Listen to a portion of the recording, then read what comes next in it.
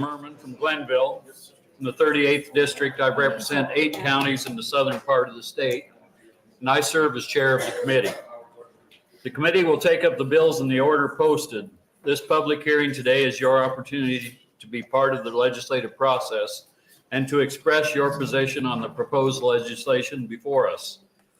If you are planning to testify today, please fill out one of the green testifier sheets that are on the table at the back of the room.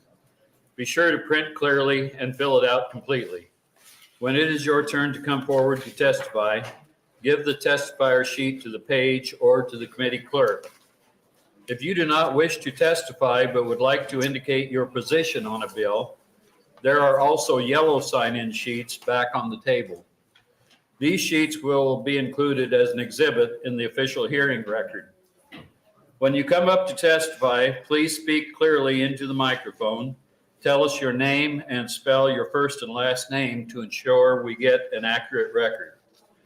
We will begin each bill hearing today with the introducer's opening statement, followed by proponents of the bill, then opponents, and finally anyone speaking in the neutral capacity. We will finish with a closing statement by the introducer if they wish to give one. We will be using a 3-minute light system for all testifiers. When you begin your testimony, the light on the table will be green. When the yellow light comes on, you have 1 minute remaining, and the red light indicates you need to wrap up your final thought and stop. Questions from the committee may follow. Also, committee members may come and go during the hearing. This has nothing to do with the importance of the bills being heard. It's just part of the process, as senators may have bills to introduce in other committees. A few final items to facilitate today's hearing. If you have handouts or copies of your testimony, please bring up at least 11 copies and give them to the page. Please silence or turn off your cell phones.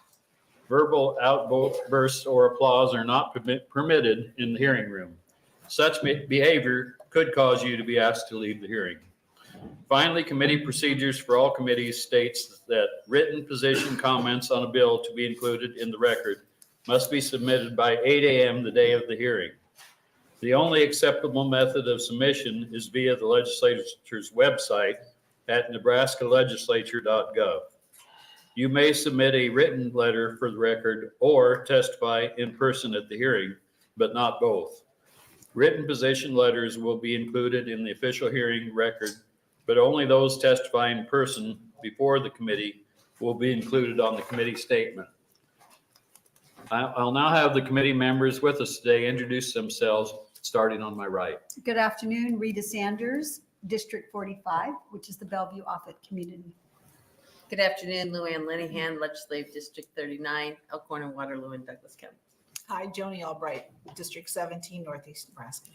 Fred Meyer, District 41, Central Nebraska. Also assisting us in the committee today, at my right is our legal counsel, John Duggar. And at my far right is committee clerk Shelley Schwartz. Our pages for the committee today are Isabel Kolb, and I'll let her tell us what she's doing. I'm a junior political science major at UNL. And Sharia Raguvush-Beshi, and I'll let her maybe correct my pronunciation and tell her what she's doing. Yeah, so hi everyone, I'm Shreya Raghuvanshi and I'm a political science major at UNL. Thank you for helping us today. With that, we'll begin our hearing with today's LB 1385.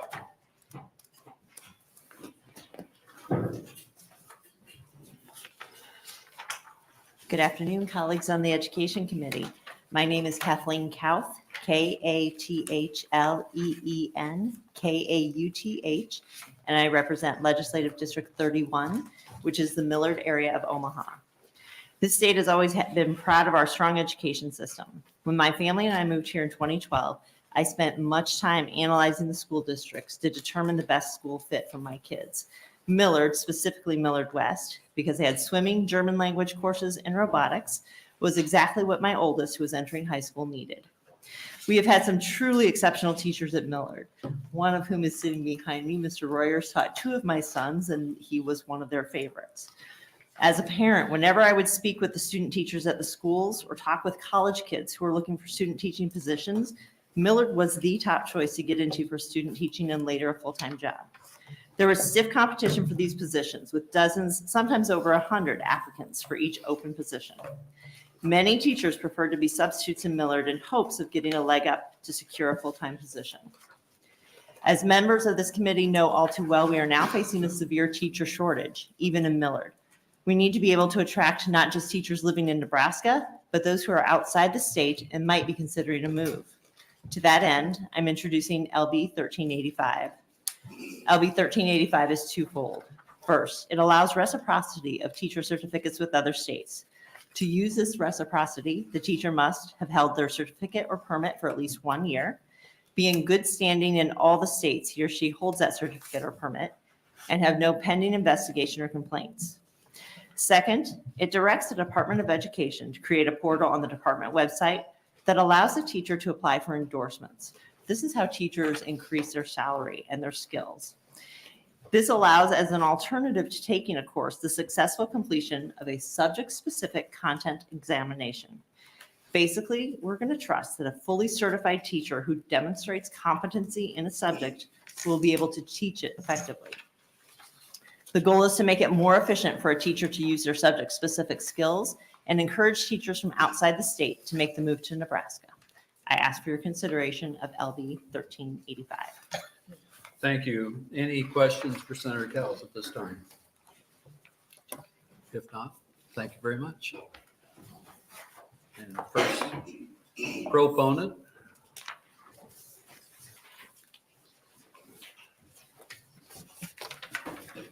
Good afternoon, Chairman Murman and members of the Education Committee. My name's Jim Pillen, J-I-M, P as in Paul, I-L-L-E-N, and I have the incredible privilege to serve as the 41st governor of the great state of Nebraska.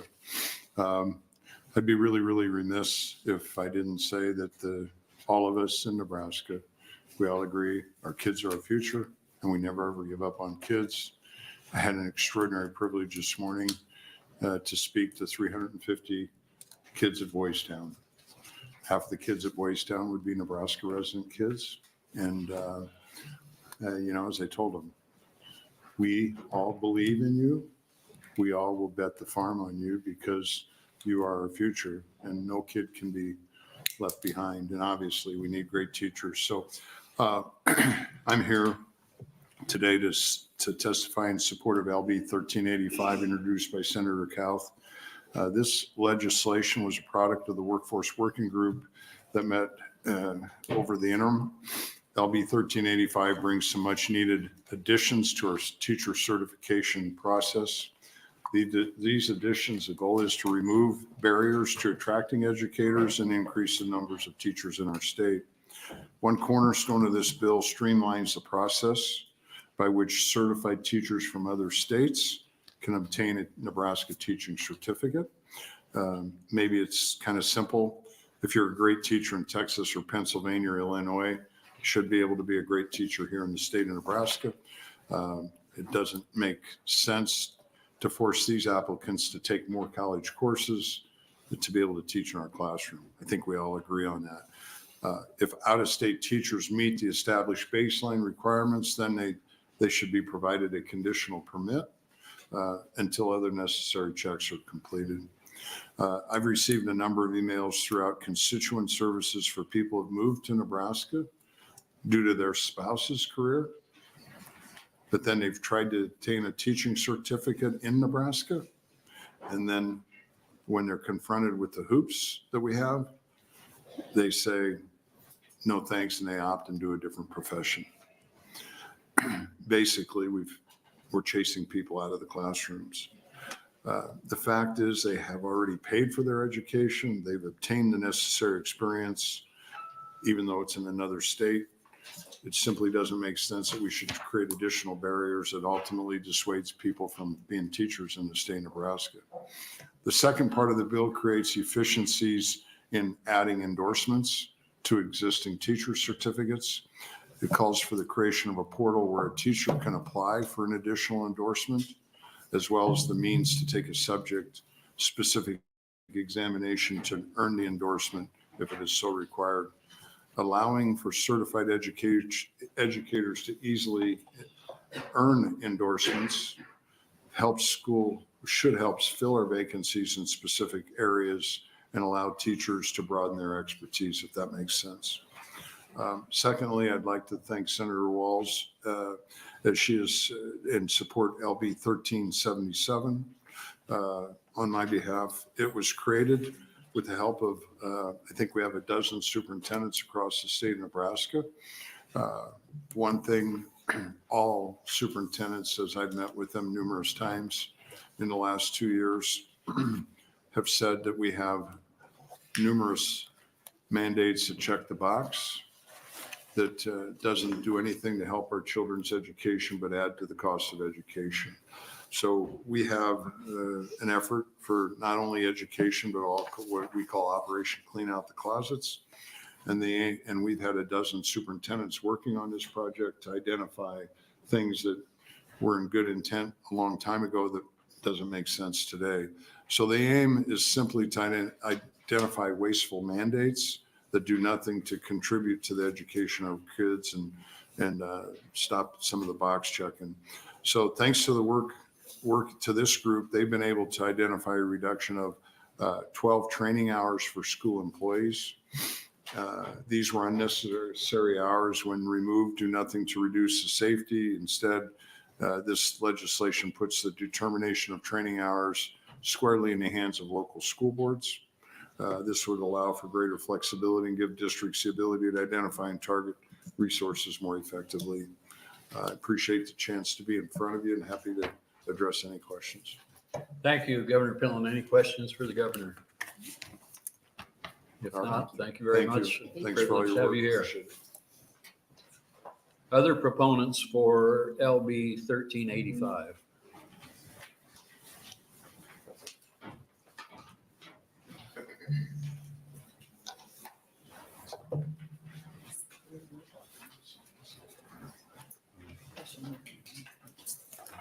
Hi, Amber Parker, AMBER, Parker, PARKER. I do have to say that the teacher shortage is greatly concerning, especially in Millard, as we have heard. And I believe that it's greatly important that we do have safety measures in place to make sure there are no pending investigations pertaining to the reciprocity of other teachers coming from other states. It's greatly concerning right now in our state. And what I'm about to share, it highlights the importance of this, and I'm begging that the amendment to allow these teachers the reciprocity from other states, that nobody within the state legislature would try to add an amendment to remove it as such with the filtration process of pending investigations on teachers. We know right now in this state, it's been shared that there have been pending investigations on some teachers. There are people to which could explain and go into detail, but parents do need to be aware that this is happening and they're still being allowed to be taught teaching in the Nebraska schools. We have an abuse that is going on. I know that with the Lincoln Public School System in Lancaster County, I actually had read a report from Lincoln Journal-Star in which another student put his penis, penis, upon another student's head. Another student had bruises and things upon their neck and in these areas. This is greatly concerning, and the parents we want to make sure that our public schools are not being allotted or open doors to abuse upon these students. So again, I do support the reciprocity, having good teachers coming in that don't have pending investigations. And yet here is my cry to say that we need to make sure and do a better job here in the state of Nebraska that our students, it's not being hidden from the parents, sexual harassment, and abuse happening in some of our Nebraska public schools. As well, Senator Albright's bill I would love to see in protecting children from pornographic measures and grooming.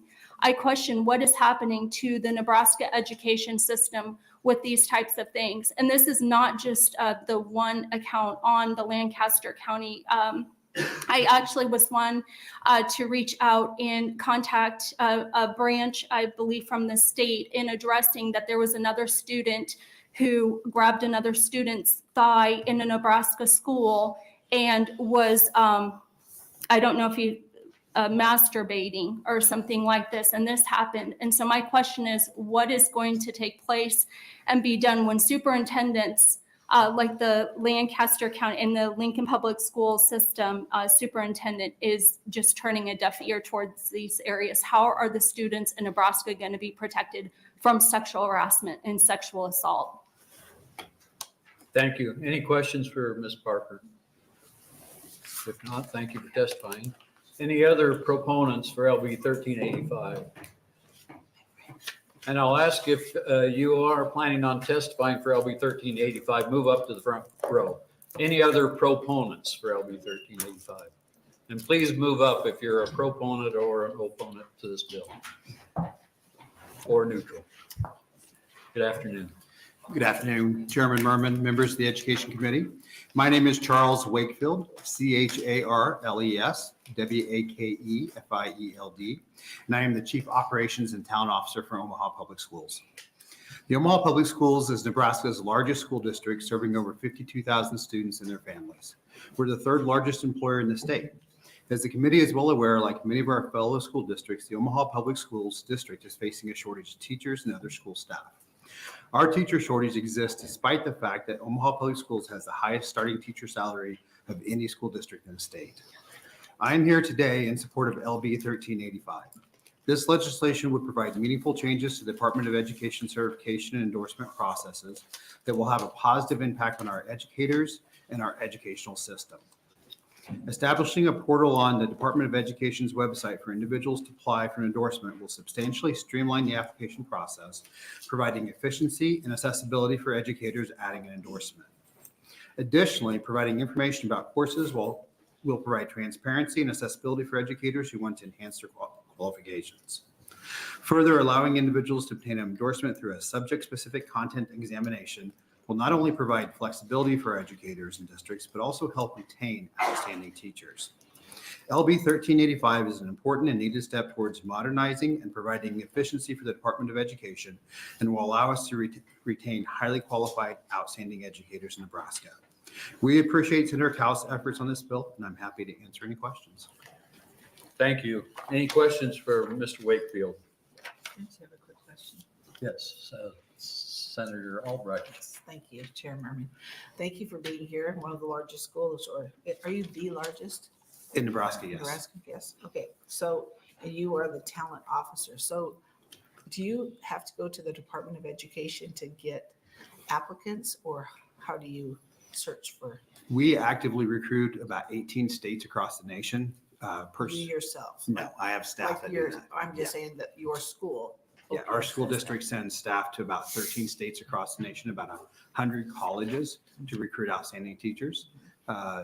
Universities of Nebraska will freely admit they don't graduate enough teachers every year to support the needs in Nebraska. And additionally, Omaha being on the border of Iowa, we also compete heavily with Iowa for teachers when they struggle with certification.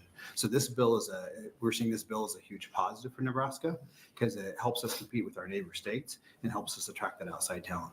And so you feel that this bill would direct these teachers from outside of our state to go to the Department of Education, or how would you find those candidates if they're coming here knowing that they can get a job?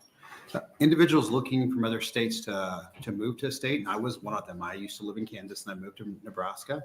Often start with the Department of Education website to look for what openings there are and what the certification requirements are. One of the decision factors many individuals make is how easy it is to get certified. Is my license, is my certificate in whatever state I'm coming from going to be recognized, or am I going to have to spend additional dollars to take additional college courses to do that? Okay, very good. Thank you. Thank you. Any other questions for Mr. Wakefield? If not, thank you for testifying. Other proponents for LB 1385? Any other proponents? Any opponents for LB 1385?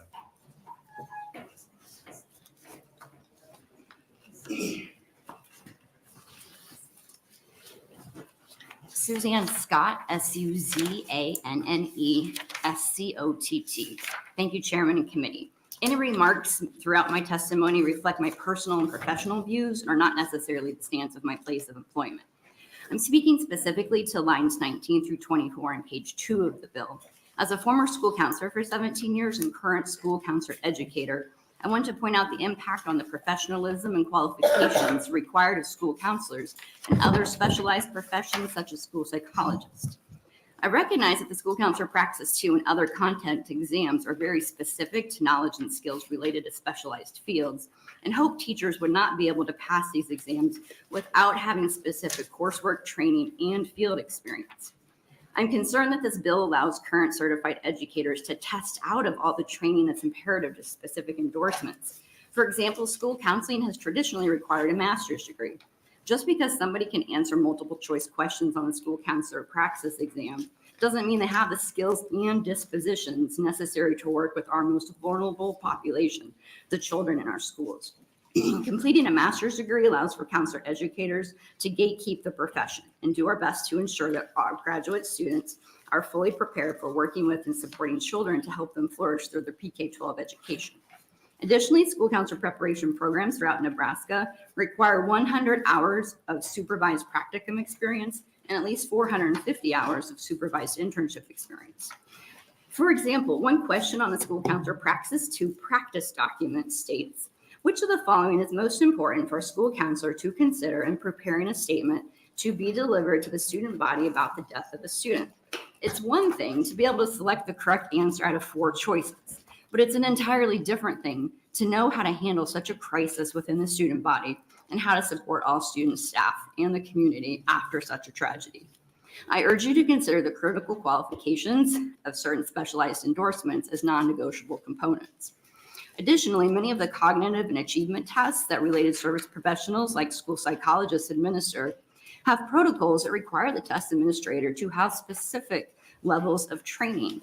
Therefore, if a certified teacher were to pass the school psychologist Praxis 2 and want to be hired as a school psychologist, they would be limited in the tests they can administer, and ultimately this would negatively impact our students being appropriately identified for special services and supports.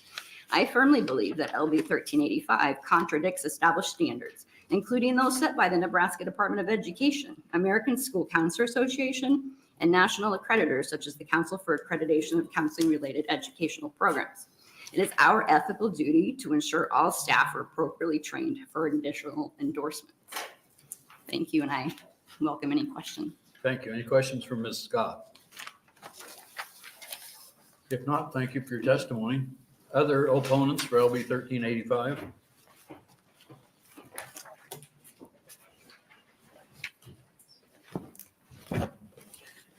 Good afternoon, members of the Education Committee. For the record, my name is Tim, T-I-M, Royers, R-O-Y-E-R-S. I'm the president of the Millard Education Association, and I'm here on behalf of NSEA to speak in opposition to LB 1385. I do want to make it very clear at the start of this that if we were assessing 1385 on intent alone, I would happily be speaking in support, improving the certification process, making it easier to bring in teachers from other states. These are absolutely critical in our fight to tackle the issues of recruitment and retention within our state. We're opposed to 1385 because it largely focuses on providing an alternate path to endorsement by completing a subject-specific content exam. These exams do not adequately demonstrate whether a teacher is capable of teaching that subject, and in fact, in many instances, actually blocks qualified educators from being able to teach those courses. One of the biggest priorities we have right now is reducing the number of exams that are required to complete a certificate. Every year, we hear about amazing teacher candidates who have great scores on their observations. The administrators want to hire them, but they can't get past the praxis. Another problem with exam requirements is the Department of Ed is exclusively using the praxis versus looking at other multiple exams. So like when I completed my master's degree in administration, for example, my program required me to complete the Ohio Assessments for Educators, which is essentially kind of like you have the SAT and the ACT. It's a rival test to the praxis. So even though I completed it, even though I got high marks on it, that was not allowed to count to get my certification here in Nebraska. I would have had to have taken the praxis on top of that. While we do not feel that an exam works, we do think it should be possible for career experience to serve as a pathway to earning an endorsement. Districts, as I'm sure you know, do allow a limited number of people to teach outside their content area. So like right now in one of our high schools, we have a teacher who's certified in Latin technically, and he's teaching some of our skilled and technical sciences, our industrial tech classes. The reason he's doing this is because he's also a carpenter. So it would be great if we could make it so that his carpentry experience would actually translate into an endorsement on his certificate rather than teaching outside of his endorsement area. Finally, we would love if the Department of Education would have the capacity to work with districts and ESUs to do in-house training and development to secure these additional endorsements, because it's that kind of additional training that would truly be reflective of what it takes to be a capable teacher in a content area. I have what's referred to as a broad field endorsement. So my social studies endorsement allows me to teach geography, history, government, the social sciences, economics. For the first 8 years of my career, my main class was geography. And after that, I was asked to design and teach a new class for our district, which was AP World History. And while I already had the endorsement from a practical standpoint, I was going through what this bill hopes to resolve. I went to 2 different summer trainings to learn the basics of the content. We did in-house curriculum writing for the district. I read over 20 books to prepare. And I appreciate Senator Kauth's kind remarks, because I did teach 2 of her kids. They were great. And it turned out great. I had a great class experience, but it was only after that rigorous in-house preparation that I was truly qualified to be teaching that class. So my point is this. The Department of Education should recognize that process as an alternate pathway to earning an endorsement, because it takes considerable work, it is rigorous, and it's a far better indicator of a teacher's capacity to teach that content. So again, we're completely sympathetic with the intent of the bill, but we cannot support the specific method that it prescribes. And we hope the committee would take this into consideration, because if there is an amended version of this bill, we would love to support it. Thank you. I'll answer any questions. Thank you. Any questions for Mr. Royers? I have one. Yeah. I know we worked last year on the debated praxis. Can you update the committee as to what the requirements are now? You have that information? Well, with this one in particular, I'll be candid. I'm not working on that particular piece, so I don't know the results of the work that both the committee and the State Board of Ed did. But what I can speak firsthand to the praxis too, the content specific, both here in Nebraska and in other states. I know people firsthand who would be amazing for that class. They've tried to take it, they just can't pass the standardized test. So I wish I had a good answer for you, because I was very pleased to hear that we did that work, but I'm hopeful that we can consider that for this as well. Thank you. Yep. Any other questions for Mr. Rogers? Yes, Senator Albright. Thank you. You mentioned here that you'd be happy to see an amended version. What would you like to see in an amended version? The 2 pieces that I mentioned towards the end of, if we can do like a career experience pathway to earning an endorsement, or if we can set something up where districts take on the liability to build. So I mentioned like the 2 summer programs I went to get ready for world history. So in a lot of other states, in Nebraska, teachers are very blessed that our districts do a good job of providing our staff development in-house. You know, the State Department of Ed says we have to do a certain number of hours a year. My district takes care of that for me. We have our own rigorous program. But in a lot of other states, teachers are expected to go out and complete their training on their own time and on their own money. So when I went to those trainings, they were run by the College Board for the Advanced Placement Program. And there were a bunch of teachers that they would have to get certificates from the College Board to verify that those hours were completed to satisfy their state's training requirements. So these trainings that I refer to are already being vetted by other states' Department of Education. So to us, from the teacher perspective, if you can honor that time that goes into preparing, we think that's a viable pathway to recognize a possible additional endorsement. Thank you. Yeah, thank you. Any other questions for Mr. Royers? If not, thank you for testifying. Yep, thank you very much. Other opponents for LB 1385? Any other opponents? Any neutral testifiers for LB 1385? If not, Senator Kauth, you're welcome to close. Thank you very much. I like the idea of making experience something that we also look at. So I'd be happy if that's something the committee thinks needs to happen. I'm happy to look at that. The goal is to get more good teachers in our schools and to allow them to do more with the skills that they have. So however we can make that happen, I'm happy to work on it. Thank you. Any other questions for Senator Kauth? If not, thank you very much. Thank you. And we have 3 proponents and 3 opponents electronically for the bill and 0 neutral. That'll close our hearing on 1385, and we will move on to LB 997. Welcome, Senator Ibach. Hello. Hello.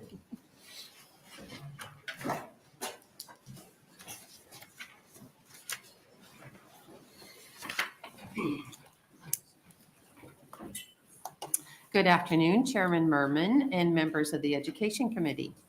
I'm here to introduce LB 997 for your consideration. LB 997 creates the Child Care Wages Fund and will appropriate $2 million for salary supplements to child care and early education providers working within a licensed program. Last interim, I attended a conference where the presenter was touting a program known as the Wages Program. My office researched this program, leading me to believe expanding this approach would benefit child care providers in Nebraska.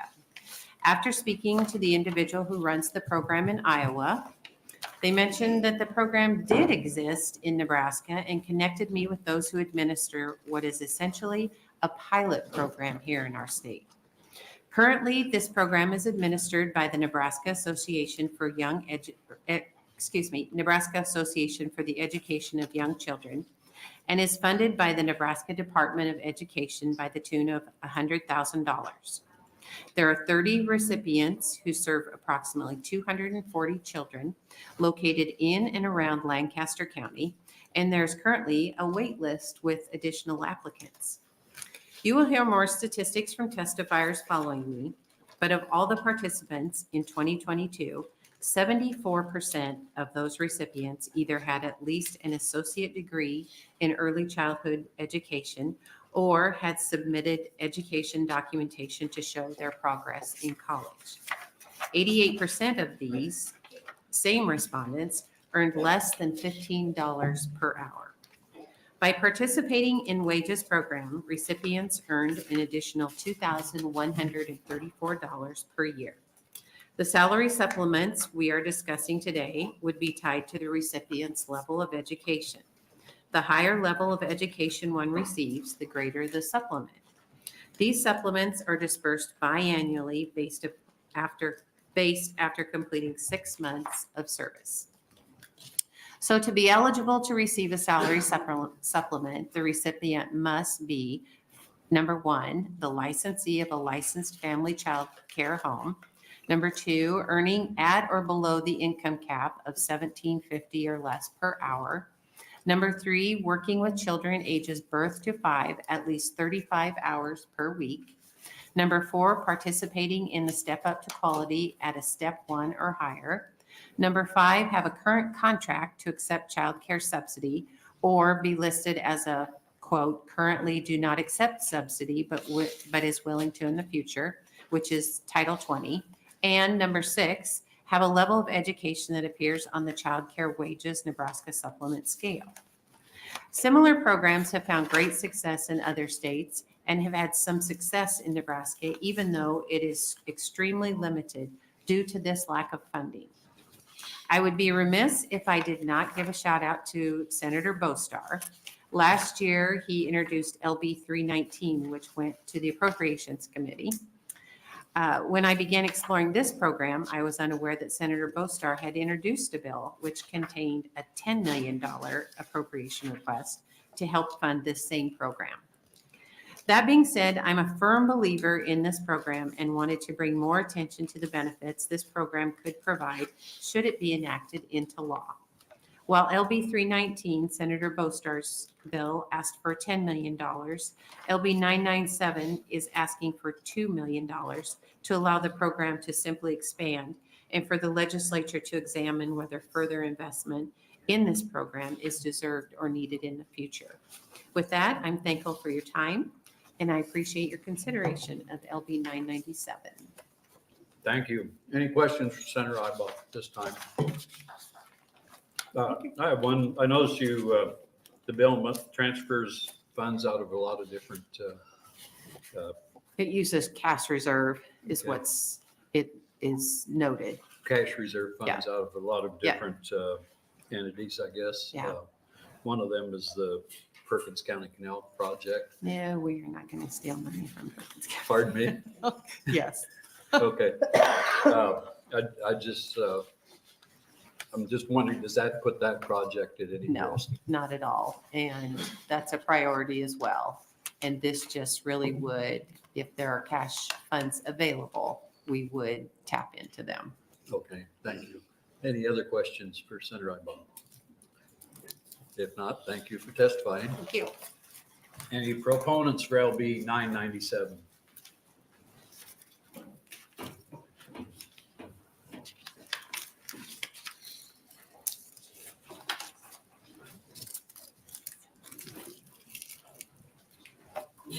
Good afternoon. Good afternoon, Senator Murman and members of the Education Committee. My name is Tracy Gordon, TracyGordon, and I am the Executive Director for the Nebraska Association for the Education of Young Children. Thank you for this opportunity to testify in support of LB 997. The Nebraska Association for the Education of Young Children envisions a state where all of Nebraska's children, families, and educators have access to high-quality opportunities that support positive, lasting outcomes. Our organization is committed to supporting high-quality care and education for young children in the state of Nebraska by providing opportunities that support excellence through education, leadership, and advocacy. Lack of resources and an effort to maintain affordability for parents often make it difficult for individual child care programs to reward or encourage teacher education through salary. As a result, many teachers leave the field or never even consider the profession as an option. The Child Care Wages Program was created by Child Care Services Association in North Carolina in response to research-based evidence that shows that the quality of care children receive is lowered by high turnover rates and inadequate teacher education. Child Care Wages Nebraska is a program that provides education-based salary supplements to low-paid early care and education providers working with children ages birth to 5 in licensed child care settings across the state of Nebraska. This program is designed to increase retention, education, and compensation of the early childhood workforce and is the only program in Nebraska that offers wage supplements for child care employees. Nebraska AEYC was selected to administer child care wages in 2019, and we awarded our first supplement in 2020. Child care wages with limited federal funding is only available to family child care providers at this time. We currently provide salary supplements to 30 family child care providers serving approximately 226 children in counties across Nebraska. Our average supplement is $1,126 per year. However, with a $2 million appropriation of one-time funding, it could be expanded to offer this opportunity to approximately 750 additional early childhood educators in both center-based and family child care settings. The Child Care Wages Nebraska program provides incentives for individuals to remain in the field of early childhood education while improving the skills and abilities of the child care workforce and reducing turnover. Across the country, early childhood educators typically receive low wages and the field experiences high turnover. In Nebraska, the average annual salary for child care workers is $28,000. Half the average wage for all Nebraska workers of $50,070. While the child care industry still experiences high levels of turnover, it is currently experiencing the same staffing issues as many industries in Nebraska, including the K-12 population. Wages recipients are incentivized to remain working in the child care field. We survey our recipients every year, and from the most recent survey, 95% said that of wages recipients, that wages encourage them to stay in their current early education program, and that wages supplements helped ease their financial stress. I'll let you read the rest of them because my time is up. Thank you for the opportunity to be here. I'll take any questions. Any questions for Ms. Gordon, Senator Albright? Thank you, Chairman Murman, and thank you for being here. You're welcome. Thank you. Did you say you have some federal funds that go towards the salary? It's currently funded by the Department of Education with federal dollars. With federal dollars, and how much would that be? $100,000. $100,000 per year, like every year? Correct. Okay. There's not an end time on it? I hope not. 100,000 from the federal Not as of now. Okay, thank you. You're welcome. Any other questions? Senator Linehan. Thank you, Senator Murman, and thank you very much for being here today. On the first page here at the bottom, it says Nebraska AEYC was selected to administer the child care wages. Selected by whom? By the National Center that first created the Child Care Wages Program. They hold the license, and then we receive the license from them. So the money doesn't flow through the Department of Education? Our funding comes directly from the Department of Education. The license comes from the state through the National Center in North Carolina. I asked that question. Sorry. Does the money flow through the Nebraska Department of Education? Correct. Thank you very much. Yep. Any other questions? Thank you very much for testifying. Thank you. Other proponents for LB 997?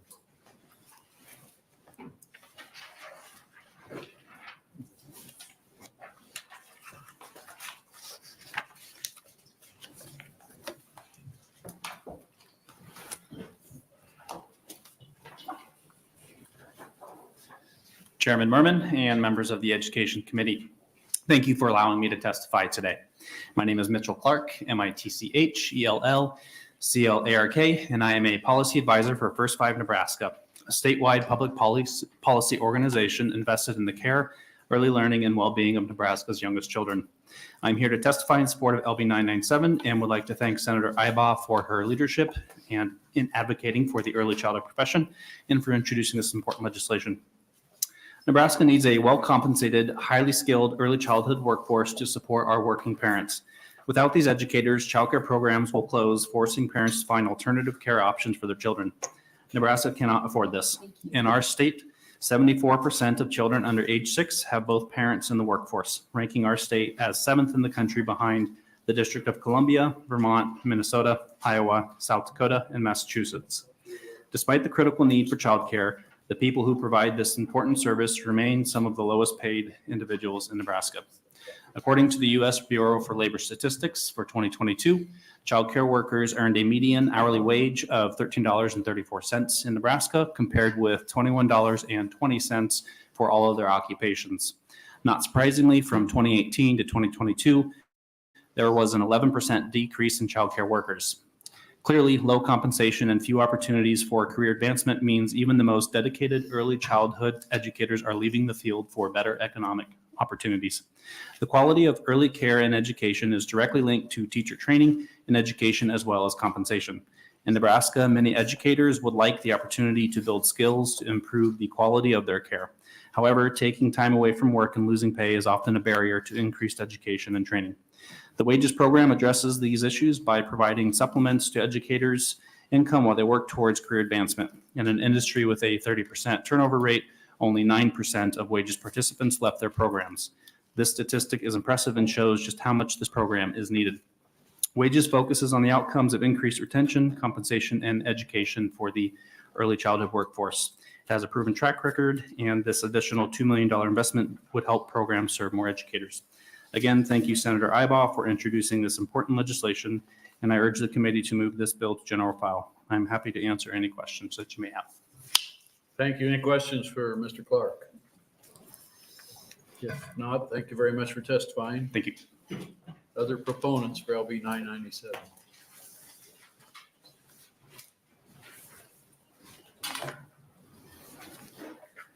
Good afternoon, Chair Murman and members of the Education Committee. My name is Brandy Langel, B-R-A-N-D-E-E-L-E-N-G-E-L, and I'm the Vice President for Quality Childcare Partnerships at the Nebraska Early Childhood Collaborative. At NECC, we give educators the support and resources they need so they can give the children the education they deserve. Home to the state's largest childcare network, we hear from educators daily about the challenges they face personally and professionally. Including my role at NECC, I also have over 35 years experience working in early childhood education, 15 of those years directly in the classroom working with children and as an assistant in my mom's small family childcare home. I'm here today in support of LB 997, and I first want to say thank you to Senator Ibach for introducing this important legislation. I appreciate the time and attention the committee is giving to consider addressing a longstanding barrier for attracting and retaining early childhood educators that are highly qualified. Unfortunately, in early childhood, unlike most careers, increasing professional education and obtaining an advanced degree doesn't always lead to additional compensation. Many early childhood educators would love to remain in the classroom teaching children, but they must make the difficult decision to leave for higher paying positions. Many times this requires them to leave the early childhood profession entirely because higher paying positions are not readily available, and almost all of them are outside of the classroom. The Child Care Wages Program is an effective national strategy that supports early educators and encourages higher education. This program provides a monetary incentive to obtain and continue to increase the educator's level of education while also allowing them to stay working directly with children, which is what they love to do. According to the Teach National Center, 90% of wages recipients indicate that the supplement had an impact on their ability to stay in the field. We need highly skilled and passionate people working directly with children that are compensated based on their education experience. I want to share with you 2 quotes from family childcare providers that are participating in the pilot program. I do not speak for childcare providers or our workforce, but they could not be here today because they're in the classroom with children. The first provider says, it helps us childcare providers feel that someone sees us and knows how challenging this profession can be at times. It helps us to be able to pay bills and to get extra things on our wish list to help allow our children to grow and explore that we may not have been able to otherwise. Early childhood professionals are essential, but it is definitely a job that has typically long hours and can at times be very trying. Pair that with low wages and people don't stick around. Wages helps incentivize people to not only better themselves with schooling or training, but also gives them money to help them do so. The second provider says, this has been a great program that has given childcare providers a little bit more financial support without charging parents more. Many parents are unable to pay more for their childcare business and have been able to keep that same rates using the supplement instead of increasing rates. And I see I'm out of time, so I will be happy to answer any questions. Thank you very much. Any questions for Ms. Lingle? I have one. You mentioned that you worked in your mom's childcare home. Would that be like a mom and pop's childcare or? I think that's called growing your own. Okay. I was just wondering if you could compare your experience there to you've got 35 years of experience, some of your other experiences, how they would compare. Working in a family childcare home is very different than working in a childcare center. But for each of those positions that I held, I left for higher paying positions. So family childcare providers typically make the least amount of money, and childcare center teachers after that. As far as the experiences with the kids in each of those settings, could you maybe compare that a little bit? I think kids are kids. It doesn't really matter the settings. Okay, thank you very much. Any other questions, Ms. Lingle? Thank you very much. Other proponents for LB 997? Any other proponents for LB 997? Any opponents for LB 997? Opponents? Any neutral testifiers for 997? If not, Senator Ibach, you're welcome to come up and close. And while she's coming up, we had electronically 8 proponents, no opponents or no neutral letters. Thank you, Mr. Chair. I appreciate it.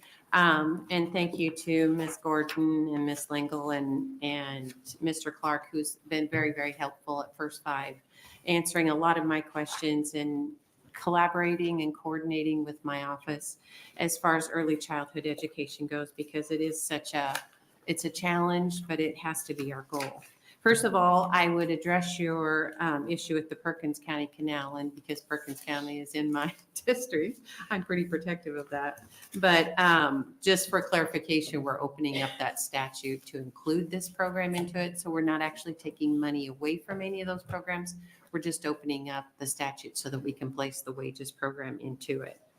And then I think your question, Senator Albright, alluded to sunsetting or how long the program would continue. It actually states on the fiscal note that it would sunset in June of 27. That's if the funds would last that long, which I don't anticipate they would, but we would have until 27 to use those funds. So I would just close with, our goal has to be encouraging early childhood education and those who teach our early childhood folks in Nebraska. And so I thank you very much for your consideration. Thank you. Any questions for Senator Ibach? Yes, thank you, Yes. Chair Murman. Thank you, Senator Senator Ibach. Conrad. Yes. Thank you, Chair Murman. Thank you, Senator Ibach, for bringing this forward. And just so that nobody is caught off guard here, we had a fantastic interim study hearing on these very topics in 2023, where the committee went in pretty deeply to learning more about these programs and policies and issues. So in addition to a jam-packed agenda today, I think that the reason maybe you didn't hear as many questions from the committee is because we really went deep on these issues together in 2023. That helped us be more educated for the legislation you're bringing forward this year. So I really commend you and thank you for bringing the bill forward. Well, thank you, Senator. And she's alluding to the planning committee meeting that we had that really dove into, I think, you guys had one too? Everybody's focused on childcare, early childhood learning. We had a planning committee meeting that dove into it as well. So I think that just speaks to the importance of the early childhood education in Nebraska. So thank you very much. Thank you. Any other questions for Senator Hardin? I just have a further clarification on not only the Perkins County Canal, but the others too. I'm trying to read to catch up on exactly what the wording is, but does it take the money, does this bill take the money out of those funds temporarily and then replaces them? Or No, it's just in addition, it would be in addition to all these. If you look at every one of these in the statute, it says we shall transfer, we shall transfer, we shall transfer. It just includes the wages program in this, in the same statute. Okay. Senator Linehan. Clarification. Thank you. You're taking money out of the cash reserve, right? Yes. Yes, that's where the money comes from. And we had $864 Yes. million in the cash reserve. So it wouldn't come from those programs. It would be money we'd transfer out of cash reserve into this program, which we're not funding now. That's correct. All right, thank you. And all of these in the bill. Right. And then just further clarification, then is that money replaced in the cash reserve? I mean, I It assume all- in the future it it all will depends. be, yeah. It all depends on what the revenues are. Yeah, based on revenue and how much the cash reserve fund has. Okay, thank you. Any other questions for Senator Ibach? If not, thank you very much. Thank you very much. And that will close our hearing on LB 997, and we will open our hearing on the next bill, which is LB 1201.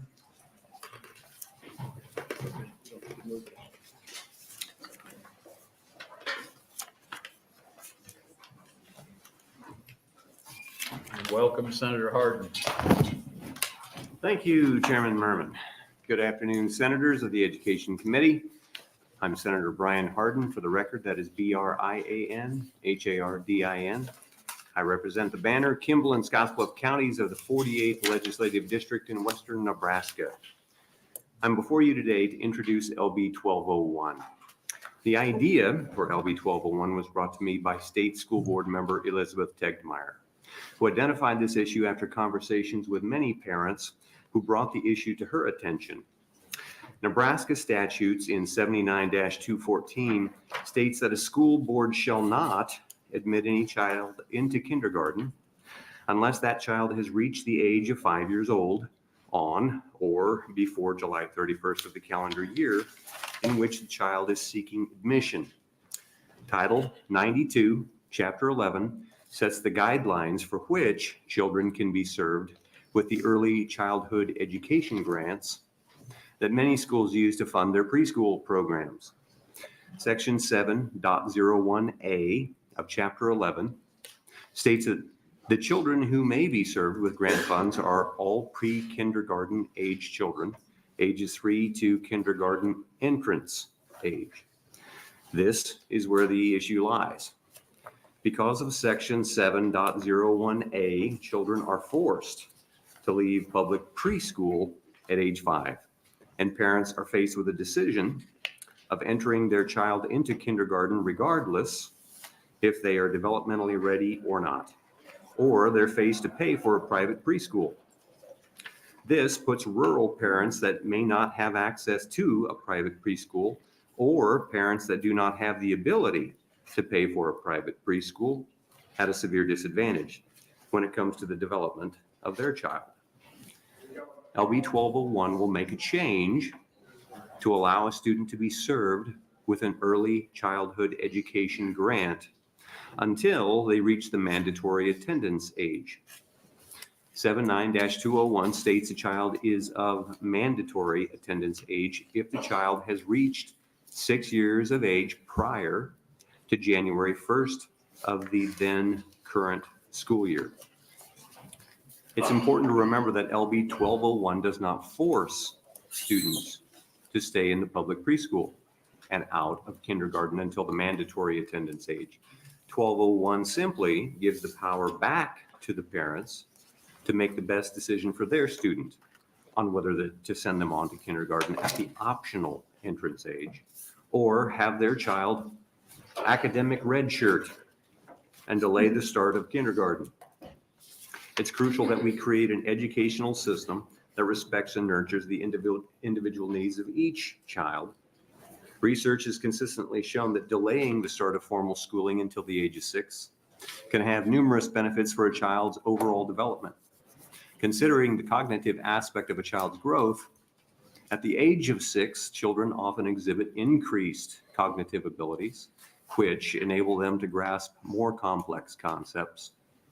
Optionally delaying the start of kindergarten until the age of 6, we are allowing children the time they need to develop foundational skills in a less structured environment, promoting a more natural and sustainable approach to learning. Emotional and social development also plays a significant role in a child's academic success.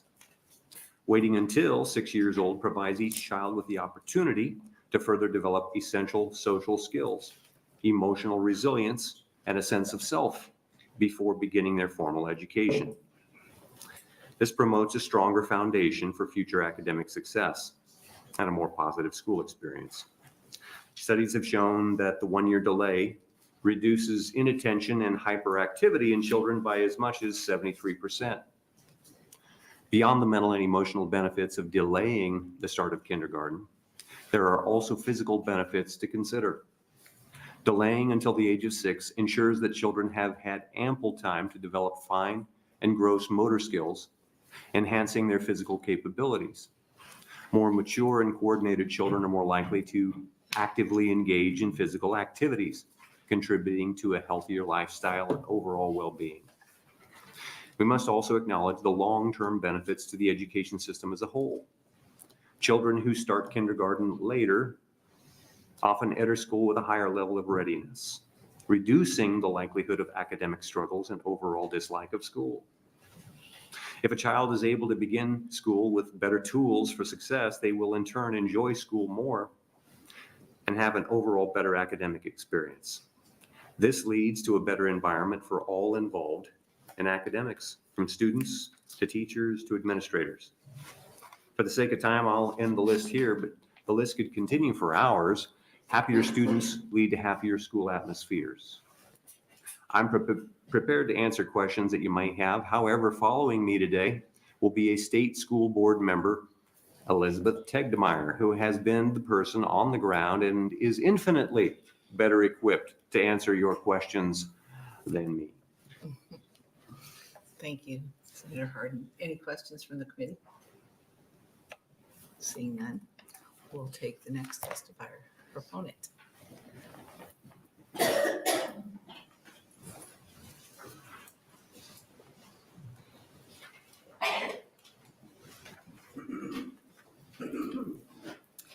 Good afternoon.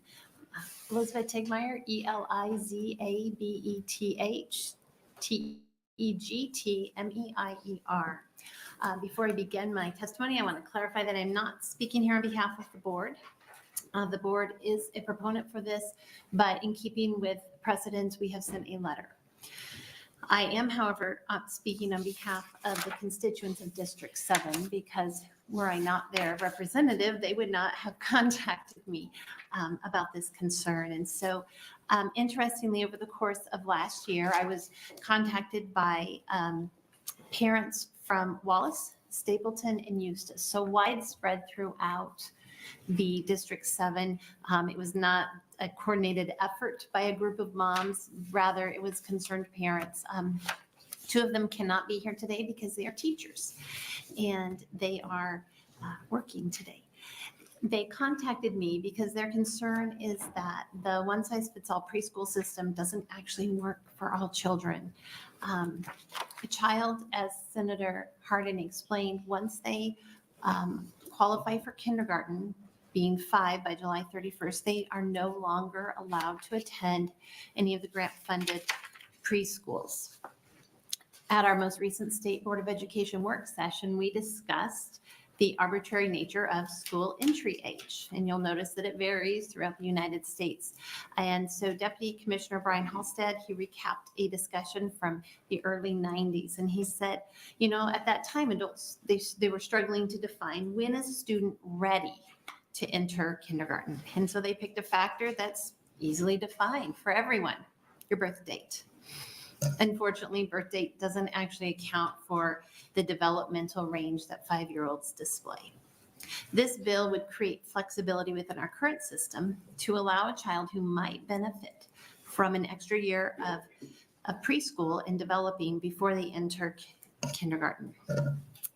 And never once have I ever heard of a parent who regretted delaying kindergarten entry 1 year, though I have spoken to many who wish that they would have, in retrospect, kept their children back 1 year.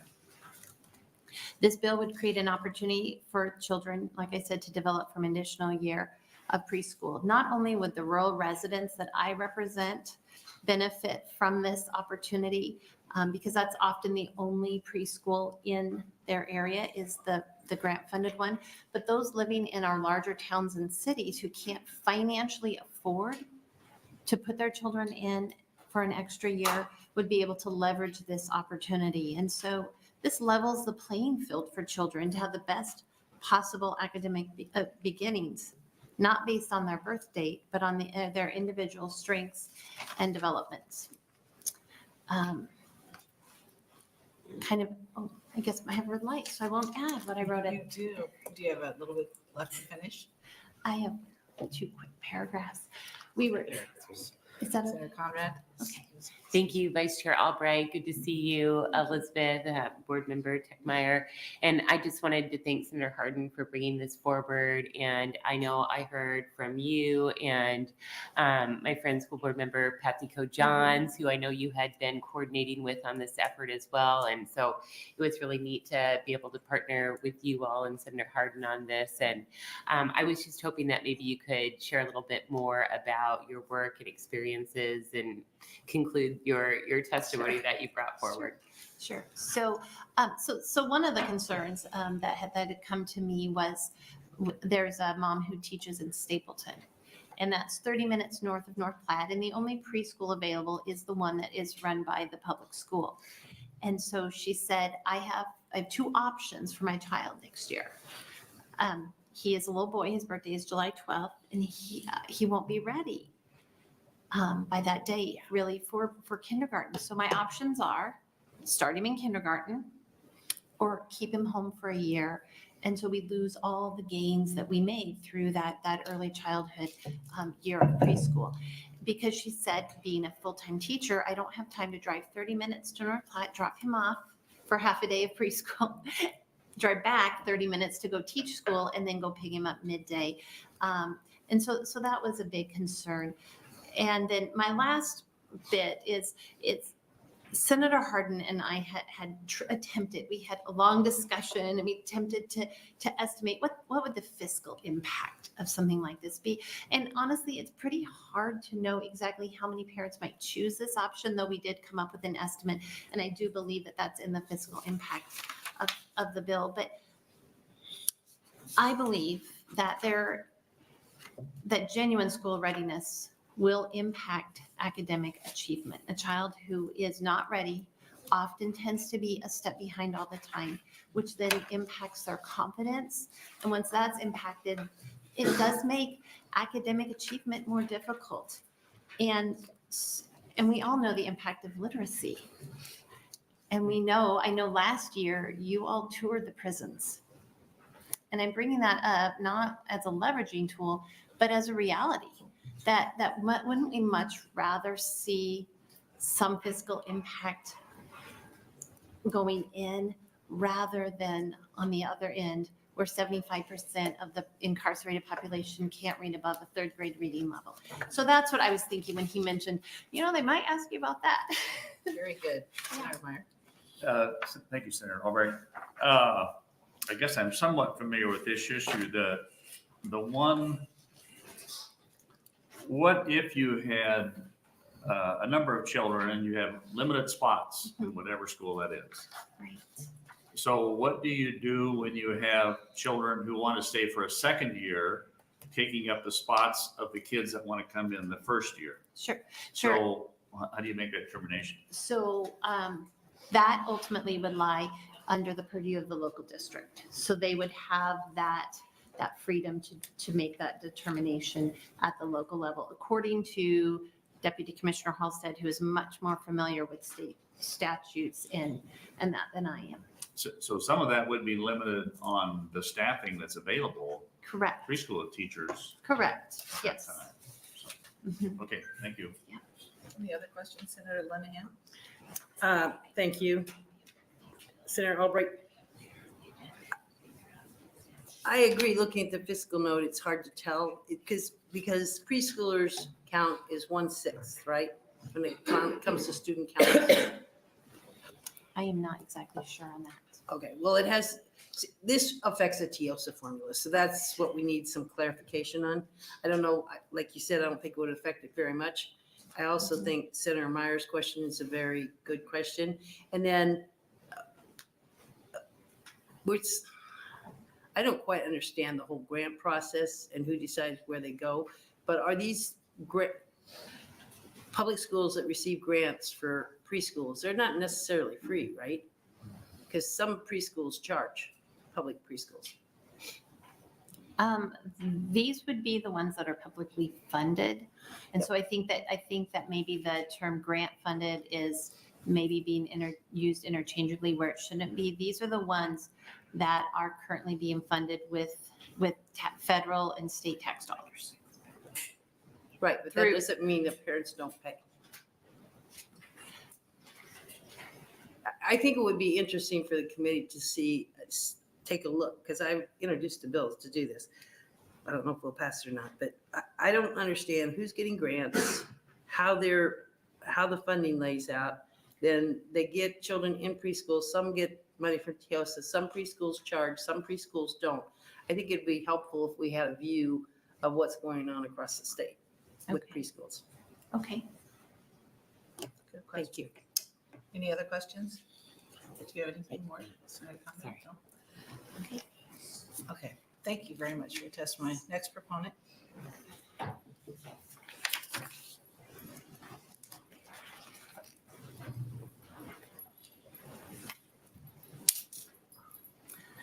Hello, my name is Kaylin Schur, Kayeelon, Schur, Schurr.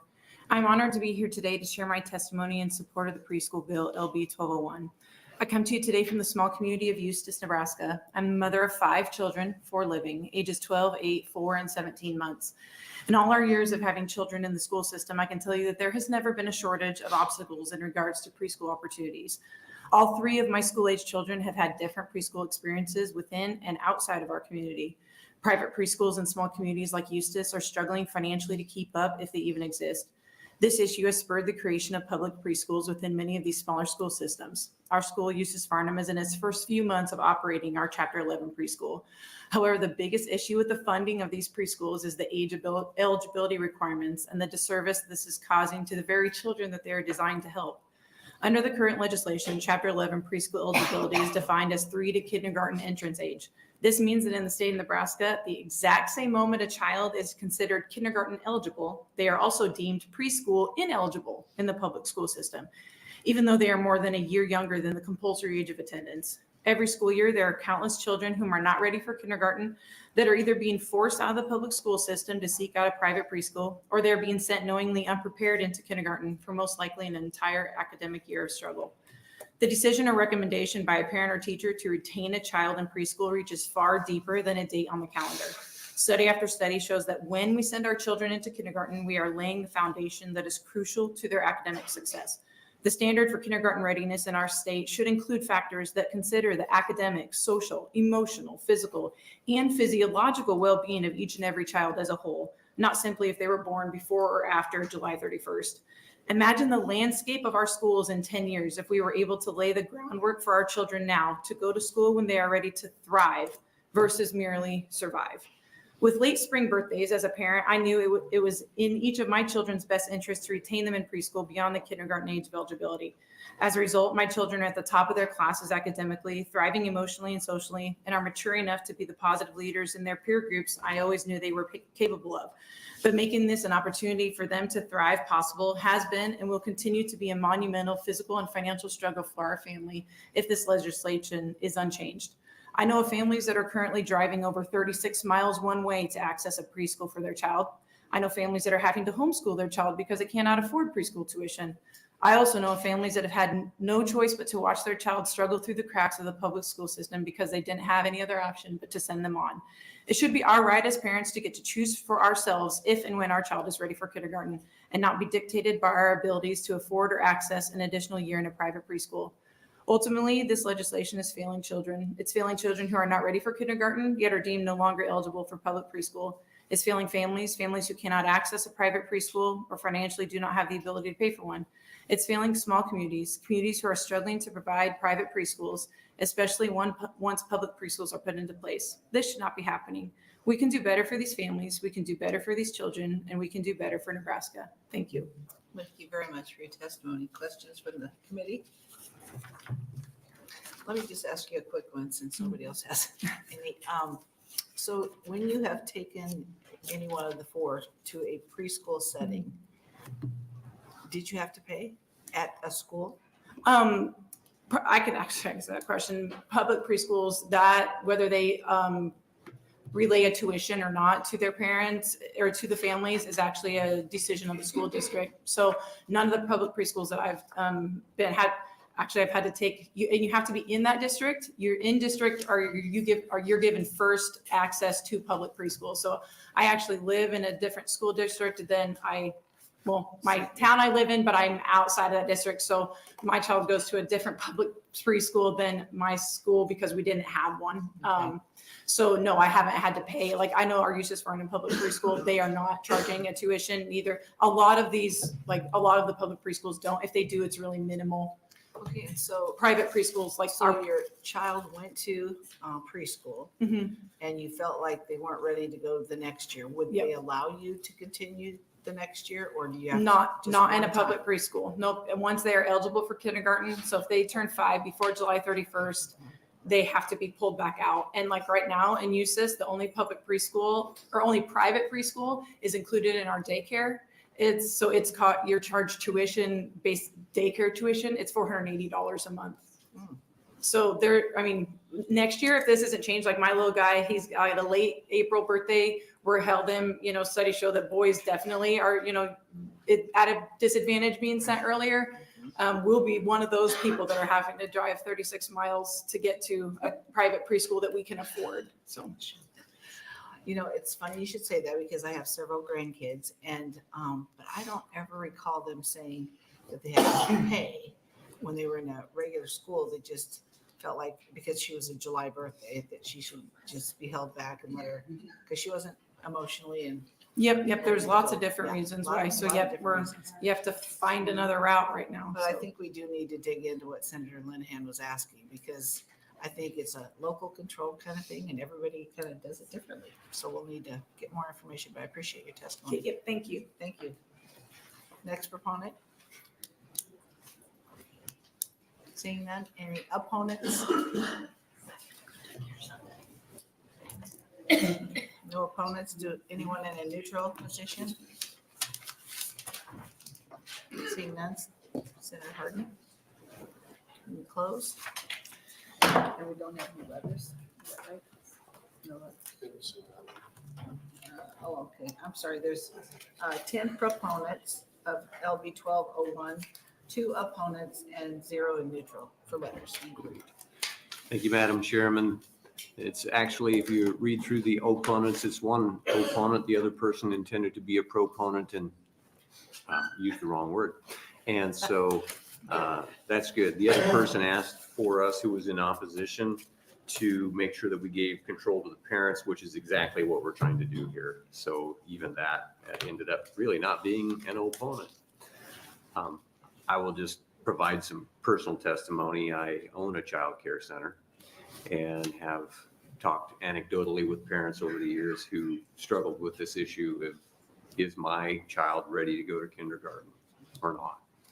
And one of the challenges that we tend to hear is that it's hard to make it up, if you will. Once they get started, sometimes children start behind and they feel behind. And so certainly Senator Meyer brings up a good point, and that is, well, if you don't have space, you don't have space. And so that is another ongoing challenge here in Nebraska. But thank you all for listening and appreciate it very much. And for those who came out to testify. Very good. Thank you. Do we have any other questions, further questions for Senator Hardin? Seeing none, thank you for being here.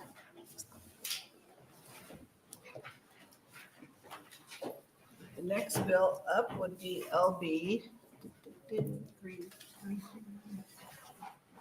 it's 939, and that would be Senator Erdman. He's ready to go.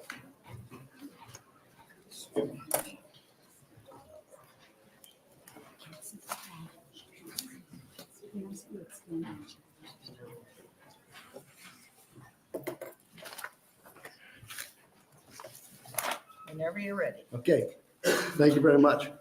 Great to be here in front of the Education Committee. My name is Steve Erdman, Steverdman. I represent District 47. That's 9 counties in the Panhandle. Today, I'm here to present to you a school choice a bill, and we call it My Student. And so we're going to move forward with that. I would like to start by describing how we got here. A year ago, I had introduced LB 177, which was a school choice bill similar to this one.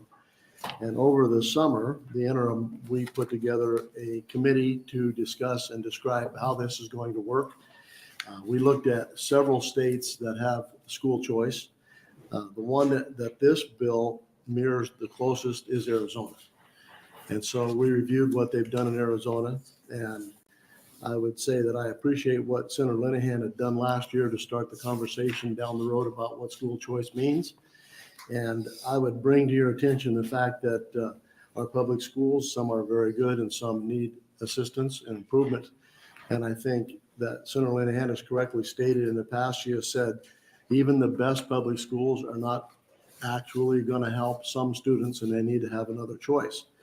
And so we've come today to present this bill, 939, and perhaps you've seen the fiscal note. It's pretty significant. It's greater than it was last year. And I think that is a testament to the fact that we have to understand that education is so important in this state. And we have fallen behind, and we need to bring that up to standards so that our young people, when they graduate from our school system, can compete in this world. So the education in the public schools, as I said, is failing in some regards. In 2021, we asked for a review of the assessment of the schools, and as you know, LRO did an assessment of my schools. And so we've seen that what they've come up with is only 46% of the students in our public schools are proficient in English. And so 44% of our students are proficient in math, and 50% of our students are proficient in science. And so when we look at the ACT scores and some of the other things that we gauge whether students are becoming educated, we find out that we're falling behind. And so last year, as we introduced the Opportunity Scholarship Act, and that was an opportunity for those who wanted to make a contribution to get a tax credit of $25 million, that fund would be set up for anyone who was in need of sending their child to a public school or an education that their child needed to get other than public schools. I think that was a great step forward. It was a great start for us. And I appreciated what Senator Linehan did. And I would think that once we start get the understanding in our community, in our state about the significance of opportunity scholarships such as this, it just grows. And so other states near us and around us have have done the similar things than we have. So my Student, My Choice Act will utilize educational savings accounts. And under My Choice Act, the money would allow the student to take the money to go to the educational system that best fits their needs. The program would be mandatory for public school students. Private school students have the opt-in to the program by applying for a student account and signing a contract. We had several people ask us last year on our bill if this was an opt-in or opt-out program, and it appeared that the best program for their needs was opt-in. So we may have people who homeschool who don't choose to be part of the program. We've given them the opportunity, they can opt in if they would like. And so we've tried to cover some of that, and we spent a significant amount of time one day last year having an interim study. We had several people come and join us, talk about how we fix this so that everybody can have an opportunity to do what they need to do. So the state treasurer would oversee the distribution of the money. At the beginning of each semester, revenues will be transferred from the state's general fund into the following the Student My Fund Act in order to cover the tuition where they go to school. Public school students, 100% of the average of public school plus 2% would be transferred into the student's public school fund in the school in which they're enrolled. There is an amendment that I put in because I don't believe that we had it correctly stated. The amendment basically covers the fact that if a student takes 50%, and that's what the bill says, takes 50% of the money that it normally costs to educate a student in the state of Nebraska to a private school, then the other 50% would then stay with the public school. And so just only 50% of what the average cost to educate a student would be transferred into their account. They don't be able to use the account for educational purposes, tuition, or those kind of things, or instruction, and that's a very important thing, so they don't spend money on things that aren't for education. The bill creates a private school expenditure board, and that board would consist of 5 members, and they would represent those different portions of the educational system. And it also would have the director of education as be an ex officio member of that board as well. So this is an opportunity for us to actually make a decision about where students, let the parents make a decision where their students are going to be best educated. We have students, and I know some of those students who have dyslexia and other things that haven't been instructed well in the public school, and they have an opportunity to go to a school that can handle their needs. And I think this is an opportunity for us in Nebraska to catch up with other states. And as I mentioned earlier, we do have some deficiencies in our state system. I looked up a couple of schools, and maybe you've seen that schools at a glance, but this system is Columbus Public Schools. Their proficiency in all grades in English is 44%. English in 5th grade is 41. English in 8th grade is 49. All math and all grades in math is 40%. In the 5th grade, it's 34%. And in 8th grade, it's 44%. Their graduation rate is 84%. The school system, the biggest school system in the state is Omaha Public Schools. I seen an article last week that said it's projected that 1/2 of the current freshman class in Omaha Public Schools will not graduate from high school. Their current graduation rate is 74%. And when you say that is terrible, that is a fact. But the other issue is it's a known fact that those people who can't read generally wind up in prison. So when we have a 74% graduation rate, you may think, where are the other 26%? And so it's quite obvious that they're not able to compete for a job or do those things they need to do. So these are just a couple of examples of why we need to improve our public schools. And when we have competition, that's exactly what happens. So there's many more things I can say, but I'll leave that there, and there'll be some people testifying after me, but you may have questions that I can try to help answer. But we spent a pretty significant amount of time looking at this bill to make sure that we've written it in a way that'll help those who need to make a decision about where their child goes, they have that chance. Thank you. Thank you, Senator Erdman. Questions from the committee? I have Senator Linehan. Are you going to stay to close? Are you going to stay? Will you be here close? Yes, ma'am. Okay. I'll wait. Okay, and I'll do the same. Thank you. Thank you. Any proponents wishing to speak? You can come forward if you'd like, if you're going to be speaking proponent or opponent.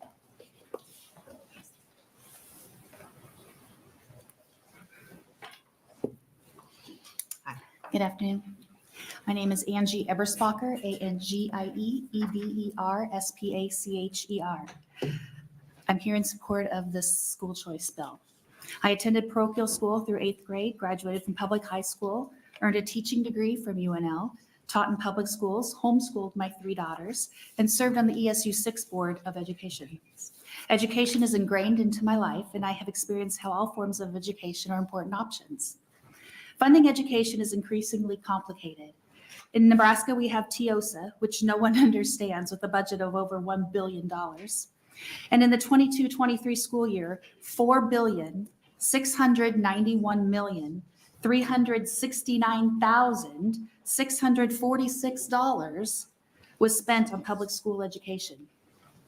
Even with spending billions of dollars on education, Nebraska's proficiency scores are abysmal. According to the Nebraska Department of Education's website, our students are scoring below passing in English and math. Additionally, the nation's report card indicates that Nebraska's public school 4th graders have proficiency scores of 44% in reading and 48% in math. Our children are failing, and we must stop being content with these standards.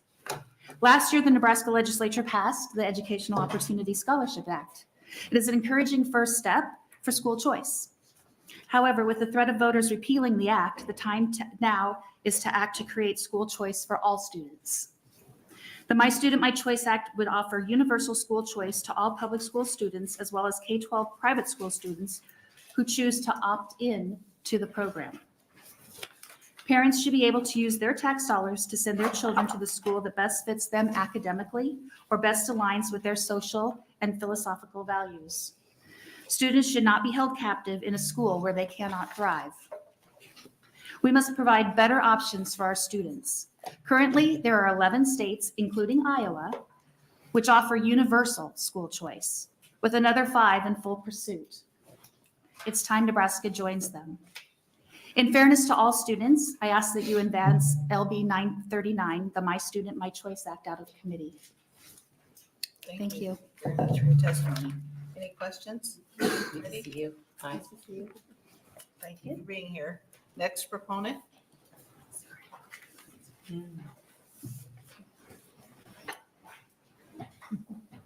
Next proponent.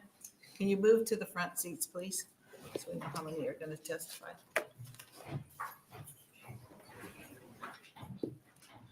Hi there. Hi, Caroline. I'm Caroline Epp, CAROLINE,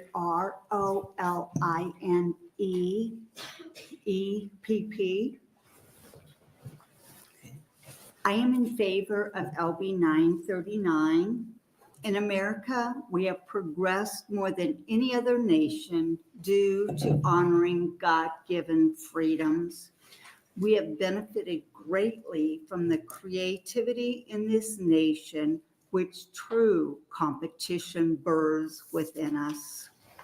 When choice is discouraged, the benefits of competition are lost.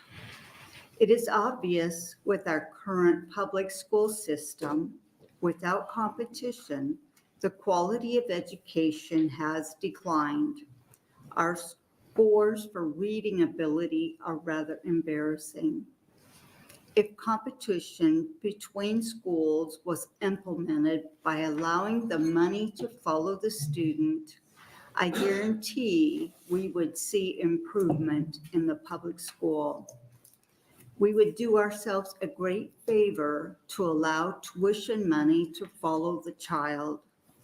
Competition always brings improvement. Thank you. Thank you. Any questions from the committee? Seeing none, thank you for being here. Next proponent.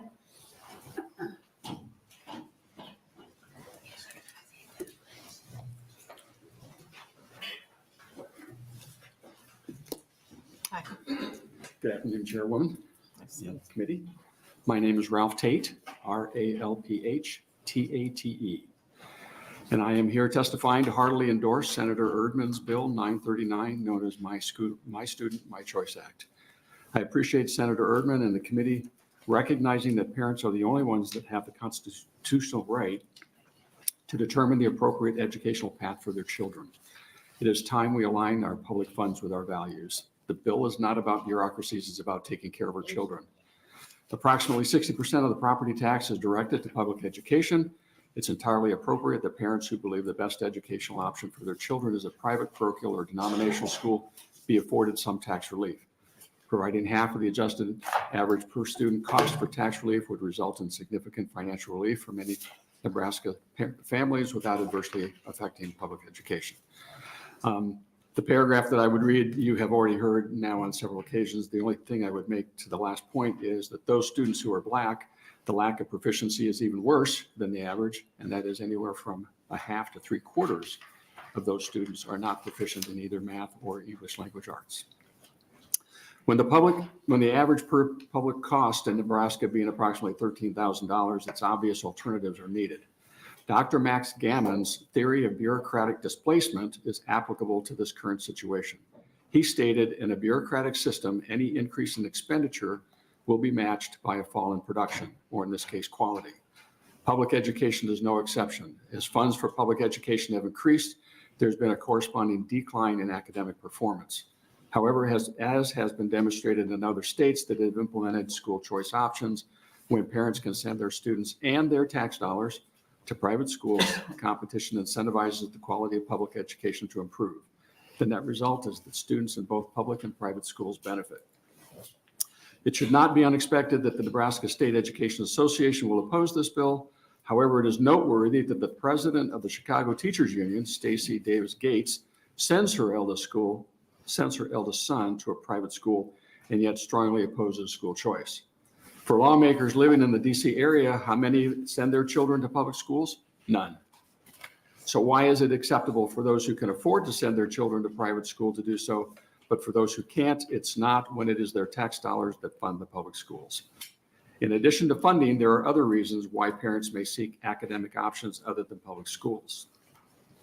The threat of physical or psychological injury due to student violence, drugs, and social bullying is becoming an existential threat in every school at every grade level.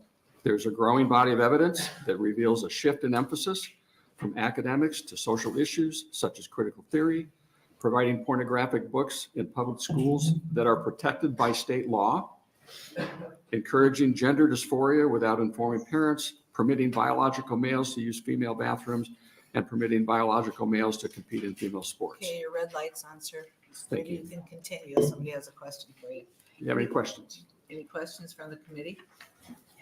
Seeing none. Thank you. Thanks for Thank you. being here. Thanks for everything. Okay, next proponent.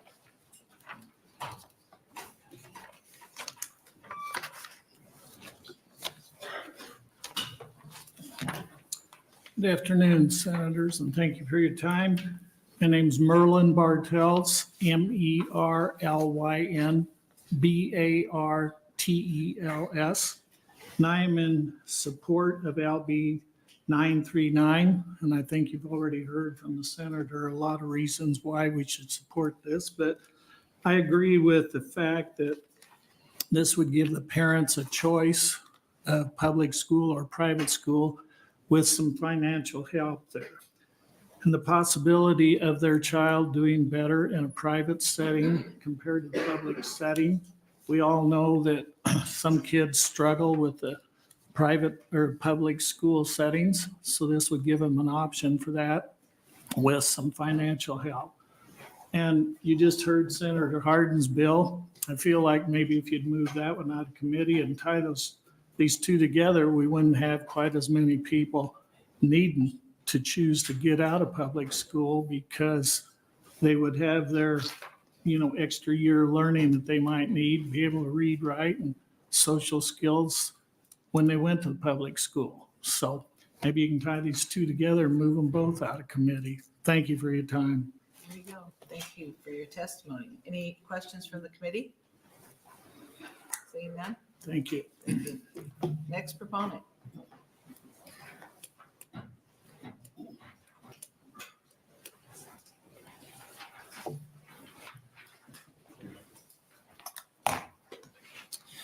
Good afternoon, Vice Chairwoman Albright and members of the Education Committee. My name is Tom Benzer, T-O-M-B-E-N-Z-O-R. I'm the Executive Director of the Nebraska Catholic Conference. And we thank Senator Erdman for bringing LB 939. As usual, the Senator is thinking big as he's thinking about Nebraskans. And in this case, he's focused on parents and kids finding the proper fit for their education so they can thrive as human beings. Catholic social teaching recognizes this basic moral fact. As those first responsible for the education of their children, parents have the right to choose a school for them which corresponds to their own convictions. This right is fundamental. As far as possible, parents have the duty of choosing schools that will best help them in their task as Christian educators. Public authorities have the duty of guaranteeing this parental right and of ensuring the concrete conditions for its exercise. LB 939 supports the two principles just articulated. First, support for parental responsibility and choice in their child's education. And two, the obligation of the state to concretely support parents in their educational choices. Another way to state this is that the government is called to assist parents in the formation of their children, but the state cannot displace or replace parents. As one education expert notes, if the Catholic Church had no schools, we'd still advocate for school choice because it's about parents' rights and children's opportunities. Senator Erdman's bill has multiple components, but a fundamental piece is called the Follow the Student Fund, a sort of education savings account. According to the bill, section 5 and 7, an allocation of 50% of the state average cost per pupil for each student would be placed into account for public schooling, non-public school tuition and fees, textbooks, tutoring, proctoring, and other listed uses. In the world of school choice option, education savings accounts provide for maximum flexibility for parents to determine how best to support their child's educational endeavors, whether that be fully for paying for the cost of tuition or mixed tuition expenses with other needed educational expenses, such as tutoring or special education services. In the church's longstanding work in education, one fact is very clear to us. There are more students and families knocking on our schoolhouse doors than there are scholarship opportunities available for them. While we do everything possible to provide every kid an opportunity in our schools, such as reducing tuition costs that fall far below the cost of education for the student, it's no surprise that resources are not limitless. School choice policies like LB 939 would go a long way in guaranteeing parents a true choice in their educational choices for children. And just for a brief comment, just to go off script on section 7, I think Senator Erdman that's that section on the private education sort of expense board. And I think the concept is right there. And what he's trying to do with the concept is ensure that there's representation across non-public schools to help in implementing this legislation. I think one thing that could be done there is just broadening that criteria to make sure that it's basically trying to get representation across the state, across non-public schools, geographical representation, different sizes of schools, to make sure that any type of non-public school has an ability to participate in that board. But I think that's just one small implementation there. So thank you for Senator Erdman for introducing this, and take any questions that you may have. Thank you. Thank you very much. Do we have any questions? I just have a question. Senator Walz. Thank you. Thank you for coming today. I'm glad that you brought that school expenditure board up because and maybe you can answer, maybe you can't, but it says a superintendent or principal representing a private school may file an appeal for an educational vendor that was not on the report as approved. Can you explain that a little bit? Do you know what that means? Yeah, so probably I might defer that question to Senator Erdman, but I think what's going on there is this board will have the ability to look at educational vendors that they think are appropriate for use by families in terms of seeking educational expenses. And just like anything I think we have in governmental processes is sometimes when you create these lists, sometimes somebody gets left out either inadvertently or perhaps purposefully. And I think that just gives an opportunity for making some sort of appeal so that people would have the opportunity to say that, hey, I didn't make the list, but I think I should make the list. And so it provides, I think, for that appeal process so that there's some level of due process so that somebody can get on that vendor list or make a better case for it. So the vendor is the school itself. I think the school can be, yes, a vendor as well, because under the bill, you'll have families who could utilize follow their student funding at a non-public school. So. Okay. Senator Linehan. Thank you, Senator Albright, and thank you, Mr. Vincer, for being here today. You mentioned this, but just for the record, so people understand, most private schools their tuition does not cover their expenses. No, usually tuition in a lot of our Catholic schools is probably about a third of the cost of education. So oftentimes the parent will pay that portion, and then maybe a third is fundraised by the parish, and then maybe the other third is, built up through, foundations and things of that nature. But usually tuition is about a third of cost of education. And then, did you spend any time looking at the fiscal note on this bill? Very briefly. It seems to me that, and I understand because this has happened to me before, I don't think any funding was taken out of TIOSA. Because in one note I saw, it was that it's because of, however they say it, bureaucratic language, because we don't know exactly, we couldn't figure out what would happen with TIOSA. But clearly, if we were sending half the money to school children in public schools, and we would also keep $5 million or $1 billion in TIOSA. So there's some confusion. Okay. Yeah, I think on that, I mean, not to fully speak to the fiscal note, but I think in that regard, I think this is things that we've seen in other states where a portion of the funding stays with that public school, because obviously that public school, so they have some fixed costs in the education of that child. So sometimes when a kid leaves, obviously you have some fixed costs. Some of the numbers I've seen is that typically the variable cost of a public school is somewhere around 2/3 of that cost of that child, whereas the fixed cost of that child is around 1/3. And I'm sure that's, changes school by school, but I think that's I think that's part of the concept here, is that some of that funding stays in that public school because, they still have certain costs that they have to incur, even if a student doesn't stay with them. Okay. Thank you. Thank you. Another question? I'm sorry, I got to follow Senator up on Walz. this. Thank you. Did you say 1/3 of the cost is paid by the parent of the total tuition? Yeah. So usually at a Catholic school, tuition is never going to be the full cost of education. So for example, the school that I go to, St. Teresa's, the tuition is around $2,500, but the cost of education is going to be somewhere $6,000 to $7,000. So the school doesn't charge that full cost of education to those families. But you think an average is about 1/3. So. Yeah, we think- roughly. Okay, Mhm. because when we send our kids to school, it was about $6,000. Yeah. So 6 to 8, Sure. Mhm. somewhere in there, depending upon where they were at. So 6.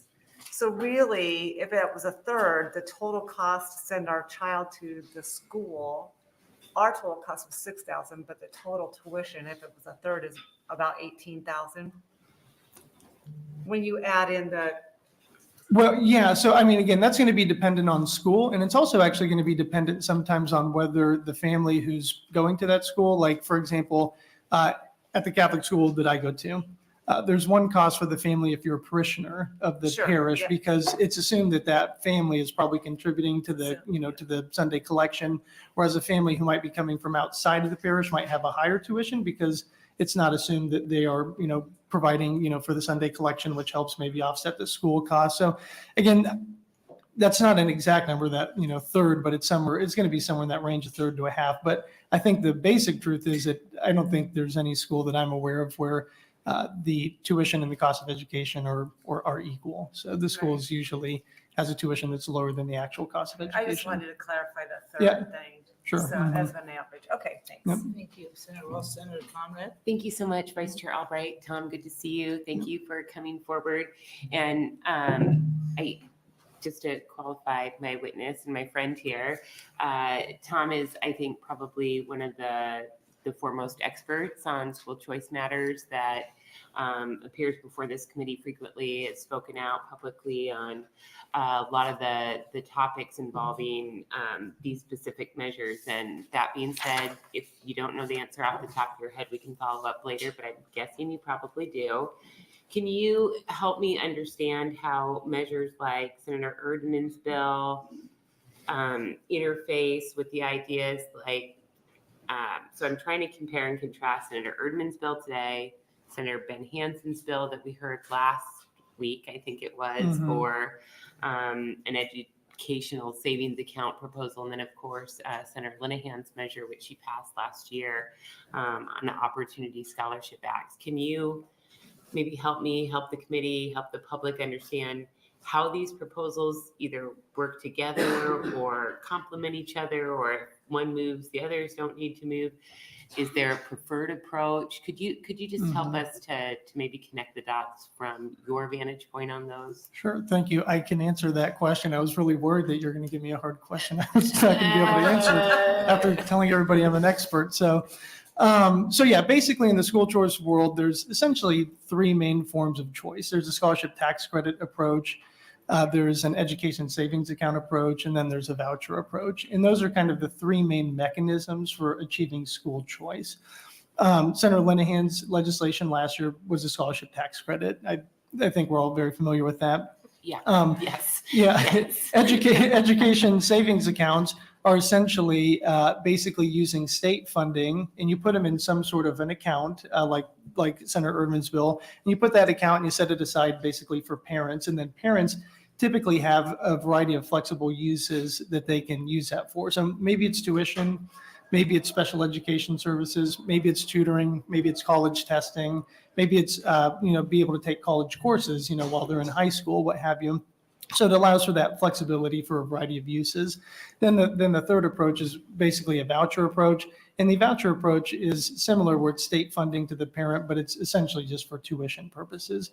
So what you've seen here in LB 939 is an education savings account approach. What you saw with Senator Hansen's bill last week was essentially an education savings account approach, that one being for $1,500 for non-public school families. So those are kind of the three main policy mechanisms by which you can do school choice. There's a number of states that have multiple school choice mechanisms. So like in Arizona, Florida, even in Iowa. Iowa had a scholarship tax program for years, and then they just recently implemented an education savings account approach. And typically you write those policies so that they're interfacing and talking with one another, so that if a student's getting a scholarship out of one program, they may or may not be eligible for a scholarship in another program.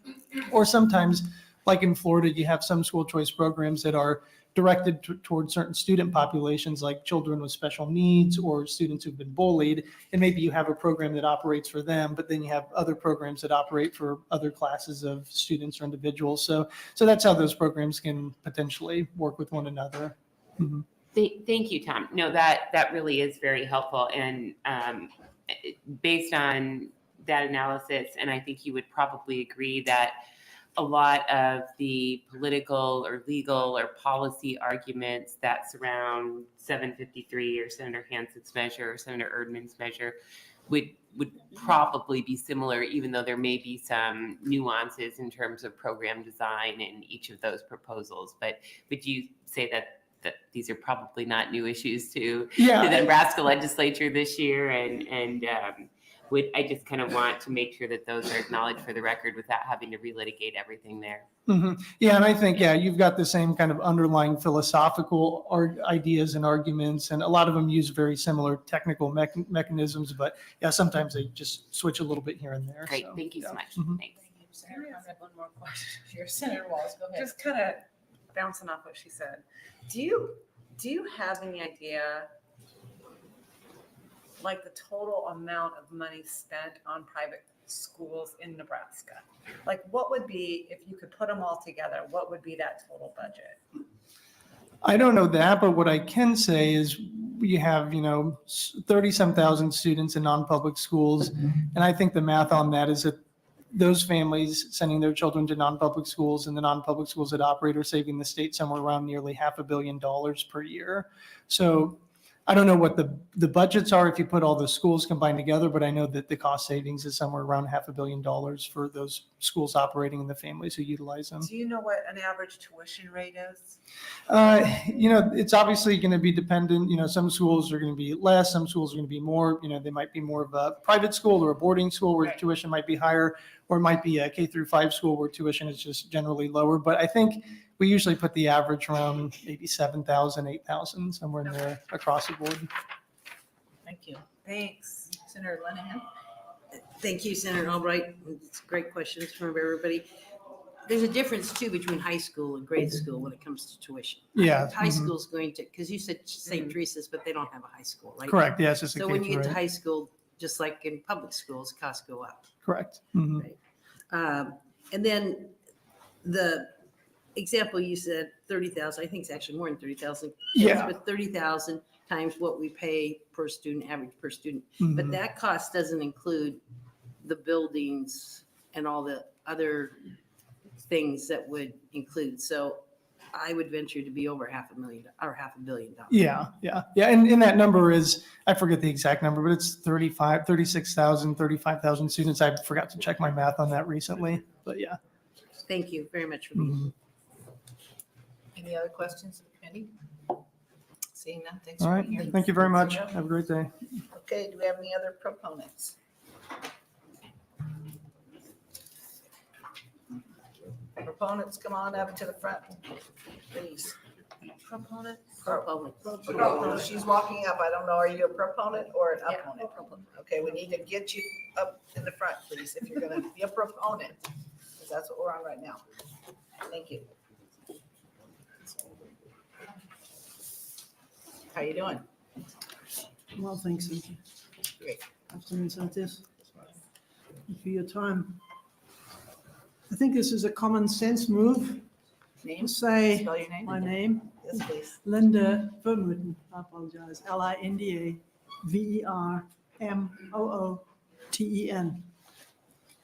Thank you. I've heard a lot of what I had intended on saying, so I might summarize. We see what we have right now, and clearly we see it's not working for all of our students. When we're looking at our composite scores, they are horrendous. And we have a local school district that is making a statement that only 50% of their graduates that should be graduating will graduate.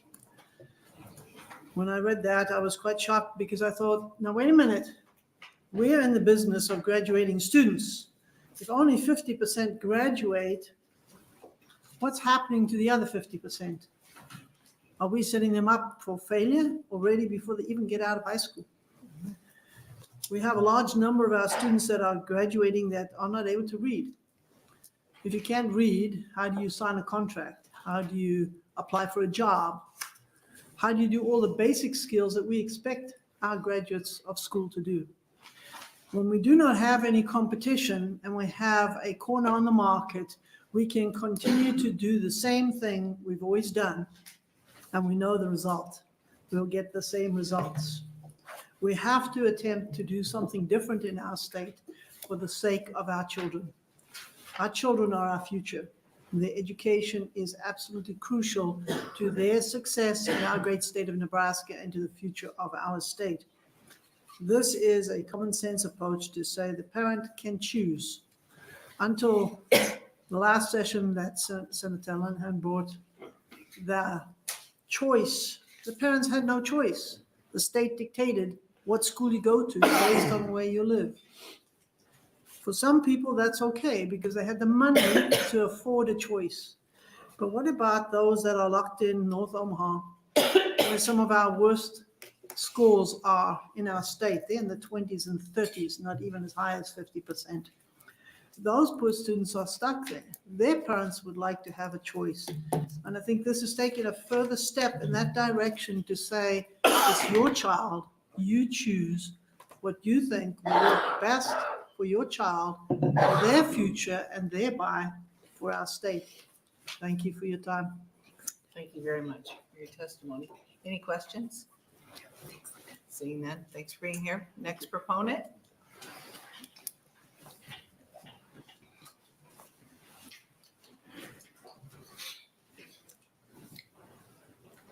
Seeing none, no proponents, opponents. If we can just move that chair here, that'd be great. Thank you.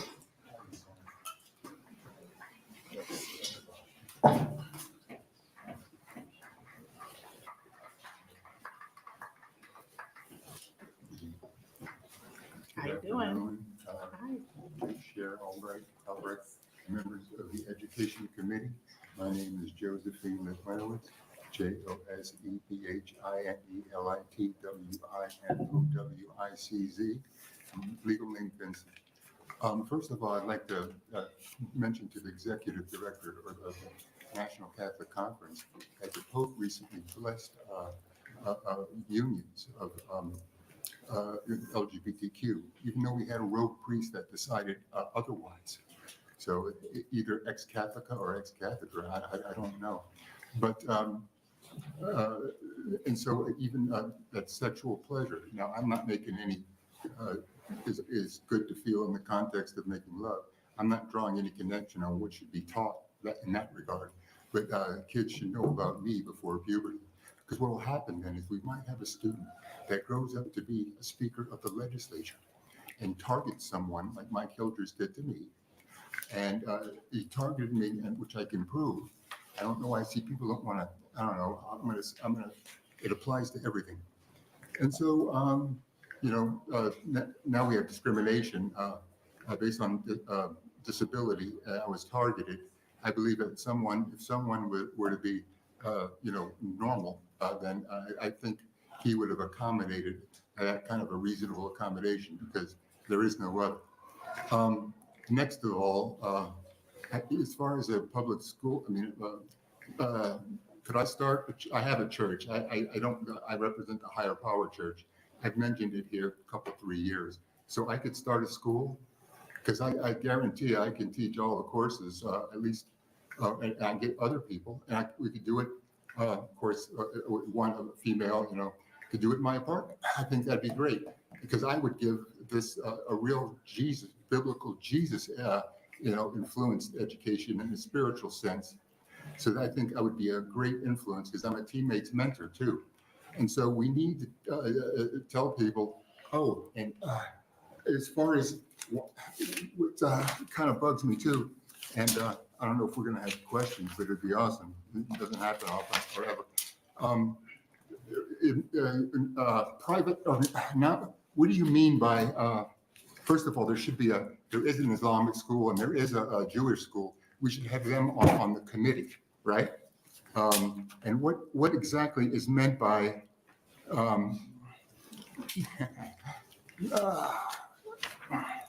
what is, I'm telling you. It has to do with members of the board. There's a couple definitions, and these words mean two different things, sectarian and secular and non-sectarian. So what does that exactly mean? I can't find it right now, and nobody's going to ask about what this is.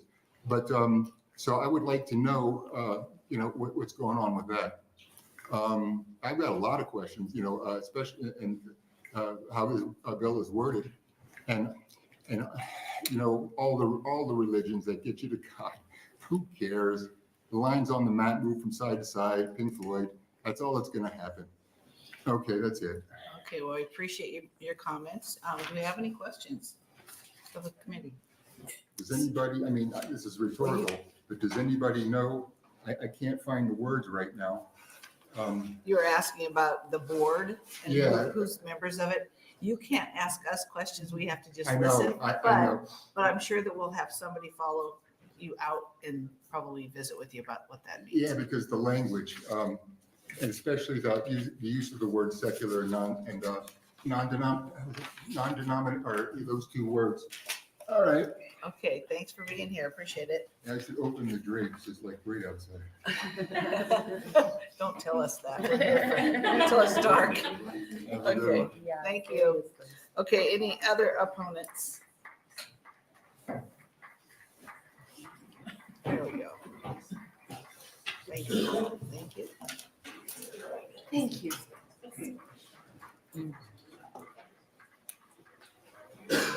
My name is Sarah Centineo, SARAHCENTINEO. I'm here as a proud school board member of Bellevue Public Schools and a proud member of the Nebraska Association for Public Schools. I'm also on the legislative committee, and I've testified in front of this committee a couple of different times. As a school board, a statewide school board association, we represent over 240 school districts, which is the vast majority of public school students. And I'm proud to do that. I'd like to, first of all, correct a couple of things. We've heard a lot about 40%, some percentages to proficiency in math and English. I'd like to proudly report to this committee that those improved significantly between 22 and 23. Our most recent proficiency scores have increased to 58 and 61%, which is really a testament to the hard work that the districts and the teachers have really worked on in order to catch our students up after COVID. I was asked particularly to testify today because I'm a lawyer by trade, and to mention some of the constitutional issues that we would see. In our Nebraska Constitution, under Article 7, it prohibits religious money, public money, public tax money being used for religious purposes. The scheme of this particular bill would mean that, and if you all, I know we talked about the fiscal note in kind of nebulous ways, but it's over $5 billion. This is more than we spend in TIOSA formula. This is a third of the gross expenditures for the state of Nebraska for last year. And that is a conservative estimate because it doesn't account for some of the other things. And that's all in the fiscal note. But this money would be, under this bill, sent to, under the fund, would be administered essentially by this board. This board is non-elected board members that are not responsible to taxpayers. So this time always goes so fast for me. One of the practical implications I wanted to mention is Senator Erdman has Bayard Public Schools in his district. Bayard Public Schools average cost per student is $22,849. They have 337 students in their district. It's a very rural district. It's expensive to educate students in rural districts for lots of reasons. Under this proposal, which would base on the $16,213.89 is what the Nebraska Department of Education says that it costs per student in the state. That would mean that Bayard, its 337 students, would lose over $2 million in funding. This bill disproportionately affects rural districts and higher to educate. It would also be taking money from districts that get things like federal monies for indigenous people. You'll have to wrap it up. I know. If somebody So wants to ask you more questions, they can. So this Okay. is how that would affect Thank all of you. that. Do we have So. any questions? Sure. Senator Linehan? I'm trying to, and maybe you don't know this, which is fine. You know that part of the reason the scores improved so much is the Department of Ed changed the cut scores. They moved what was proficient down or up. What am I trying to say? Down. There has been a years-long process in order, from my understanding, in order to make sure that we're addressing the things that we are. I know that the testing process has evolved over time. I can't tell you the intricacies of all that because we have that presented to us every year at our school board meetings. Well, So. they did vote to lower the cut score, meaning lowering what proficient would be. And I'm Sure. not surprised if you don't know that because there was hardly any news about it. No, I absolutely remember doing that, but you know, who's to say that cut score before wasn't too high? Well, that's but different than what You you're know. saying. I agree, but it's different than what you're saying. You said they improved that much. The testimony today has been that we have non-proficient students because they are 44% proficient, and that is not what the most current data says. Because they changed the cut score. Okay, what constitutional, I mean, I keep saying this till I can't believe it, everybody hasn't heard. The US Supreme Court has held 3 times that these programs are constitutional, 3 times. Well, the state of Nebraska. They have held that a program that sends monies to parents to use for their child's education, regardless of whether they go to a religious school or non-religious school, are constitutional. As a matter of fact, they have held in the case with Maine, I think it's Maine, where they provided scholarships to children to attend high school because they don't have any high schools in their school districts, that they could not prohibit parents from using that money in a private school. They used to, but now the Supreme Court has told them you cannot, if you have a program that gives parents the money for tuition for their children, you cannot prohibit them from using it for religious schools. I don't have a book in front of me. I should carry it in my pocket. I can get you the exact cases. And then- Senator, I don't know if there's a question in there or if I'm allowed to respond, but from the Constitution of the Nebraska, the state of Nebraska Constitution, it's pretty plain language. But you can't just read the Constitution. You have to look at court cases. You would agree, right? You're a lawyer. Yes, of course, because the judicial system interprets how the Constitution is interpreted. In the state of Nebraska, the Supreme Court has often deferred to legislative intent as to how it incorporates. Okay, let me ask this question. Have you reviewed or studied any of the U.S. Supreme Court's decisions on school choice? I have not. Thank you. And I'm not sure how Senator Erdman's bill is written, but you said their public schools was at 26,000. Isn't his bill say 50% of the average cost? Yes, right. So it wouldn't be there, wouldn't be the average cost. So the average cost to educate, according to the NDE, to educate a child in the state of Nebraska is $16,213.89. Every district is required to report what their average cost per student is.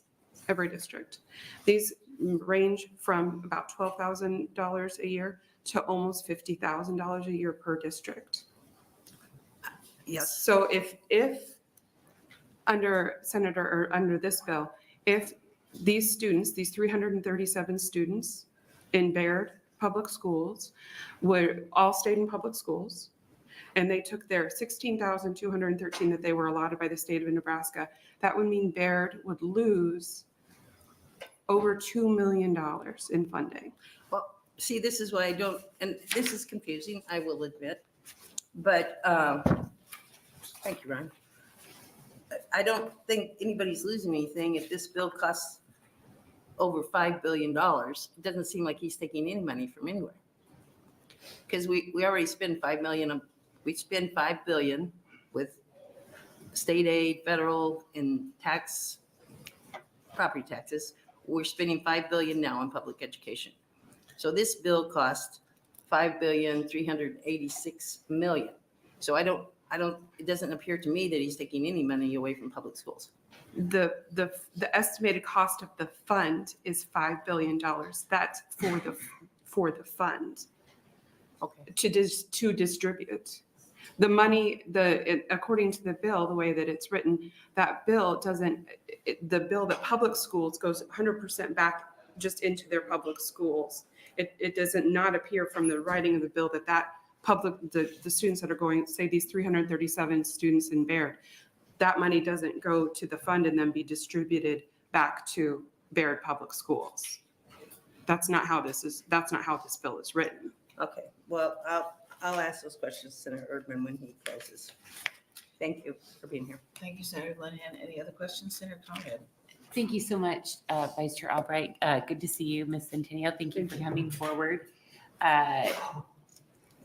So let me just kind of circle back to the conversation that has been generated by this measure in regards to how Nebraska kids kind of rank or match up compared to maybe our peers when it comes to proficiency or learning excellence or things like that. I think that there was good points in the dialogue thus far, but my general assessment, and if you don't know off the top of your head, that's okay, or maybe other folks can follow, is that typically Nebraska students perform fairly well compared to our sister states when it comes to a lot of different metrics on different tests. Do you have anything that you could help me maybe walk through in that regard or to cite to? Yeah, overall, it depends what you're looking at, but we're ranked always in the top 15, but often in the top 10. And over 90, and I'm sure Mr. Roy, someone else will be able to, but over 94% of our students are products of public schools. Can tell you from a personal, I went to DC to advocate for public schools Bellevue Public Schools is the only military impacted community. Meeting with Senator Fisher and Congressman Flood, they always talk about how much they get to brag up our public schools because we are such a draw for our Air Force and have such a good relationship, and how important our public schools are, even when they talk about contracts for the Air Force and for military. So we're well known for our excellent public education. Yeah, fair. That's well taken. Thank you so much. And I've heard similar well-deserved accolades from members of the business community and economic development community as well, that frequently tout our strong, high-quality public schools as a selling point for recruitment and retention. And recognizing that, I know other members see that there are issues within public education and see other alternatives to try and help more kids that aren't succeeding in our public schools for a variety of different reasons. And I know we have very strongly held different point of views on those issues, and we'll continue to carry those forward. But that's very helpful. My mom's a retired teacher, and I've heard her say throughout our lives, Nebraska kids usually rank at the top of the list that you want to be on for school performance, and Nebraska teachers get kind of at the bottom of the list when it comes to teacher pay, and talking about those things over the years. Not that people do it for the pay, but those are kind of burned in my brain. So I kind of wanted to kind of reassess where we were with that student performance discussion. So thanks. Thank you. Thank you very much. Any other questions? Senator Sanders. Thank you, Chairman Murman. Ms. Centennial, can I ask you to verify, did you say you were a member of the Bellevue Public School Board and you were here representing Bellevue, or On behalf what of- capacity? On behalf of Bellevue Public Schools and the Nebraska Association for School Boards. Thank you. Any other questions? If not, thank you very much for your testimony. Thank you.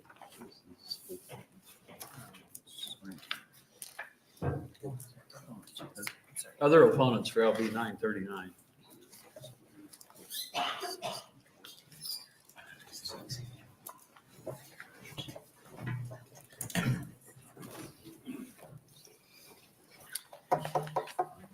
Good afternoon, members of the Education Committee again. For the record, again, my name is Tim, T-I-M, Royers, R-O-Y-E-R-S.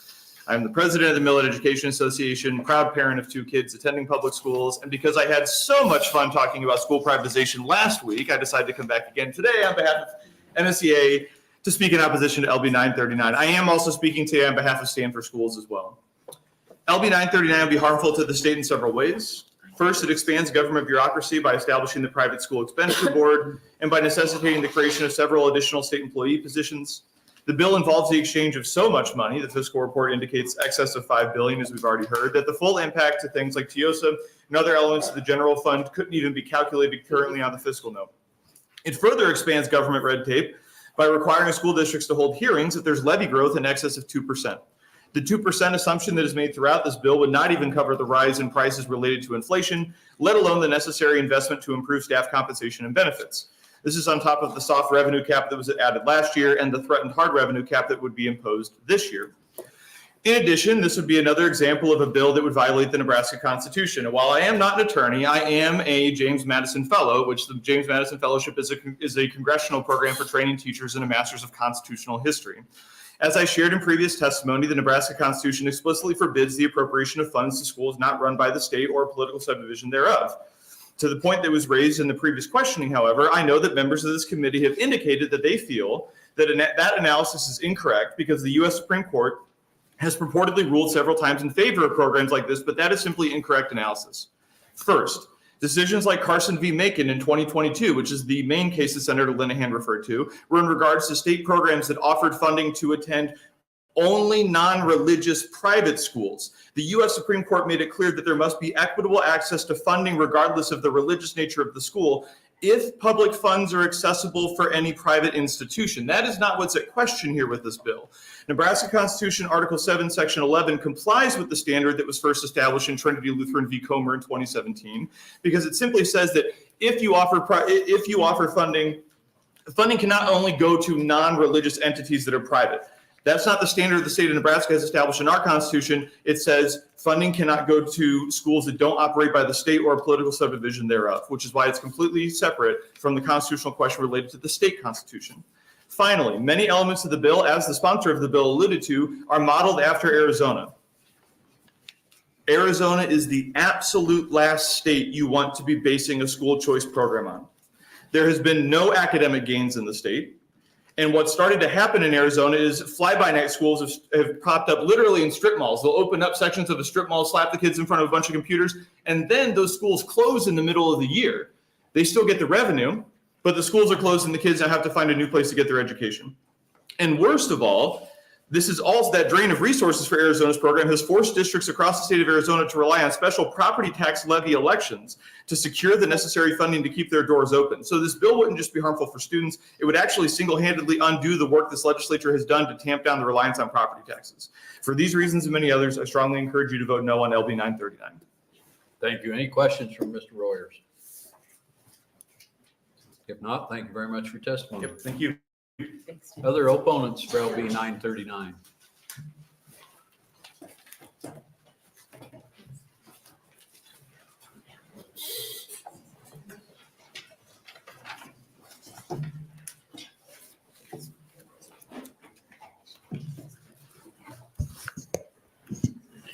Senator Murman, Ron Cunningham, RON, CUNNINGHAM, representing myself, fellow committee members.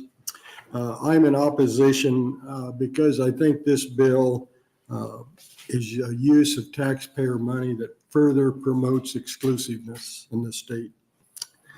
In an ideal world, which we can strive for, but probably never achieve, it sounds great. One of my major concerns about the bill is that, I'm quoting now, it says, quote, "The state is strictly forbidden from altering the curriculum or beliefs of a private school." I'm thinking, how do we give a private school money and they have a different set of rules than a public school? If a private school introduced in the curriculum a program for CRT, or if they started singing Left Every Voice every morning, I can guarantee you there would be an uproar from this legislature and the governor. They wouldn't allow that. And yet we say, we're not going to do it. For those people that say, hey, taxpayers are paying taxpayer dollars, they should get to use the money to follow the child.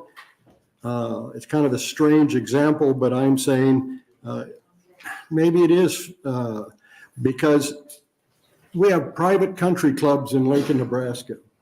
We have private swimming pools, private golf courses. The next thing we're going to have is these people are going to say, you know what, I'm paying taxes to the city and I don't use the golf course. I don't use that swimming pool where the public people go. I want a credit card or a voucher that says I get credit.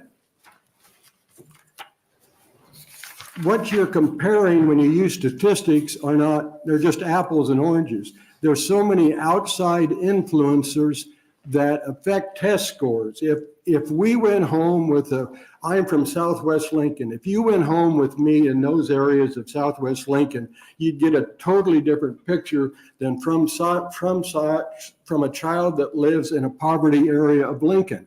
And that has nothing to do with the school. So don't read me test scores. It has nothing to do with it. If we have a problem with the schools, let's fix the public schools. But it's not right to take that money and use it.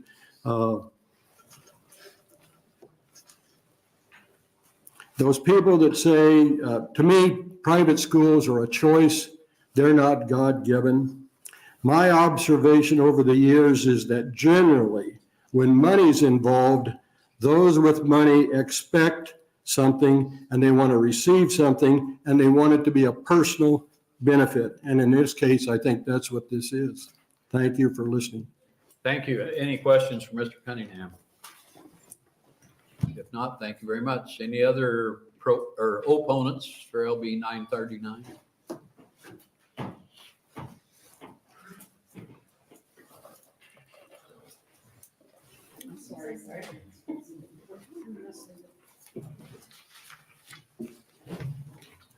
Good afternoon. Good afternoon, everyone. My name is Rachel Gibson, RACHELGIBSON, and I am the Vice President of Action for the League of Women Voters of Nebraska. Thanks for the opportunity, Chair Murman and the Education Committee, to share our stance on this bill.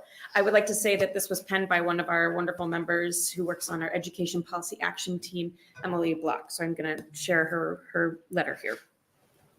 On the national level, the League of Women Voters believes that when governmental entities consider the transfer of governmental assets to the private sector, they must identify and consider the goals and community impact of such policy.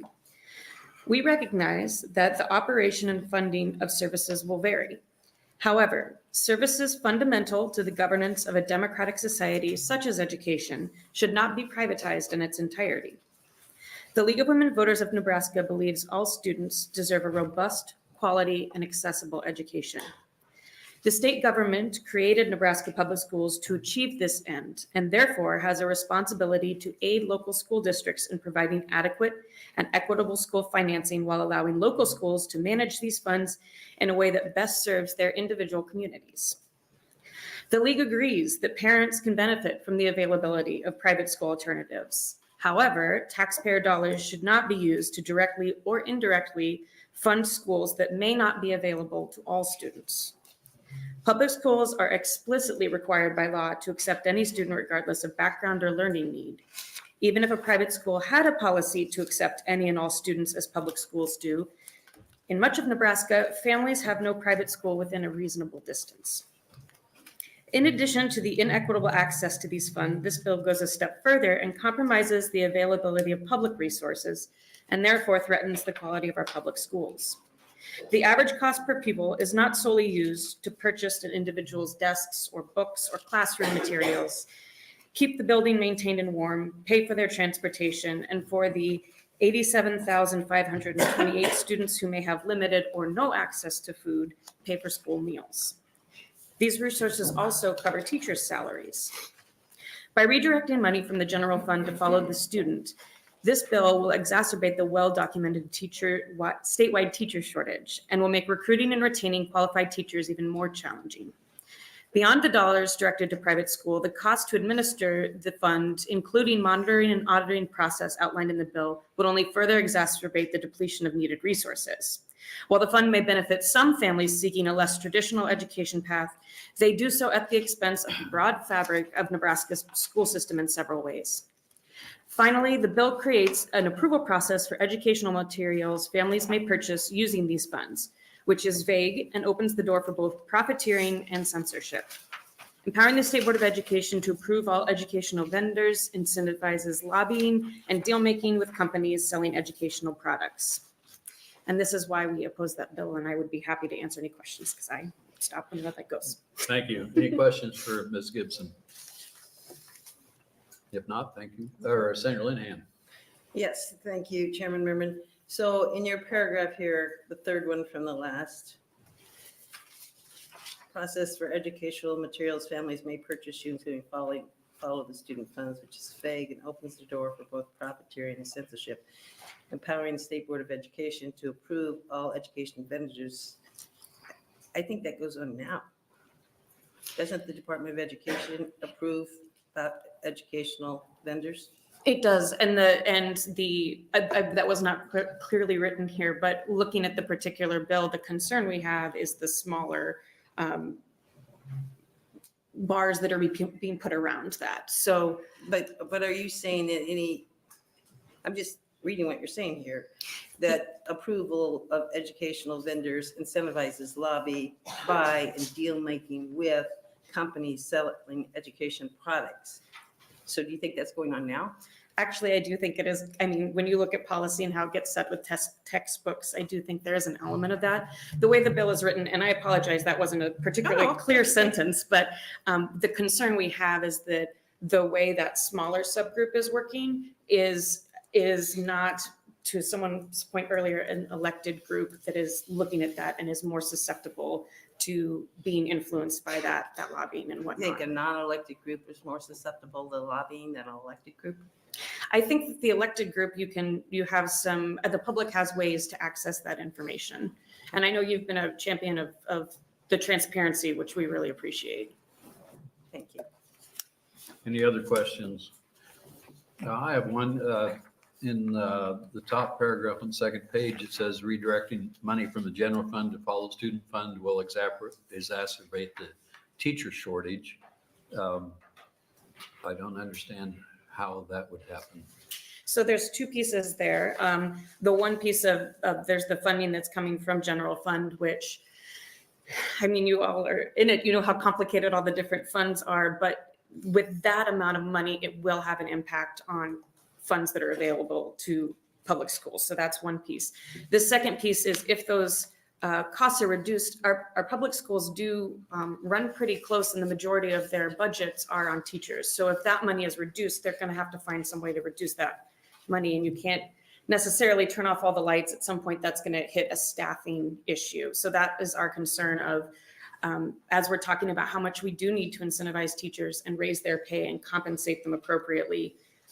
That's an area that's going to lose funding. Another example is the professional development that was talked about earlier. The fewer of those opportunities, because the costs are needing to be cut, again, is a detriment to being able to recruit and retain teachers. So if the money follows the student, there's less money available for public schools, you're saying? Yes. So but because students would leave public schools, is that what you're saying? Is that the reason there'd be less money available? No, it's that because of the way this bill is written, there's still the cost that exists for those students. And as was discussed earlier, the actual cost of educating a student in a private school is 1/3. It's not the amount that we talk about when we talk cost per student. It's comparing apples and oranges.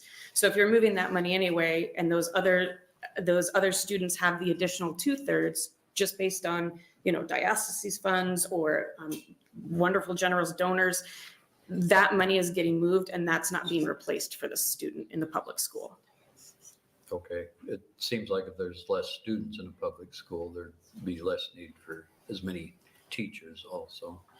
And if the school was, a large enough where they can make them more efficient, class sizes and so forth. I would be really interested to hear some of the superintendent's thoughts on what that, I'm not managing their budget, so I'd be interested in what they would say that would look like, for sure. And hey, unintended consequence, smaller class sizes are wonderful. Sure. There are advantages. Any other questions? Senator Conrad? No, sorry, I just. Any other questions? You're not gonna give me a hard time? No. If I was not, just gonna remind the committee that I have a bill in class sizes. If not, thank you for your testimony. Thank you so much. Good to see you, Rachel. Any other opponents for LB 939?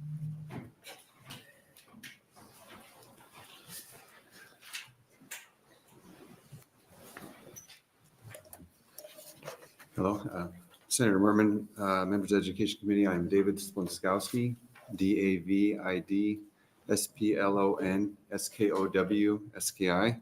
I serve as legislative liaison for the Nebraska Christian Home Educators Association. LB 939 would make all non-public school students, including homeschool students, eligible for these state funds. You may recall that NCHEA was one of the proponents for LB 1027 a few weeks ago, a bill that would simplify reporting requirements and provide greater protection to exempt schools from government intrusion. It would be hypocritical for us to petition for greater freedom to educate our children while at the same time asking for a government handout to support that effort of home education. We believe the acceptance of government money is tacit acknowledgement that the government, rather than parents, are responsible for the education of children. NCHEA believes that this bill brings private education into the realm of government oversight where none should be present. This seemingly free money is especially attractive to parents paying property taxes for schools and then funding their children's private education on top of that. However, the relatively low restrictions this bill starts with will inevitably lead to a desire for more government oversight on how tax dollars are being spent. This bill's moniker, My Student, My Choice, has a pretense of liberty, but is actually creating a social welfare system in which redistribution of taxpayer money will slowly turn homeschools into another form of public schools. In an effort to maintain consistency for state oversight, we anticipate all private schools, including homeschools, to eventually be subject to increasing regulations, regardless of whether a family decides to take public tax money or not. And I want to add something, since I heard Arizona was a model for this. Arizona Governor Katie Hobbs recently had something to share on this, as reported by the Arizona Mirror. And she said that Arizonans deserve to know their money is being spent on educating students, not on handouts, unaccountable schools, and unvetted vendors for luxury spending. She also went on to say, my plan is very simple. Every school receiving taxpayer dollars must have basic standards to show they're keeping our students safe and giving Arizona children the education they deserve. She went on to say that her desired regulation would include background checks and fingerprinting of teachers of schools accepting vouchers, along with auditing the spending at the schools. So what started as minimal regulation has expanded to a call for oversight. We desire to promote religious freedom in the free market, which has created a smorgasbord of homeschooling options that are both affordable and educationally rigorous without the need for government intrusion. And so we oppose this Bill 939 as written. Thank you. Any questions for Mr. Splunskowski? If not, thank you for your testimony. Other opponents for LB 939?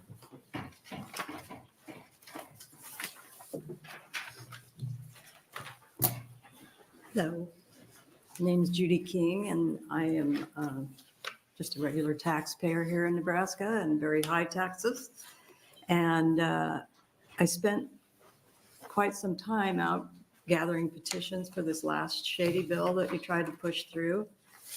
And all I had to do was just stand there. People would come up to me and say, I don't want to pay anymore. I don't want to pay taxes for that. And I don't like the shady thing you put on it about the percentage they would get back, a tax credit, dollar for dollar. That's shady. And so I love public schools. All my kids went to public schools and they're all doing well. And grandchildren, they're going to public schools too, and they're all doing well. I know there's a shady group here also that's a Catholic Church. You know, they always want to be here when there's something that they can do, like bodily autonomy on women, and want to get us so that we can, you know, take money from our taxes to pay for their schools.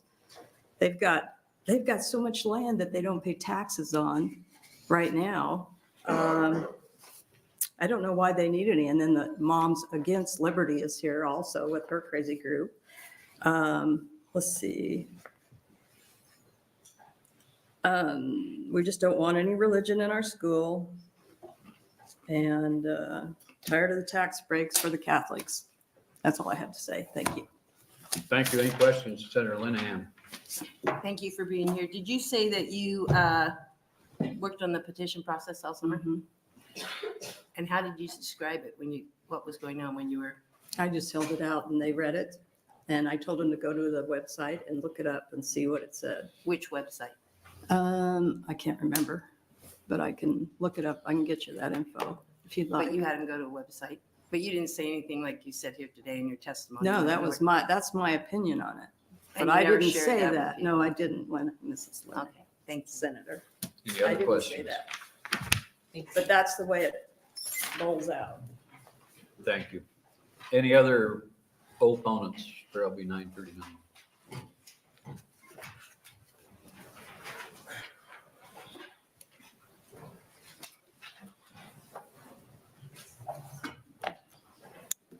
Hello, members of the Education Committee. My name is Isabella Manhart, ISABELLAMANHART. And I wasn't going to speak on this bill today, but Senator Murman asked a great question to one of our previous speakers about how this impacts our teacher shortage in Nebraska. And I am currently studying teacher education at a Nebraska State University. So I wanted to share that perspective. Because I view this bill as a future Nebraska teacher as divestment from our public school system. And I am getting a Nebraska teaching degree, and I am really excited to teach in Nebraska. I would be a third generation teacher in Nebraska. My grandma was a teacher in Nebraska. I had her doctorate in education. My mom is an educator here now. I really want to do that. But I don't want to teach in a state that is going to continue to pass bills that attempt to divest money from our public schools. I heard a lot of statistics that were cited without, a lot of information behind them, where they got them, about our graduation rates, about literacy. I went to public schools K-12. I don't think anyone thinks that I am stupid here today. But I will say that when I'm learning about working with students, and I intend to work in a public school, we have to think about the student populations that are being served. There's a lot of derision of OPS. I'm an OPS K-12 student, and we have a lot of English language learners in our schools, as many school districts do across the state. So I think looking at these literacy rates and things so critically is probably not a great reflection, unless we really want to get down into the process for treating our English language learners and how we can improve that process. So I think that probably some of those statistics that were cited earlier are inaccurate, and I think that our Bellevue Public Schools person can attest to that as well. But I do think that this is a bill that doesn't represent those, that won't really improve those literacy rates or graduation statistics, because it's taking money away from public schools. And as we talked about, fixed costs in public schools are a huge thing. Our English language learners who are already struggling to navigate the system don't have the resources. Their parents don't have the resources to pay the other 2/3 tuition costs for a private school. So this isn't benefiting all students. Most of our Nebraska counties don't have a private school accessible. So I think this is also a detriment to rural schools and rural students. And as a future teacher, I am, happy to take my teaching degree elsewhere if bills like this that continue to divest from our public schools pass. So I'd really like to see this bill not advance out of committee. And I'd like to see, any further action on school choice wait until voters get to say on, LB 753 in November when it's on the ballot. So I think that would be a better course of action, and one that better supports future teachers like me. Thank you. Thank you for going into education. Any questions, Senator Linehan? I agree. Thank you very much for going into education. So third generation, right? Yes. Okay.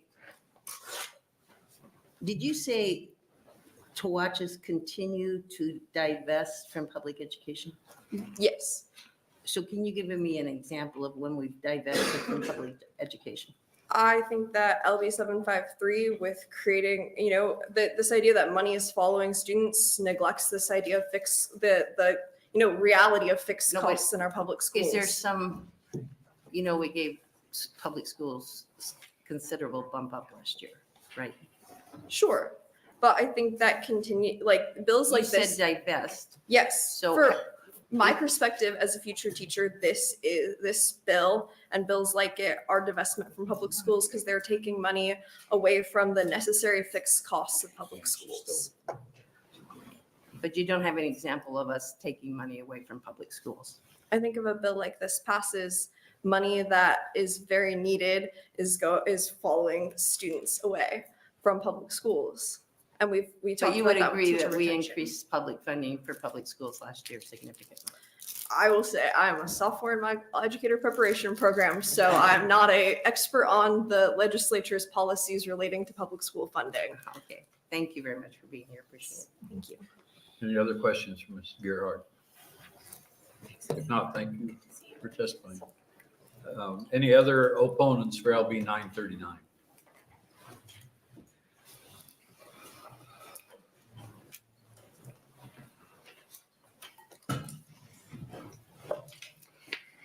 Good afternoon, members of the Education Committee. My name is Mary Hilton, Maryhilton. I'm testifying today in opposition to LB 939. While I believe that the writers and supporters of this bill are well-meaning, This is the case of when helping hurts. As a homeschooling parent, I wish to retain an exempt schooling status, which by definition means to be free and not having to comply with regulatory requirements as public and approved and accredited schools do in Nebraska. My concern is that this bill puts exempt schooling in jeopardy by lumping all private schools together. In Section 2 of the bill, it states that the state of Nebraska shall provide for the education of students attending kindergarten through 12th grade.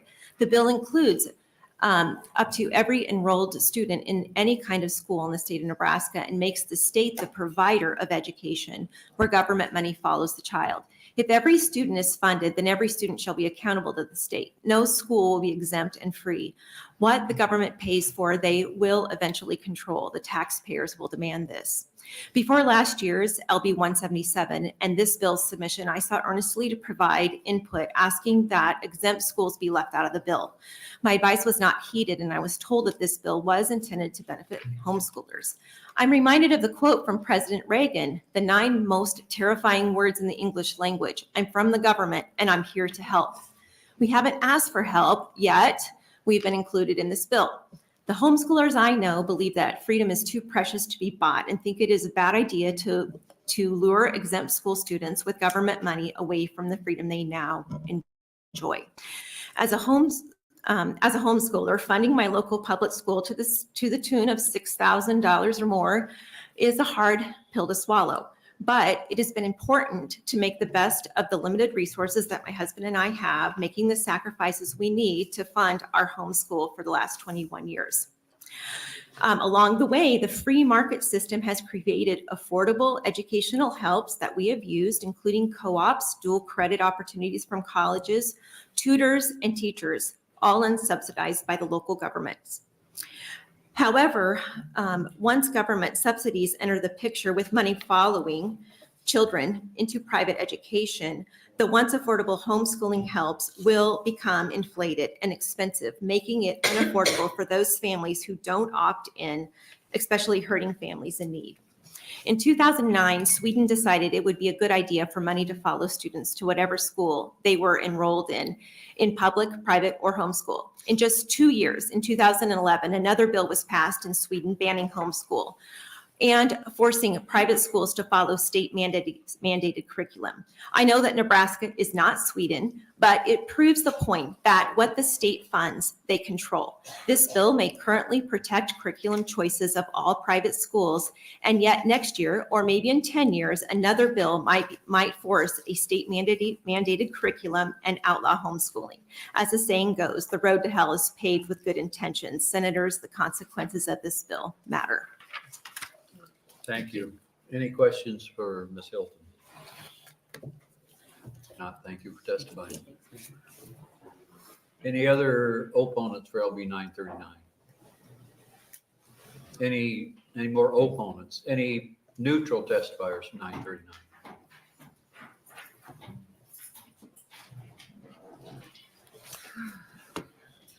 Good afternoon. My name is Allie French, ALLIE-FRENCH. I'm representing our grassroots group, Nebraskans Against Government Overreach, and we are actually taking a neutral position. Our group is fairly split on this issue. Those in the public school setting see this as a move towards accountability with their tax dollars. There are those in private and exempt schools as a way to not be taxed for government services that they aren't using. We also have a strong group of those concerned with attaching state funds to exempt schooling in any shape or form. That initial voluntary offer can turn over the years towards regulation over exempt schools. While we know that is not Senator Erdman's intent, it is a legitimate concern.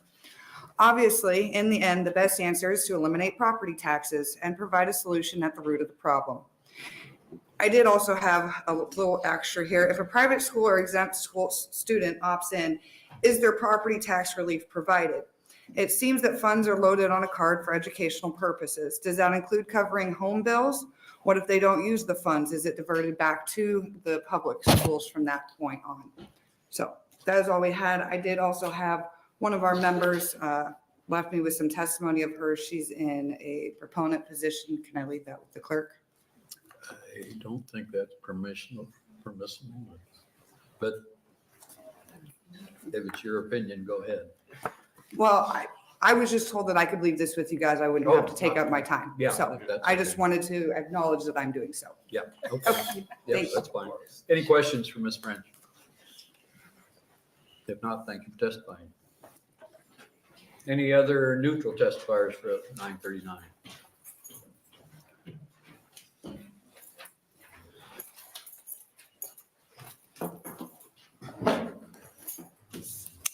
Hello, my name's Angie Phillips, ANGIEPHILIPS. I'm here today in the neutral capacity because I fundamentally believe that we should be supporting and correcting our public schools. I believe that private schools are inherently unequal, and I also struggle really hard with public funds going to any entity that would discriminate. A lot of these private schools do discriminate. I keep hearing, I'm here to speak about my disabled child. I have a 10-year-old autistic son that's currently being homeschooled right now. The reason he's being homeschooled is because our public schools cannot serve him. Our private schools cannot and will not serve him. We have searched all across the state and just don't have a good fit for him. On top of being autistic and developmentally disabled, my son was in a very critical age during COVID, where a lot of services were also missed. So he's even further behind developmentally and educational wise than perhaps he would have been without those additional obstacles. I do live in North Omaha, LD13, Senator Wayne's district, which has a huge struggle with special resource teachers, stuff like that. I know you guys are aware of that. So when I look at this bill, I'm torn between I have one child that's in public school and she's doing fantastic. And I worry that this bill will pull away funds to where we finally found a school that works for her, and maybe this will harm that. But I also see some benefit in the idea of being able to get some funds to assist my son at home in his educational struggle and us being able to obtain resources. There's a couple things about the bill that I just want to point out. And like I said, this is just a mom trying to figure out how to educate her kid without harming other children. So one of the things is I'm confused about how the homeschooling works, exactly how inclusive it is in this, and if it'll be further regulated if you also want the money. Two, the in-state vendors concerns me. As I said, we can't find anywhere in-state that's a good fit for our son. We can find some online, out-of-state type of stuff. So I'm curious if the money will go to be able to go to that. Another concern I have is, does this just move the curriculum and the teaching from the public school board into some, this other entity that determines what curriculum is allowed? And then also, just as far as if it covers costs completely, because if I'm looking at between $6,000 to $8,000 to educate my child, a lot of the programs I've looked at because of his needs are even more than that. If you give me 300, that's not really going to help. I need the whole sum. So I think just being unclear on what those amounts look like and what would be pulled away from the public schools and what would be given to, these funds where we can pull from for different curriculums. And then I also just wanted to say real quickly that I think it's interesting that this bill is named after or in mockery of women's rights when we're bringing up Supreme Court rulings like they didn't just overturn 50 years of precedent. So. Thank you. Any questions? Senator Walz. I don't really have a question, but I do want to thank you for coming to testify. And you brought up a good point regarding the cost for special education kids, which is way, way more than even half of it. It is really expensive. And if I may, so part of what we try to do is we try to go through our healthcare to get them some of the needs that we can. We talk a lot about what special kids need and it's separate educational wise, but you can't separate my son's autism and his special needs from his ability to learn. It's not like you can teach him at one school and then give him special needs services somewhere else. When you're talking about that, you're talking about things like speech and language therapy, stuff like that obviously is incredibly short in our school systems. My son never had access to it in public schools. Now, when I go through to try to use our health insurance, get him medical access to it, Right now, he's on a year-long wait list for speech and language therapy, and I'm struggling to even be able to get him in anyone. Everybody says, go to the schools, but the schools don't have anything either. Yeah. So Thank you. Any other questions? Thank you very much. Any other neutral testifiers for 939? If not, Senator Erdman, you're welcome to come up and close. And while he's coming up, we had 59 proponents, 49 opponents, and 0 neutral electronic.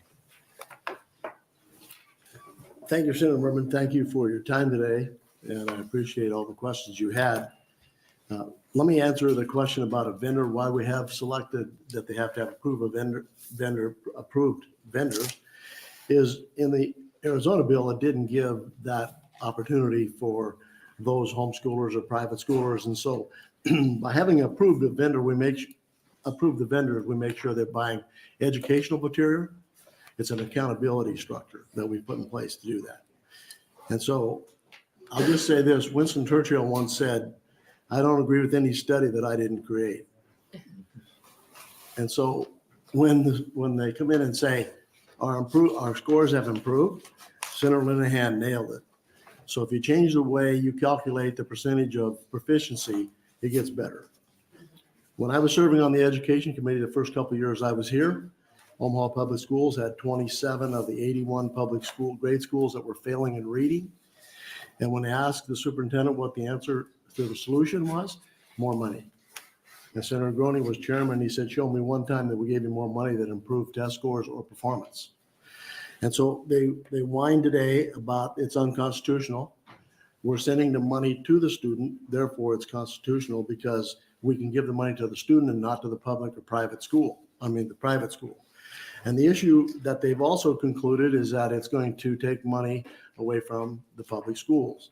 So in a lot of those schools where the average cost of a student is $23,000, $25,000, $30,000, they're going to get one half of what the average cost is. They're going to get the $7,000 and the other $21,000 or whatever's left over goes to the public school and they don't have anybody to teach. So the issue we have is that our public schools are failing in what we're trying to accomplish. And I'll give you a case in point. I have a good friend who owns a daycare center in Colorado. In that daycare center, he has 120 preschoolers every day, 120. The manager of that preschool has a high school education, and she moved here from Mexico. And he asked her when he hired her, have you ever thought about attending college? And she said, when I came to America, I began to realize or understand that maybe a college degree is important. And I reviewed the classes that they would offer to me if I went to college. And she said, I took most of those in high school. And so she said, I don't feel any need for me to go to college in America because I have already had that training before. So when we compare ourselves from one state to another, we're not comparing ourselves to people who really excel in education. And so the whole problem that we have is comparing ourselves to ourselves doesn't improve much. And so they misunderstood the total fiscal note. The fiscal note says that if you go to the public school, you get all the funding goes with you to the public school. They're only getting one half of the average, as I spoke with before. There is a provision in the bill that they can levy for special ed. So the special education can be taken care of because they can still levy for that.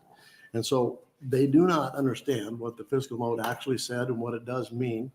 The fiscal note is $5 million, a little over $5 billion.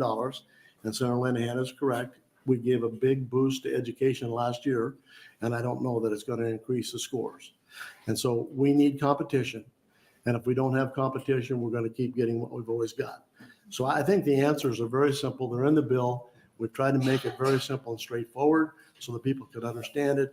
We had people from the treasurer's office help us understand how the smart cards are going to work.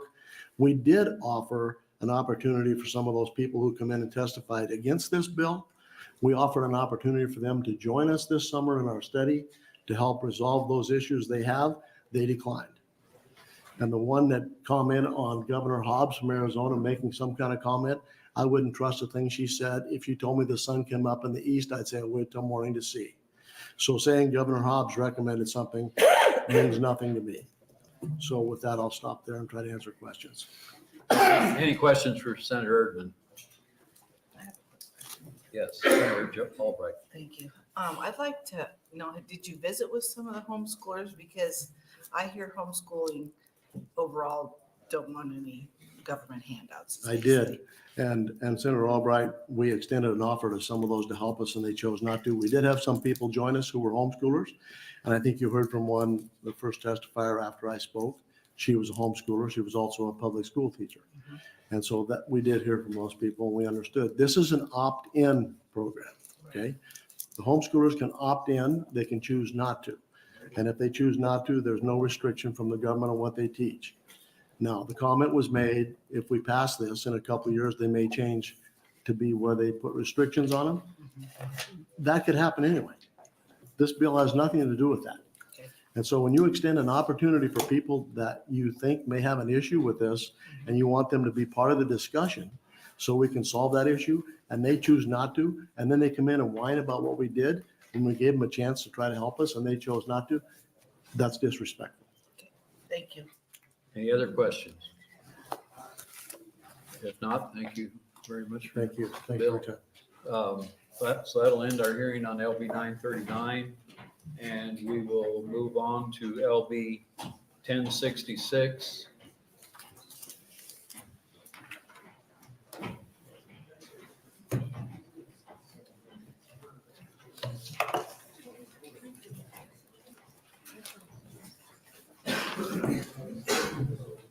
Welcome, Senator Lippincott.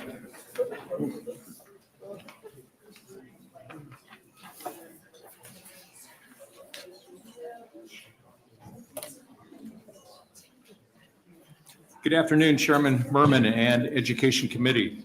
My name is Lauren Lippincott. That's Loren Lippincott, and I'm here representing District 34. LB 1066 gives parents and our school another tool in its tool belt. This bill gives power to individual school districts to create and give credit to students for religious study. The creation of this would be at no cost to the school district. All study of religion would be off school grounds. All transportation would be provided either by a parent or the sponsoring entity. It is limited to 1 hour a day or 1 period a day per semester for middle school and high school. And this would be allowable within written parental permission. We want to come alongside religious families and support them in the public school systems. States around us already have laws similar to this on the books, including South Dakota, Iowa, and Minnesota. And even states like California and New York have similar laws. As written, there is no liability to our school systems. We provide a breadth of elective courses in our schools, and I think that this is a legal change that can add a valuable missing component to the list. Schools are challenged each day to prepare students to academically and behaviorally succeed. Released time, which is what this is called, released time provides the opportunity for students to develop a stronger sense of morality and work ethic. It can lead to better academic performance, and this release time can help schools by decreasing behavioral issues and increasing academic performance.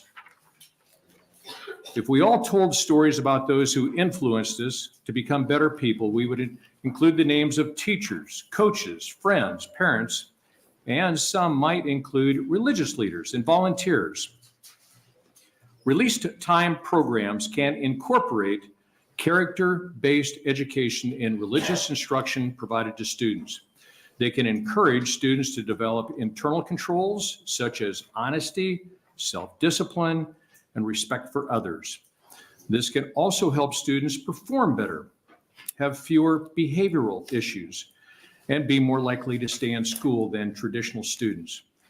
Parents who want their students to have a moral component in their education may be less inclined to enroll them in private schools or elect homeschool options when released time education is an option.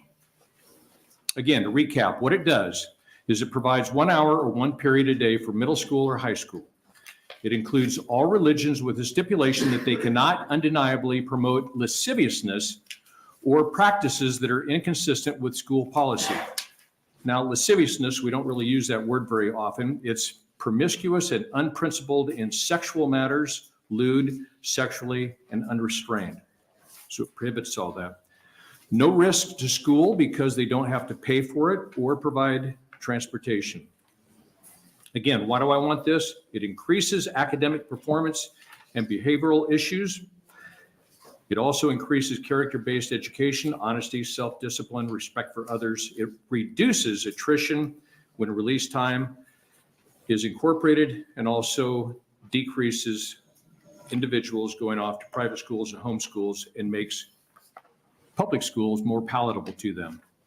In essence, schools nowadays allow for kids to be released and go put in work and receive credit time, say, go down to the John Deere store and work there for a while. Well, some kids want, once they graduate from high school, they want to go into the mission field, go to a Bible school, something like that. And this would then help them pursue that avenue. I'd be happy to answer any questions, sir.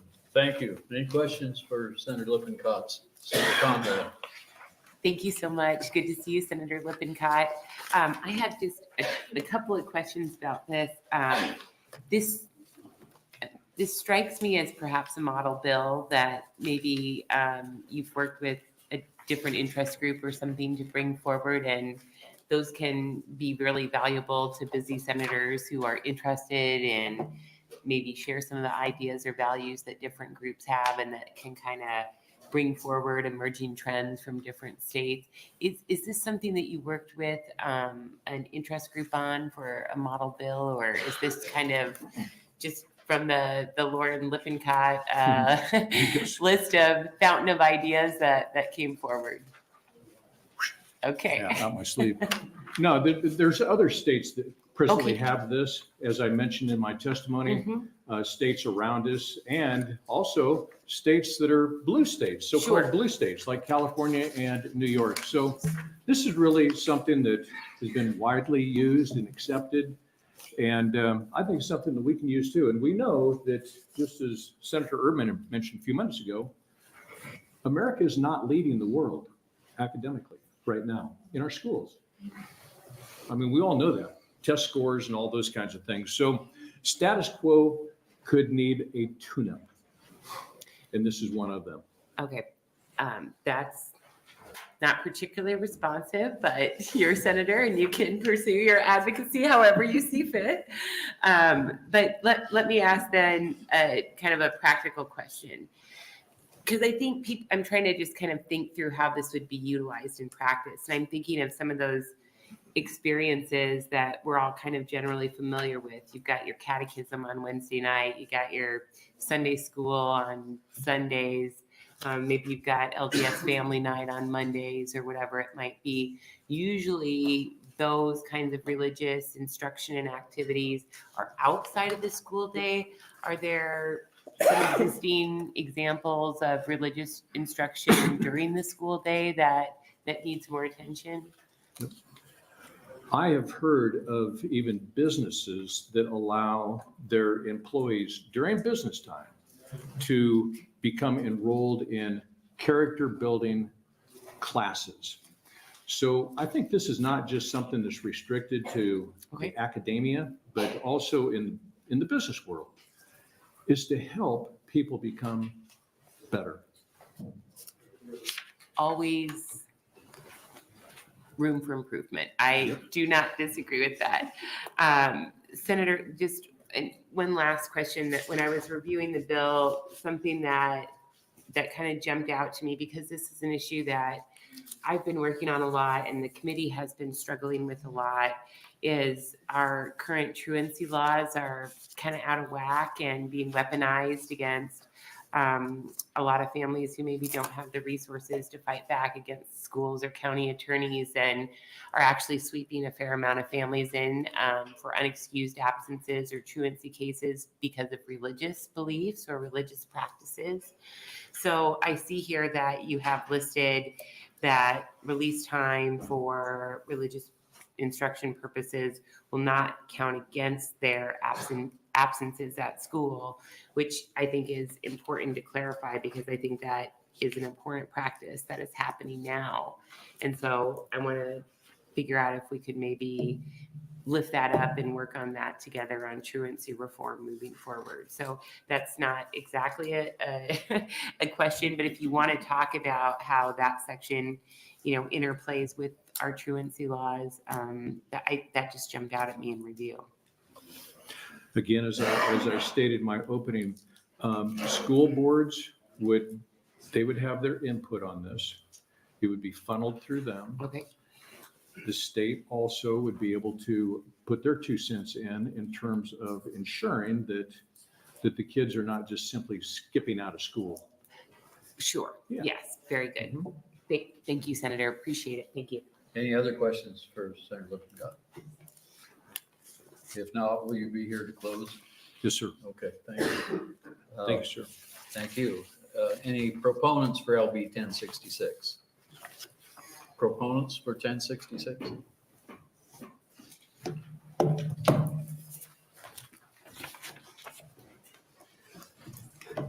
My name is Dallas Asher, Dallas Asher. I live in Omaha. I grew up on a small farming community north of the Twin Cities in Minnesota. I attended a one-room school during my elementary years near our farm, but in my high school days, I consisted of getting up early, doing chores, and catching a bus for an hour-long ride into school and to attend classes and ride back home again to do chores. This was not much of a variety, but the routine instilled a good work ethic in me. One of the highlights of my school week was that when we were released to go to religious instruction during the release time on Wednesdays, I was not all that interested in religion, but there was an incredible man by the name of Tom Kyle who was a pastor that taught us. He was a big man, and he was not intimidated by the smart aleck remarks that the high school guys would throw at him because they had gotten some time off of school and would rather have been someplace else. I don't remember all the details that I was taught while I sat under Pastor Tom's teaching, but a few short years after I took those bus rides home to do chores, I found myself on a bus going to boot camp after I had landed in San Diego and joined the Marines. I was working 12-hour shifts in Vietnam, working as a hydraulic mechanic for F-4 aircraft. What I had learned in Tom's class really supported me while I was in Vietnam. So I have a lot of good things to say about the release time. It also helped me when I came back to the States to give me the internal guidance that I needed to reestablish my life in the U.S. And Pastor Tom's influence and his teaching still affects me to this day. At 76, I still reflect back on the learning in the release classes and will ever be grateful for those hours of instruction. And I want to encourage this committee to pass LB 1066 to the general file. With the world in which we are living today, who knows what survival skills the students of Nebraska may gain from having a chance to go to these release classes.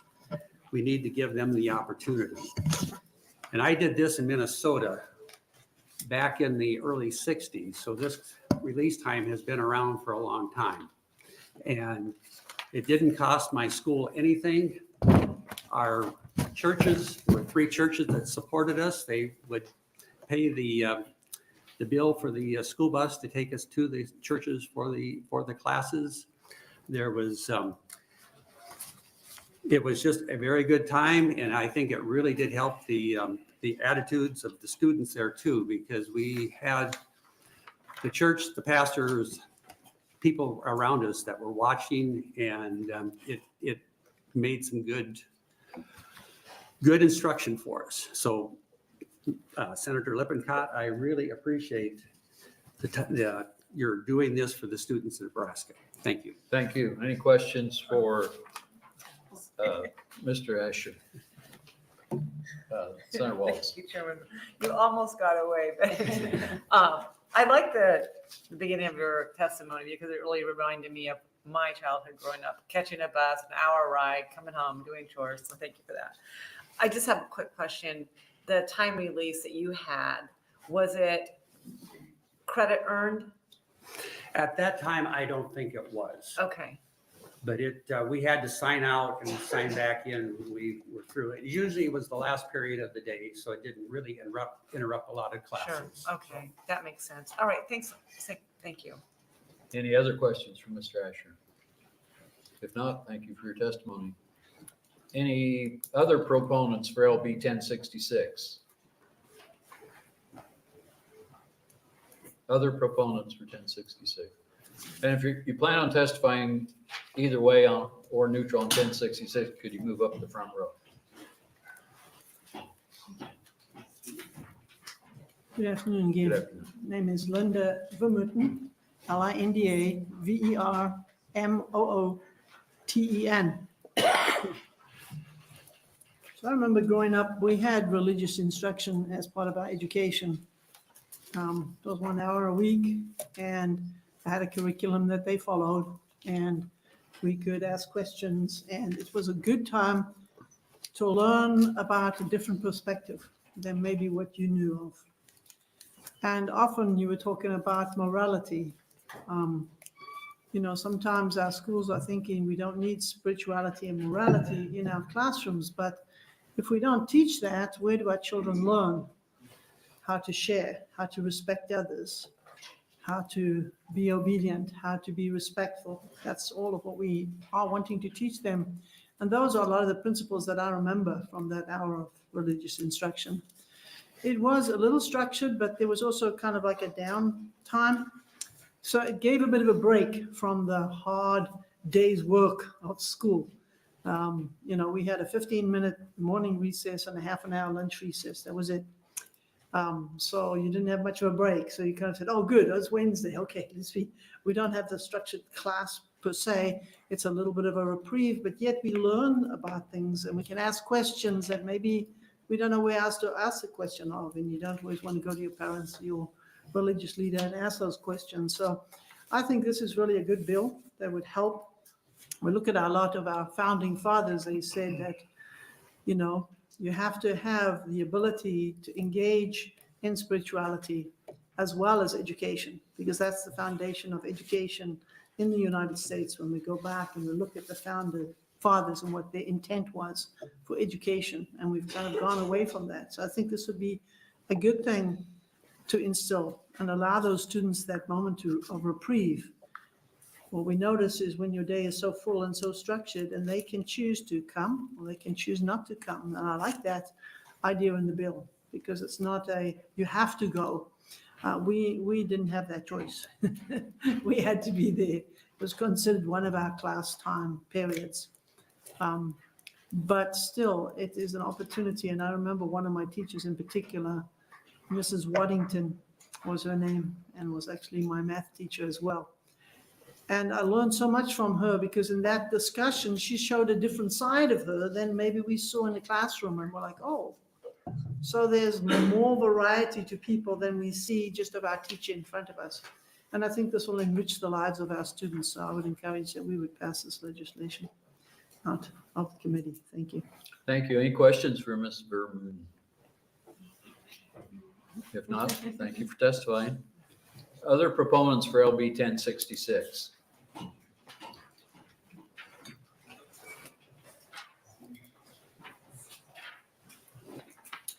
And Senators, Merlin Bartels, MERLYN I didn't really come prepared to speak on this one, but as I sit back there and listen to the senator introduce the bill, some thoughts just went through my mind. I support this bill, and I think it would be a good thing. As growing up in a Christian family, sometimes kids that are Christians and express their faith, I feel like and felt like they were kind of outcast of the schools sometimes. And I feel like if you give them an opportunity, which it's voluntary, those kids could maybe group together and have some camaraderie that they wouldn't get otherwise from maybe some of the same kids in the school, because maybe they didn't realize, hey, so-and-so down in the classroom is a Christian, and they just, don't realize it. But if they have the opportunity to go to something like this, they each take that opportunity and they'll form a friendship that they wouldn't have ever had the opportunity to do. And I think, just teaching some of the moral things that these religious or Christian classes would offer would be beneficial to the kids that are there. Plus, even their classmates, from the examples that these kids could set to their classmates. So I urge you to really consider moving this out of committee. It's not costing the school or the state or anybody anything. So I don't think we can say, well, it's going to be an expense to our taxpayers. We can't say that. Somebody else is footing the bill for it. So it's an option for some kids that can maybe learn, grow, and create relationships with each other that they can take throughout their life. So thank you for your time. Appreciate it. Thank you very much. Any questions for Mr. Bartels? Thank you. If not, appreciate your testimony. Any other proponents for LB 1066?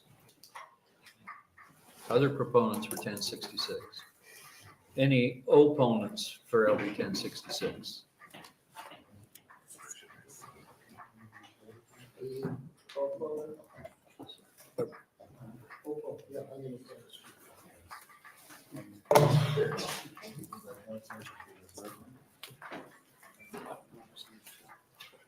Let me clarify.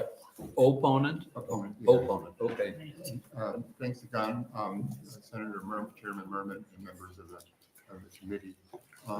First of all, I think it's a great idea to. Excuse me, could you say and spell your name? Josephine Litwinowicz, Josephine Litwinowicz. And there's no fiscal note, it's unfortunate that probably other, religious, teachings won't be taught. Presumably, there is a bias these days because Islam and the countries are going through a dark time and practice the same kind of sadisms that the Catholic Church did in the Inquisition. So it's just a matter of the foundation. You have local mullahs that are dumber than because they just read one book. And similarly, you have, anyway, the lines on the map, all white on the western front. But I guess, if it doesn't have a fiscal note, it's just hard. And I went to a Catholic school, Brothers of the Sacred Heart, and I had some of the best teachers there. And if you teach ethics and more, you can teach spirituality aside from religion per se, but you can definitely and should include these other sources because religious institutions do a lot of good too. It's just that, when you're in a persecuted group, it's tough. But, anyway, I digress. So I think, any way a child can, build character and so forth, I think it's great. My dad told me not to abandon my religion, and he never went a day in church in my life because I think he didn't want to talk maybe to the next person. This is the South. And, but he said, don't abandon your religion. And, and so I agree. And like the biblical Jesus is the bomb, but the mega NCC Jesus is not. And it's offensive because I'm being persecuted personally. And what the Attorney General did as far as targeting illustrates the need for equal protection. The governor says, oh, we don't need it because it's not a problem. I guess I tend to digress a little bit. All this is relevant to this, and what I would really like to see, in some kind of, break time like this, it could be really good.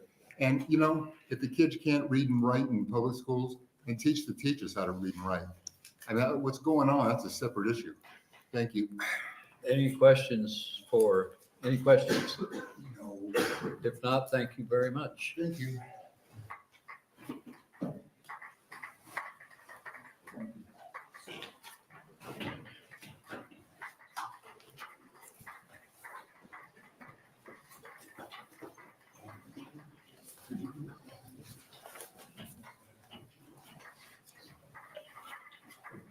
Good afternoon. Good afternoon. My name is John Bender, Johnbender. I am here on behalf of the Academic Freedom Coalition of Nebraska. AFCON comprises a number of Nebraska groups and individuals who are concerned about academic and intellectual freedom issues. We have two complaints or problems with this bill. The first is that we think that the bill as drafted violates the First Amendment of the U.S. Constitution. In particular, that it is contrary to the non-establishment clause and also to the free speech clause. The bill would give an opportunity for students to have release time in the middle of the school day for religious instruction, but not for non-religious instruction, thus giving preference to religion over non-religion. We also have a problem with Section 2B of the bill, which, and the language is a little bit different from what Senator Lippincott said. What is in the version of the bill that I have before me, it talks about prohibiting release time for curriculum that is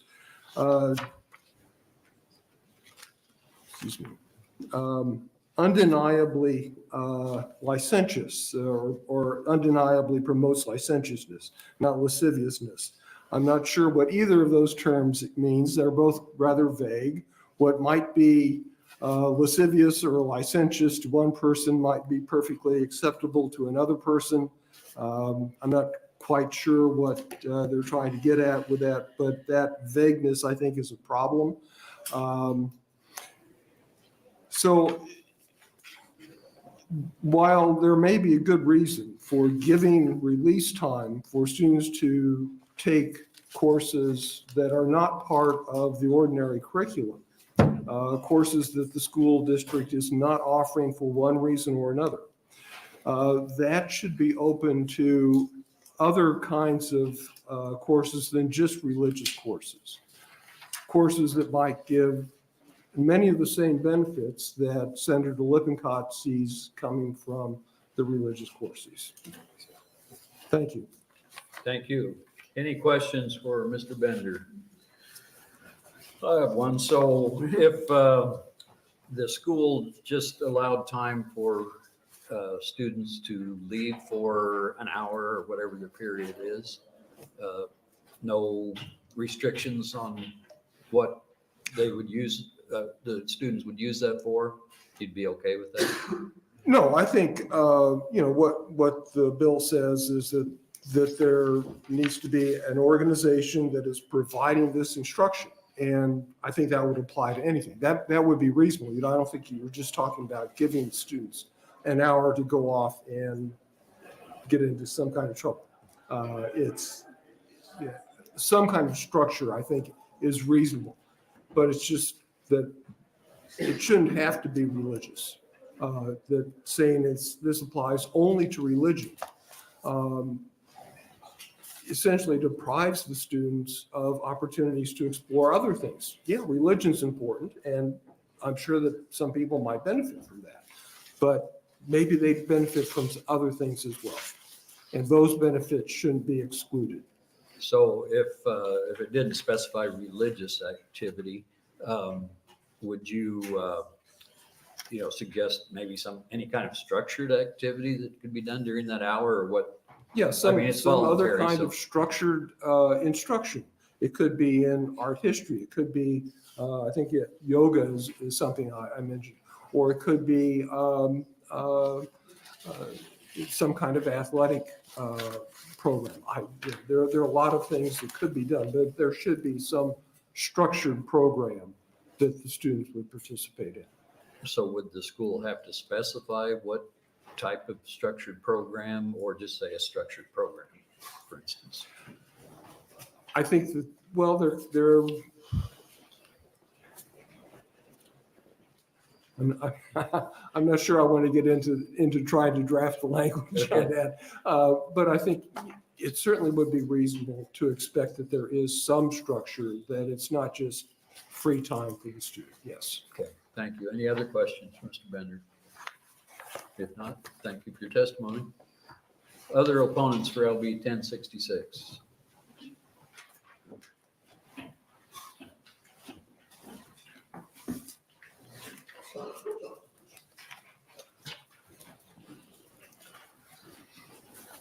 Hi, again, members of the Education Committee. I'm Isabella Manhart, ISA BELLA MANHART.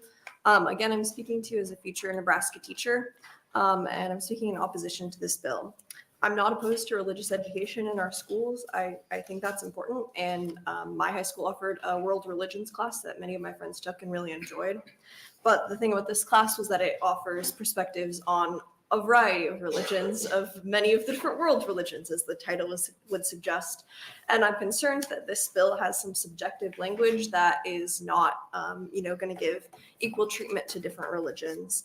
And I think that would be a real problem for our public schools and the principle of religious neutrality that we hold. So I'm first concerned that nothing in this bill is requiring school boards to authorize religious instruction in multiple faiths. I heard many of our previous testifiers talking about Christian values or Christian morality. And while I think that's great, there are lots of students in our school who are not practicing Christians, who are Muslims or Jewish or have many different faith traditions that I'm concerned would maybe not be represented. I know that Senator Lippincott gave us an excellent vocabulary lesson talking about lasciviousness. And I think that language is extremely subjective. I don't really know what that would mean. And I don't know if especially since we're leaving this to school boards, that different school board members would take that through the lens of their own faith and perhaps look on other faith traditions as lascivious. I know I've had Christianity weaponized against me by members of this committee at points, so I'm just concerned that we wouldn't want to, have elected officials, making judgments about whether a religion is lascivious or not when we're allowing students to interact with that religion to get elective credits.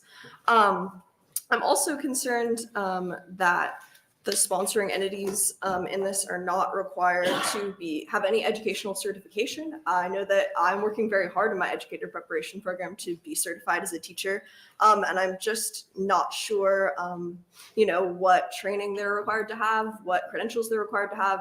I know we've had a lot of issues with, sexual harassment and sexual assault in different religious entities in Nebraska and across the United States, and so I just would maybe be concerned about background checks or things like that for these people. I know teachers all have to do background checks.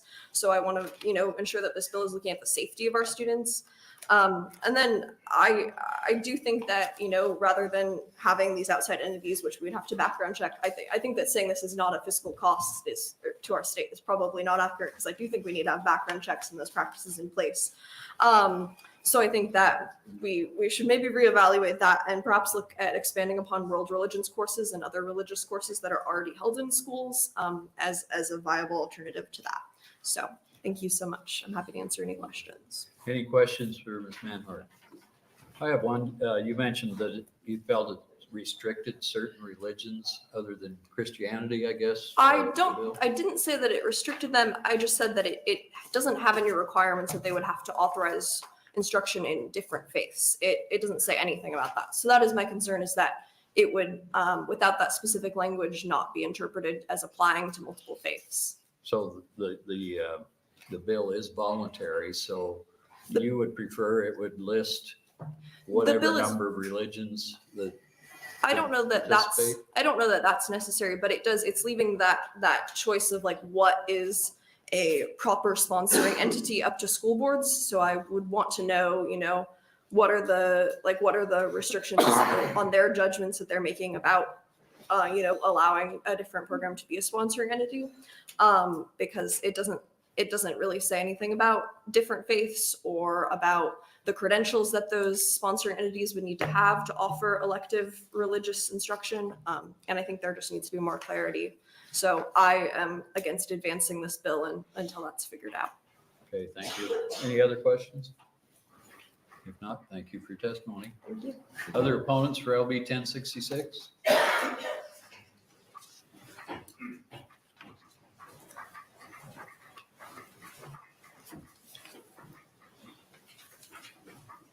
Hi, my name's Judy King, and I only oppose this because I just think there's too many things that are left unsaid in this bill. I mean, I know when the kids were my age, if there was any way they could get out of school, they'd do it. If there's no tracking of the school, the kids, that's going to be a big problem. And which religions are we talking about? That was my concern too. I just think there's too many unanswered questions for this bill. And I oppose it because of that. Thank you. That's all I have to say. Thank you. Any questions? If not, thank you very much. Other opponents to LB 1066?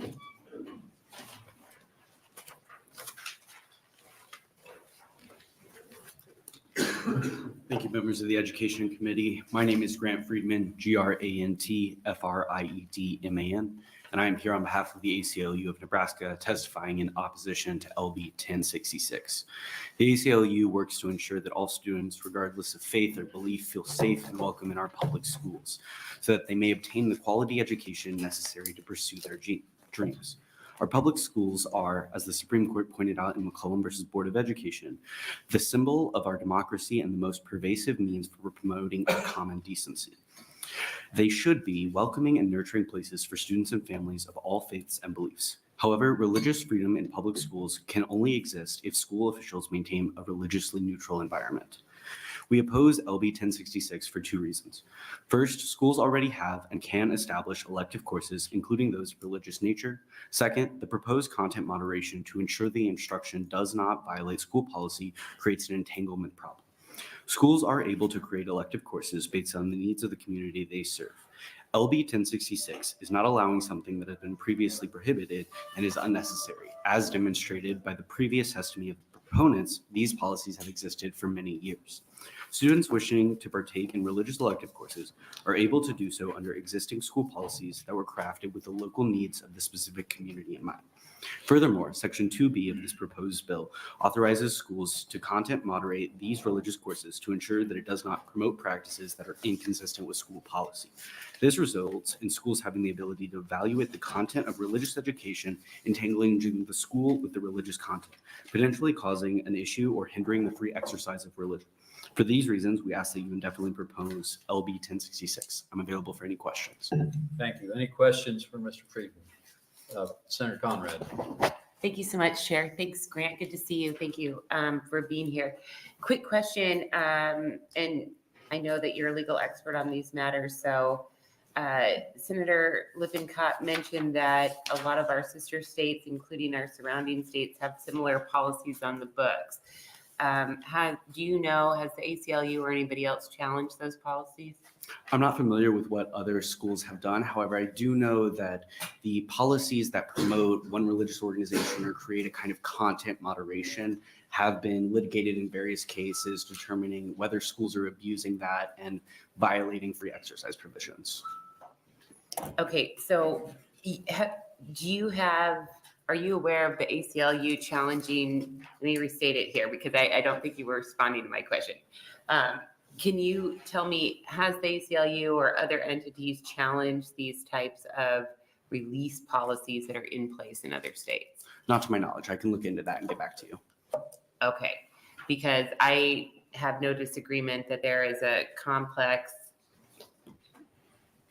set of case law out there in regards to the First Amendment and entanglement, et cetera, but I want to make sure that we're really specific instead of just talking in generalities here in terms of how and if and when those precedents would apply to this release bill. And so I know you've offered kind of a general take on First Amendment law, but do you have any specific information on this kind of law? I will look into that and get back to you, Senator So Conrad. you didn't bring it today? No, I did not. Okay, thanks. Any other questions? I have one. I don't want to put words in your mouth, but I think, and I'm probably not verbalizing this correctly, but you said the ACLU would be open to policy similar to this that would include all religions and all faiths. Is that correct? I don't believe I said something of that matter. However, the ACLU does support students being able to practice their faith in their educational practice as they see fit. Okay, so that being the case, how would this bill prevent that from happening? The specific problems that are existing in this bill are not with preventing students from being able to practice their faith. It's that the state, through Section 2B, has the ability to determine if a religious practice is promoting or violating school policy.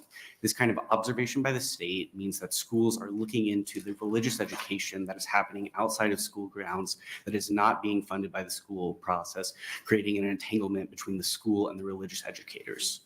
So even though this release would be outside of school grounds and school control, there's still an issue with promoting a certain religion over another, in your view? Not promoting a specific religion over another, Senator Murman, specifically the schools having the ability to say, we're not going to allow that religious course to have an educational credit and be an elective because we disagree with the policy. So it's not necessarily one religion or the other. It's schools having the ability to look at and govern what religious education students should be able to receive and not receive during this time. Okay, so one more question. How is the school controlling that? Is it from the language of licentiousness, whatever that word is? It's for looking in that same paragraph, looking at determining whether the program promotes beliefs inconsistent with the school policies.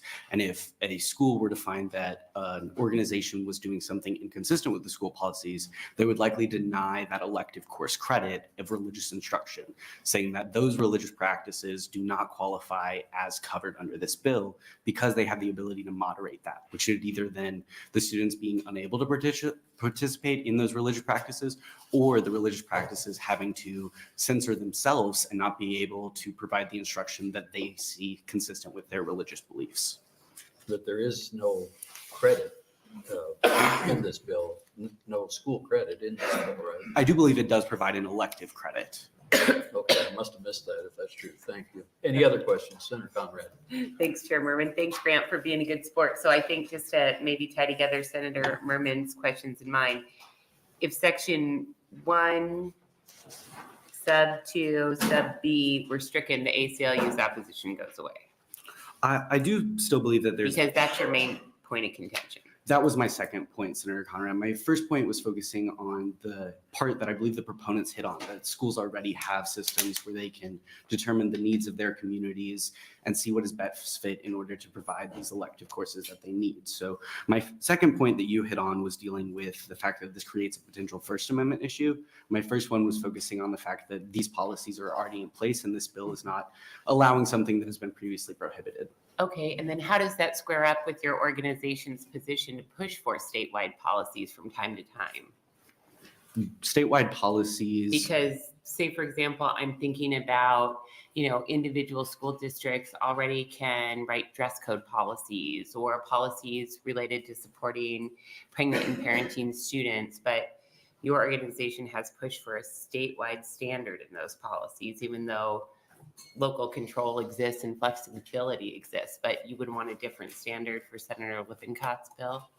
I believe this specific bill is touching on allowing schools to be able to do something, and it isn't a mandatory process. Whereas the statewide bills, I believe you were speaking about, are dealing with equal opportunities for all students to be able to access education that meets the basic needs. Whereas this one is a voluntary system that schools can choose into, so they can already choose into under existing law.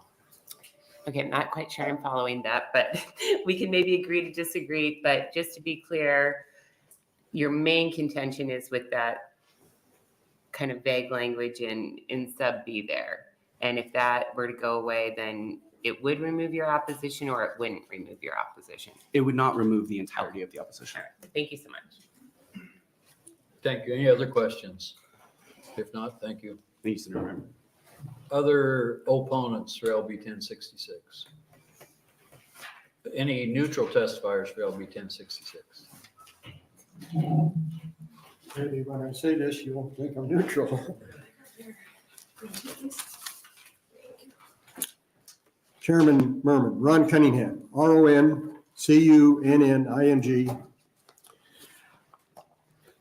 Fellow members, I don't have any objections to this bill, maybe, but as long as it academia or historical study of nature, but to me, there's a broad spectrum here between when does it become religious teachings or praying or that type of thing versus academia where maybe it's historical and much deeper. So I was visiting with a superintendent friend of mine this weekend, and he said we'd probably look to the Department of Education. So it doesn't sound like the Department of Education is even involved in this, which surprises me. I'm generally in favor of anything that causes a student to think and maybe analyze what they're doing. But I'd also wonder whether it would be applied equally to someone that wanted to study atheism or wanted to study Islam. I'm wondering what a school board would do. And so that would be my question. But overall, I don't think it's a bad thing. The other thing, thinking outside the box with the importance of athletics today to parents and to kids, does the school, if I have a star athlete, a volleyball player, and we live in Lincoln, Nebraska, and I say, hey, my girl wants to go to the university 1 hour a day, and she's going to take how to develop the premier volleyball player for 1 hour a day. Are they going to approve that? Or I just assumed these things went to the Department of Education and they said, no, that's way out of bounds versus it sounds like to me, maybe each school is deciding on their own. So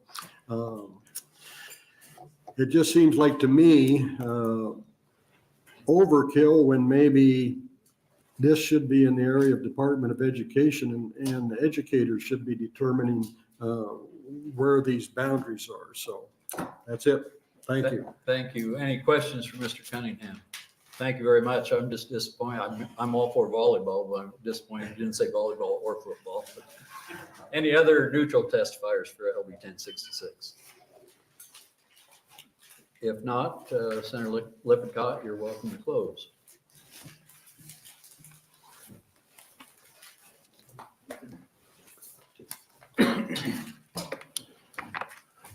Regarding the questions of legality of this function regarding release time, the legality has been filtered already through 2 U.S. Supreme Court cases, 2 federal appellate court cases, and also 1 federal court. So it's legal. This happens and is carried on in multiple states surrounding us and also the bookends on the East and West Coast. So that's something that should be considered. Also, just regarding the truancy issue regarding kids just skipping out, in essence, the courts have ruled that these release time type classes have to follow local laws. So kids that go off and work for the John Deere company, the laws that apply to them would also apply equally to these kids. And then just finally, my last little comment. Education's a business, whether it's high school, colleges, whatever, it's a business.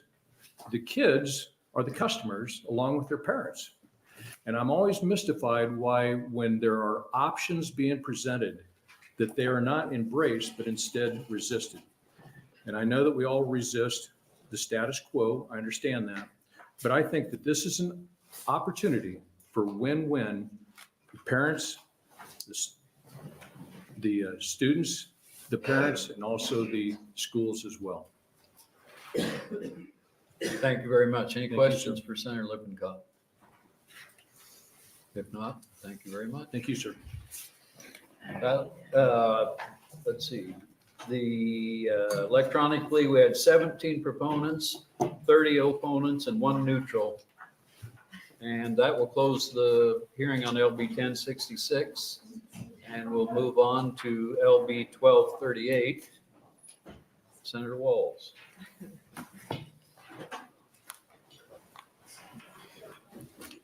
Thank you, Chairman Murman and members of the Education Committee. My name is Lynn Walz, Lynnewalz, and I represent Legislative District 15. Today, I'm introducing LB 1238, which was an idea I came up with this interim when we had a hearing regarding the special education shortage at OPS. The most recent teacher vacancy survey indicated that there were over 209 vacancies in special education across our state. So obviously we need to take some serious steps to address the shortfall. So right after high school, I took a job with NCORE, and it was a job, it used to be called a direct care staff. They're now called direct support professionals. But I moved out of my home and lived in a residential facility with 2 ladies who had developmental disabilities. And I just helped them and supported them in their day-to-day lives so they could live as independently as possible. But during that hearing, I really started thinking about my time working with them, as well as all the other staff that I worked alongside. And I realized that the people who work in that field would really be a natural fit to be a special education teacher. Oftentimes, a DSP goes through a lot of training on how to work with individuals with disabilities. And for me, I had an entire month of training. Some of that training included med training, first aid, CPR, program training, assessment and data training, behavior management. So I had a lot of training my first month to 3 months, and it was ongoing. Where am I? I had a lot of. So currently, DSPs or direct service providers don't have a lot of opportunity for career development and significant pay increases. However, I'm happy to say that the Nebraska Association of Support Professionals and Monroe Meyer Institute are working on changing this, which I think is fantastic. DSPs are much needed to work and support people with disabilities, but it may not be the long-term path that they want to go down professionally. So what I'm looking at with this bill is to keep staff who already work with people who have disabilities to stay in the field. The disability field is very interconnected. Schools provide disability services until a person turns 20. What happened here? Until a person turns 21. However, I want to say that sunsets. Is this a different? I think that there's 2 different bills here.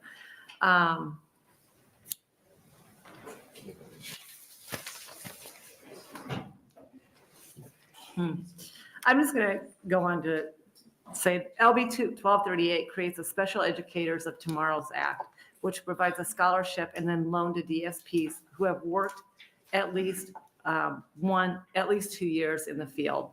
The reason the bill is set up first as a scholarship is because it's similar to the hearing we held on LB 1160. Students don't declare their major until after they have finished their prerequisites, typically in the sophomore year. However, I didn't want to leave students hanging for those first 2 years, so we're providing up to a $2,500 scholarship with the expectation that they will pursue a career in special education. On the back end of their time in college, they would receive a $4,000 forgivable loan for the next 2 to 3 years.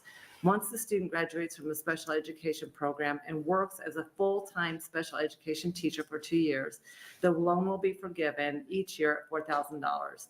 This provides reassurance that they will remain a special education teacher for at least 5 years after graduation.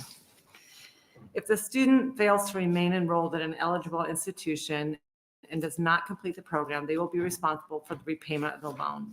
This is set up similarly to the Attracting Excellence in Teaching Forgivable Loan. The bill also creates a cash fund that would appropriate $1.5 million this fiscal year and $250,000 each year after. The program is also intended to operate starting next school year and extending to school year 2029-2030. My intention with the bill is for those who are anticipated to graduate in 2034 and 2035 to continue receiving this. With the full appropriation for each fiscal year, I anticipate that this program would help 160 students. If the committee would decide to move forward with only the initial $1.5 million, that would still fund around 85 students. One thing I did want to point out in this bill is that if we do decide to move forward with this program, we make clear that the coordinating commission who is carrying out the program may use the money from the fund for administrative costs. The bill is intended to be a piece in the puzzle to addressing the severe special education workforce shortage. This is a bill that aims to keep industry professionals in the disability field, since DSPs gain invaluable experience during their time. This bill is attempting to bring that experience into the school situation. Thank you very much. I'd be happy to answer any questions. Thank you, Senator Walz. Any questions for Senator Walz? know where Cindy will you're be headed. here to close if we have any. Yes, I further definitely will be questions. here to close. No. Okay, thank you. Thanks. Any proponents for LB 1238?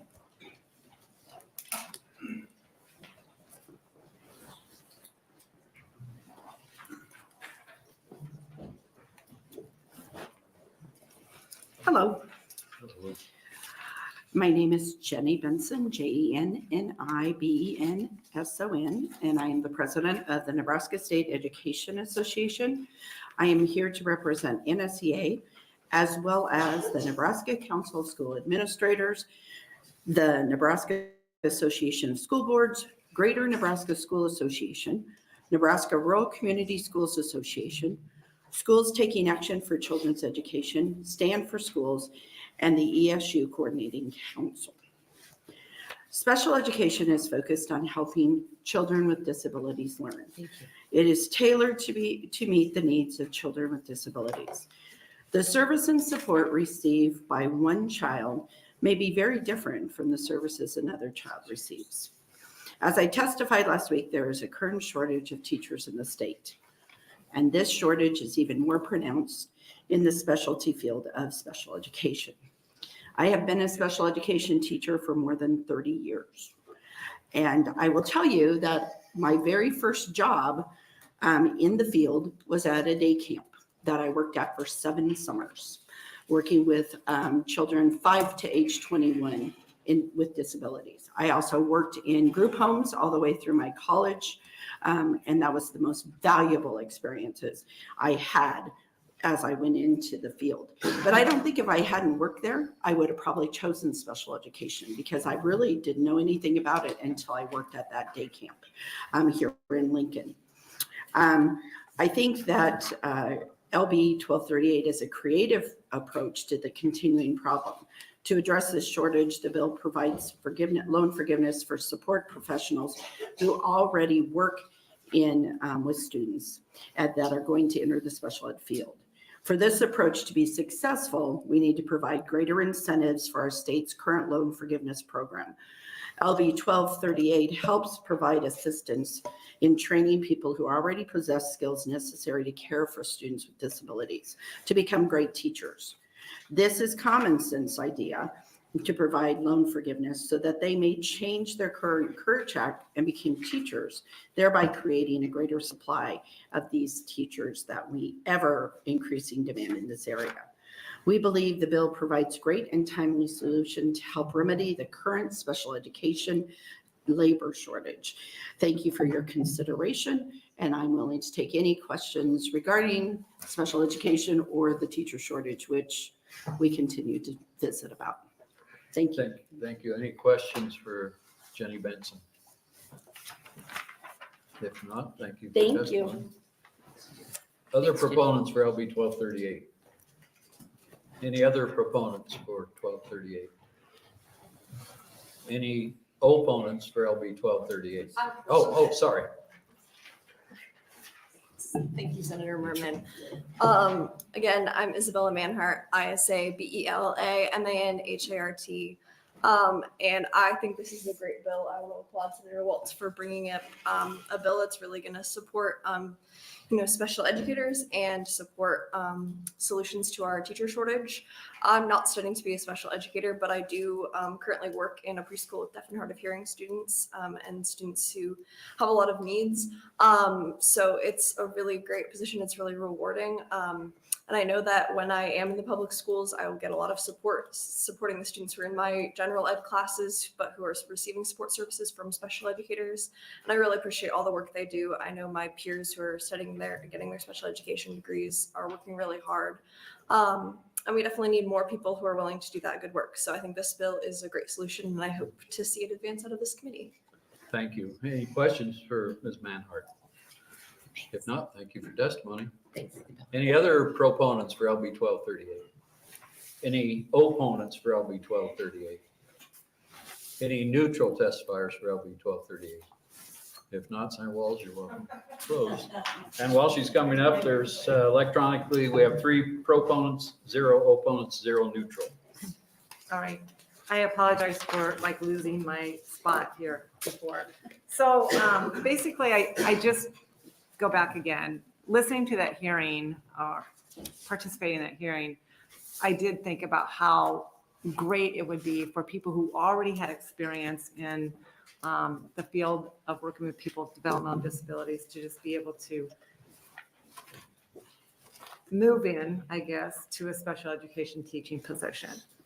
So I just want to again, so this bill would appropriate $1.5 million, providing $2,500 scholarships for people who worked in the field as a DSP each year to pursue their career in education.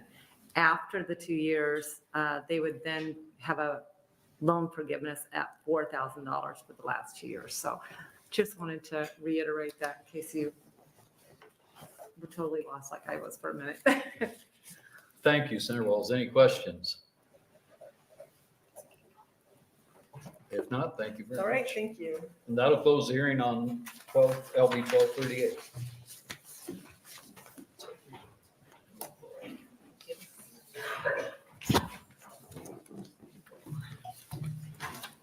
They will open up next on LB 1270 with Senator Murman.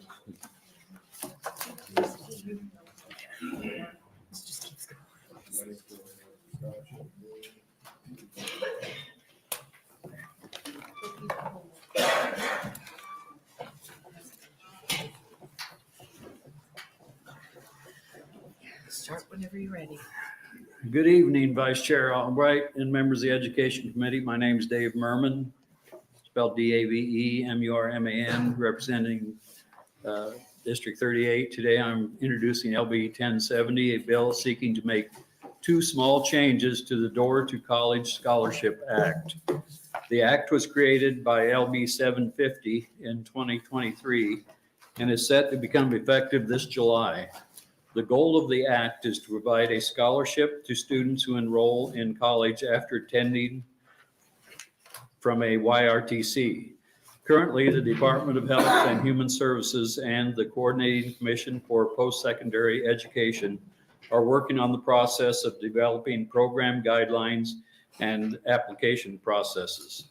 They found 2 areas which could use some improvement. In the original act, there was a requirement that a student graduate from a non-YRTC high school within 1 year of being discharged. This bill would remove that requirement so there can be an increase in the number of students who are eligible by successfully completing high school after being placed into and discharged from a YRTC.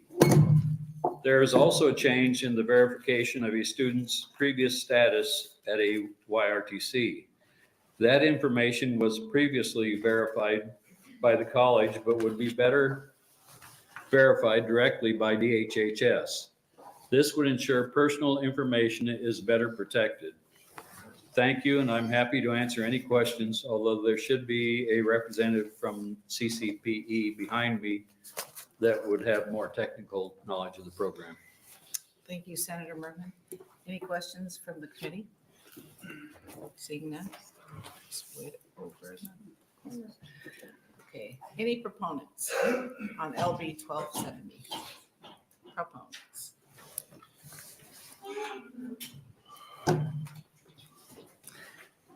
Hello. Good afternoon, Vice Chair Albright, members of the Education Committee. My name is Mike Baumgartner, MikeBaumgartner.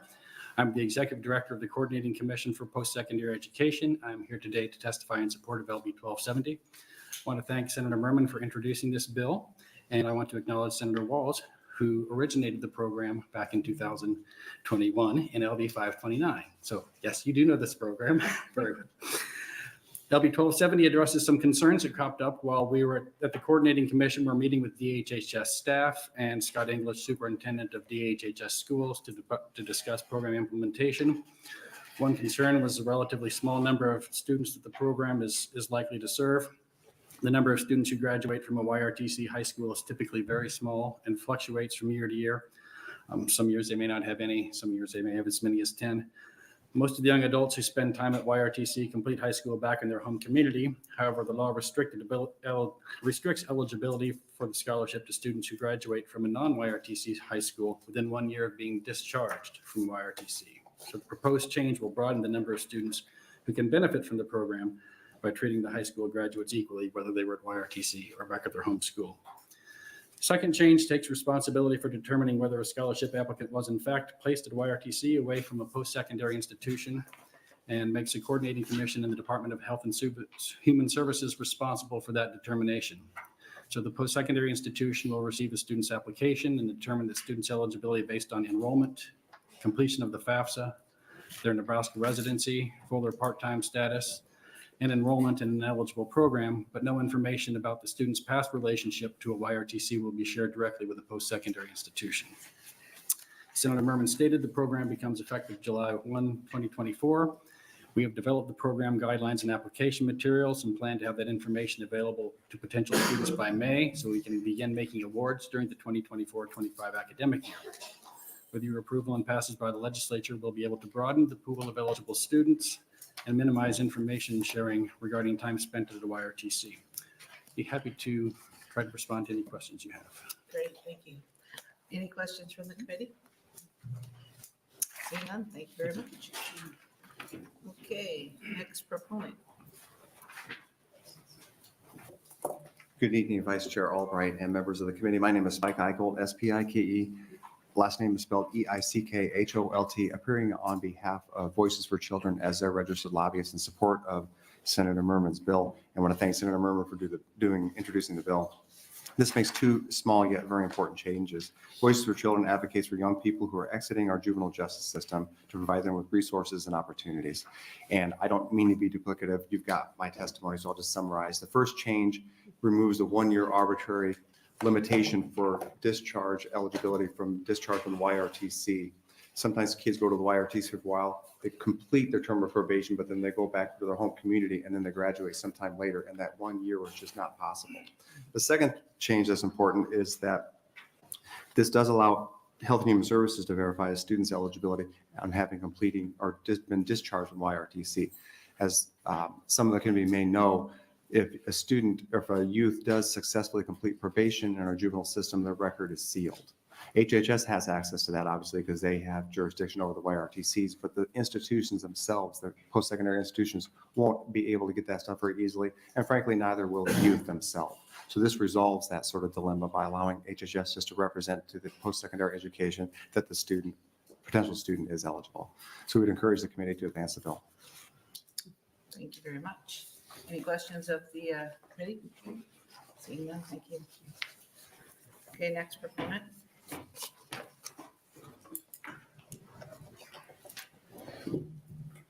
Hi. Good evening, members of the Education Committee. My name is Elizabeth Heinen Kokerda, ELIZABETHEYN-KOKRDA, and I'm General Counsel for Education Rights Council, which is a nonprofit here in Nebraska that advocates on behalf of children to ensure that all children can stay in school and thrive. As part of our work, what we often do is we are court appointed, and throughout our court appointments to make sure education is appropriate in a multitude of venues. One of those venues is YRTC. I just wanted to echo that removal of those 3 small words within 1 year is very critical, in part because what we experience when we're working with children in the YRTC is not only do they often go back to their high school, maybe with a year or 2 left, but 2 things: they have the right, if they have any special education needs, to stay even longer. And so we don't want to put them in a choice of having to graduate without necessarily getting all the skills that they're allowed to get under special education because of this 1 year piece, as well as we have different credits that happen. So in other words, you may have a child that's attending YRTC, and West Kearney may have said, you have this amount of credits. And so the student wants to leave YRTC, go back to the general education classroom. And when they get there, the school district doesn't necessarily accept all those credits. So they are in a situation where they may have to go longer than they actually expected to graduate. So in conjunction with my peers here today, I would just say, I would urge you to move this out of committee for consideration by the whole legislature. Thank you very much. Anyone have any questions from the committee? Seeing none, thank you for being here. Any other proponents? Any opponents? Anyone in neutral? Someone's moving. Anybody in neutral? Going once? I'm sorry? Opponent. Okay, come on up.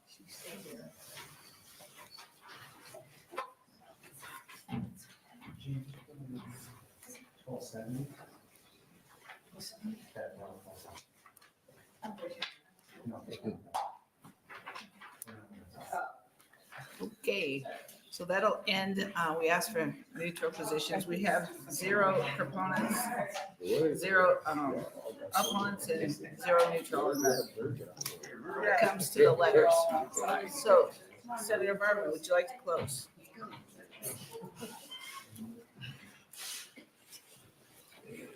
Well, I just want to say that with being on HHS a couple of years ago and now with education also, we've made some improvements with education in the YRTCs. And I think this is just another step to further improve education with students that are in the YRTC program. Very good. Any questions of the committee? Seeing none, that'll end. And by the way, I've got a handout of my open that I forgot to pass out, so I'll hand that out. Okay, we'll take that real quick before we close. He's got a handout. You got another one. Okay, so that'll close LB 1270, and we're going to open with Senator Murman on LB 1399. Okay, good evening, Vice Chair Albright and members of the Education Committee. Today I'm introducing LB 1399. My name is Dave Murman, spelled D-A-V-E-M-U-R-M-A-N. Nebraska passed statute 79-530 in 1994, and it reads, the legislature finds and declares that number 1, parental involvement is a key factor in the education of children. Number 2, that parents need to be informed of the educational practices affecting their children. And number 3, that public schools should foster and facilitate parental involvement or information about and involvement in educational practices affecting their children. And by the way, I do have the handout for this one also, 1399. Along with the amendments. Parental involvement and transparency were important goals 30 years ago, and they're important goals today. What I hope to do with LB 1399 is not to alter that goal, but instead provide for a reasonable framework to be put in place to make sure the goal of the original 1994 law is really working. I brought a bill with a similar goal in mind last year, And while it did receive some great support, there were also teachers and school officials who had concerns that it may be a bit too burdensome on their part. Teaching is already a difficult profession, so I've tried to put in the work to find out some more reasonable compromises. Over the interim, I've worked to make a simpler and clearer bill. I'd like to thank the Nebraska Association of School Boards and several school board members from across the state, including Central City, Kearney, DC West, and Plattsmouth, for their feedback and meeting with me. I understand that not everything in here they are on board with yet, but I do think with continued conversations, we can find a path forward. School districts already should have a transparency policy in place. This bill makes sure that policy has a few key features. Firstly, we want to make sure that as a parent wants to see in an assignment, book, or other kind of learning material, it has the ability to do that. Under this bill, the school would give 10 days upon a parent request to facilitate that. The research data is clear that when parents are involved in their children's education, there is a positive relationship with that educational outcome, so it is important this component is in place. The second key component in this bill ensures that parents are properly notified about any surveys presented to students and allow parents to opt out. With that notification, parents would be told how the data is collected, stored, and who it is given to. I've also brought an amendment which would change this to an opt-in process, and also clarify this would include not just class-wide surveys, but individual surveys as well. And I passed out that amendment also. While surveys can be a helpful tool for administrators, I have seen examples in which surveys ask about extremely private topics such as sexuality, sexual behaviors, race, and religion. I find these surveys concerning, firstly, because these topics are deeply personal. They may not be in line with every family's values, and secondly, because surveys about personal data could become a major privacy concern, or in the least, a risk parents should be able to have some consent in. The next major provision in this bill would require school districts to make an online library list. With this list, if a school has a digital library checkout software, a parent could opt in to receive an email notice of what books their child is checking out. I believe this is an important component because the values of every family are different, and some parents might find one book inappropriate while another parent might not. This process allows parents to be informed and make their own decisions for their family. Next, this bill will ensure that parents have the right to present on a book within a school to the district, so the book can be reviewed and the district must then specify what actions they take. This process is important because it allows for a parent to present on what they find objectionable and ensures the school board is clear with what their decision is. This bill does not ban any book, but instead ensures that both a parent has the opportunity to speak on what they find objectionable, and the school board then listens and has some form of response.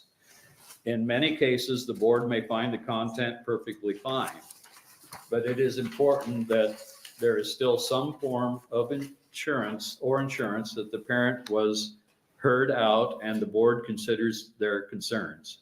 Originally, the bill had said the book could be read aloud for up to 5 minutes, but we changed this to simply be presented on, which still could include being read aloud for 5 minutes. Finally, this bill ensures that school districts not in compliance and not making a good faith attempt to comply would be subject to appropriate remedial action within the Commissioner of Education's authority. Before I conclude, I want to address what I expect to be a common objection to this bill. I expect some school officials to say that these procedures are essentially already in place in their district's policies or are redundant. To them, I would say great, and I appreciate them taking transparency and parental involvement seriously. Some schools absolutely do have great transparency policies. However, I want to make sure every school in Nebraska has great transparency policies. Furthermore, if a school is already taking these actions, then putting it into place into state law does not harm them. If a school is already requiring consent before surveys or already informing parents of what books their children are checking out, then this bill would not pose a problem. To conclude, I want to thank the educators who have already reached out, talked with me, and met with me trying to find the most transparent and least burdensome path forward. I'm committed to continuing these conversations and look forward to them. When we passed our transparency law in 1994, we set a great goal for our state, and I view LB 1399 as the next step to carrying out that goal. Thank you, and I'm happy to answer any question you might have at this time. Thank you, Senator Murman. Senator, we have questions, of course. Thank you, Senator Vice Chair. Sanders. You had said in your statement where we have an amendment. I don't think we have that amendment. No, I thought I passed it out. You should have gotten it, but if not, I'll get it to you later. And the amendment said, Oh, here it is. I can pass it out. You can read it for yourselves. It's fairly long, so I won't read it all. so the amendment becomes the bill? It's an amendment to the bill. Do you have any other questions, Senator Walz? Thank you. Thank you, Chairman Murman. Appreciate your work on this. I think Senator Sanders has a bill on general file that's pretty close to the same, same issue. So I'm just kind of wondering what the differences are between your bill and Senator Sanders that just. Yes, tell me thank how you. feel about it. Yes, we did vote LB 71 out of committee last year. However, that is a transparency bill. Yeah. But it does not include the library portion or the survey portion, if I remember correctly. And of course, Senator Sanders might want to double check that, but I think that's true. Okay, but that one sits on general file, is that correct? Yes. Okay. All right, thank you. Okay, any other questions from the committee? Okay, I understand that this is just an amendment to the bill, but not the bill. It doesn't. That's an amendment to the bill, correct? And you'll stay around, of course. Yes, I will. Great. So we'll start taking proponents of LB 1399.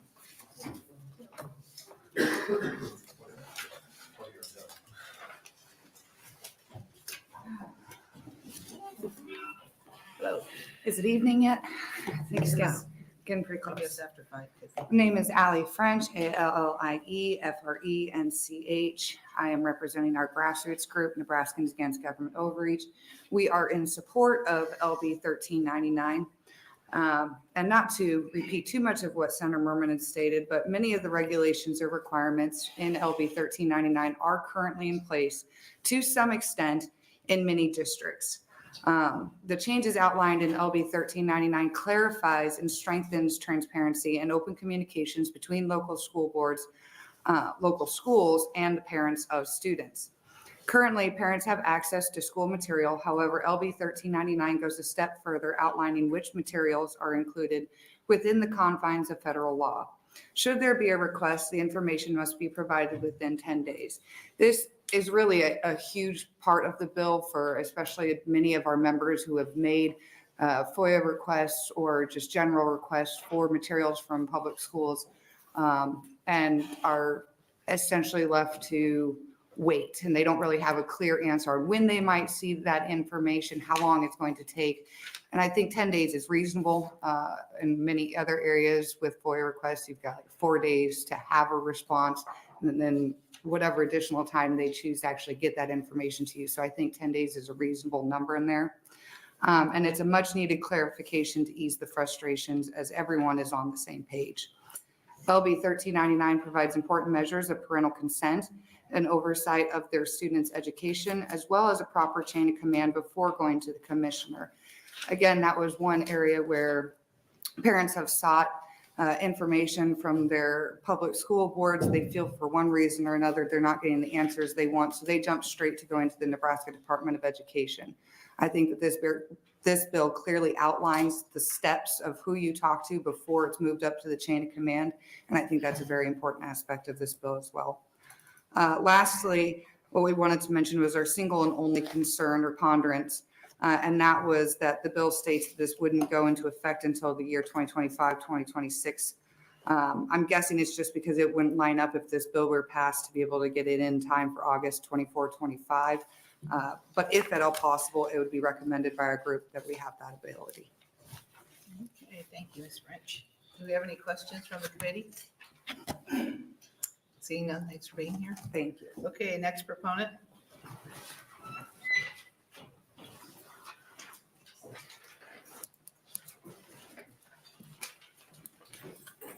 Amber Parker, AMBER, Parker, PARKER. I'm as a proponent, Senator Murman, thank you for bringing forward this bill. I did read this. It was a fairly short bill. On page 6, I wanted to bring attention because what I had read is it actually still continues to give the schools back the power of whether they can release certain information or not, but it just would have to be shared with the parents per LB 1399 is my understanding. If those parents would be able to get extra information or not, but that part of the conversation would have to be related to the parents on that side of things. So it still gives what I don't want to say something wrong here, but like a refusal to parental transparency. And I'll read that.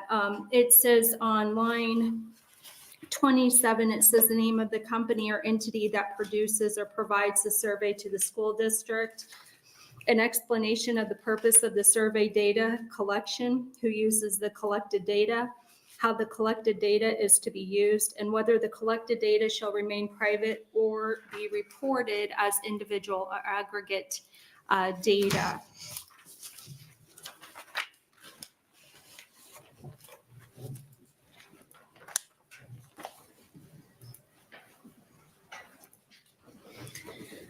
On that as well is to share then, I have a question pertaining to, now this was an omnibus bill on Legislative Bill 43.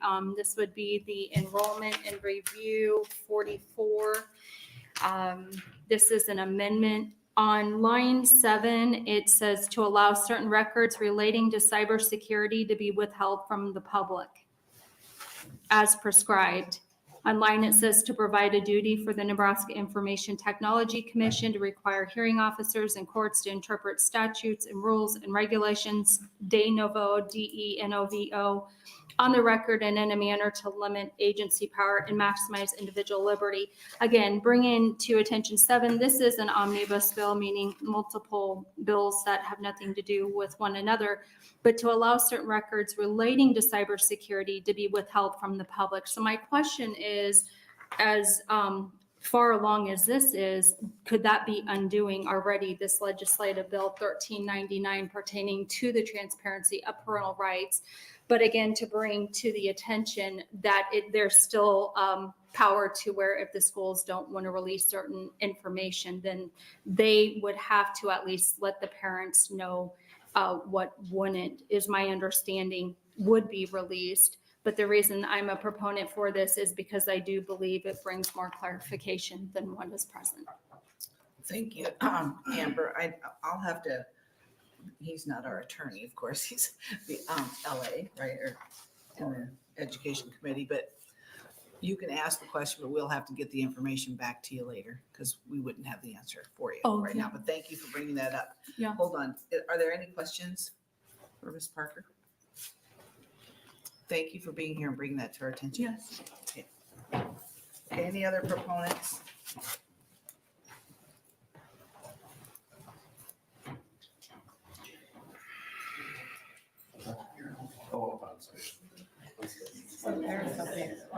Have a seat, you might be next.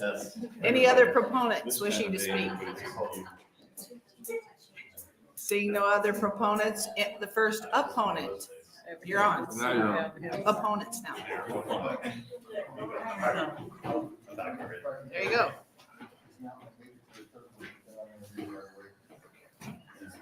Oh, he wants to go first, okay. Okay, can we move the chair for him, please? Yes, I can. Thank you, sir. Okay, there we go. I can't believe I'm in it. Anyway. There you go. My name is, good evening. Members of the committee. My name is Josephine Reynolds, Josephine, legal name Vincent, Litwinowicz. I mean, what I have a problem with is what I concentrated on is like some of the language. Like, I'm going to read this whole sentence for effect. Survey means any school-wide or class-wide questionnaire which asks a student to identify personal characteristics such as race, ethnicity, religion, health, or sexual orientation or behaviors. As that reminds me from, it ought to be Frank Zappa, you know, sexual orientation and behaviors. It just, I mean, what is that, why does it have, I mean, I don't know. If it's not spelled self-explanatory, I'll move on. I have a problem also with educational decision maker and guardian, unless maybe it was willed. Maybe, I don't know, we can create a system whereby if the parents, they might want their child raised in certain ways and not have a decision maker. You know, why can't we do a will type, I don't know, anyway. So, and like in this other one, that parents, guardians, and educational decision makers possess the natural and legal right, the natural right. This reminds me of, you know, seeing prurient and people of ill repute in some of the old statutes. And then, let's see here. Yeah, no, we got something else. Well, I'll just sum it up with, you know, decision makers and guardians and what they can do, how they can influence the child. Is it, you know, foster type? What happens then? Anyway, I really didn't address. This was the only thing I actually wrote something down for, and I couldn't control my phone from making noise. Anyway, next time. Thank you. Thanks for coming. Does anybody have any questions for Josephine? No. Seeing no, thank you for being here. Okay, next opponent, as we pull the chair back in front of the desk.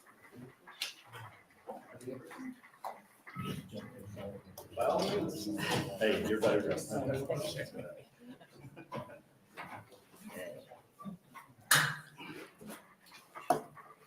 Good afternoon, Vice Chair Albright and members of the Education Committee. My name is Kyle McGowan, Kylemcgowan. And today I'm representing the Nebraska Council of School Administrators, the Nebraska State Education Association, Greater Nebraska Schools Association, Nebraska Rural Community Schools Association, Schools Taking Action for Nebraska's Children's Education, and Stand for Schools. Our organizations support and encourage parental involvement and in fact continue to support Senator Sanders' parental involvement bill, LB 71, which is currently on general file. I'm not going to speak about the surveys since Senator Murman mentioned that he had an amendment about the surveys. It's very common for schools to have a policy in which they notify parents and give them the option to not take the survey.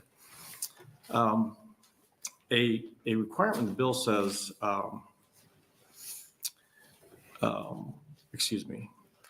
how the school district will accommodate and handle requests to attend and monitor courses, assemblies, counseling sessions.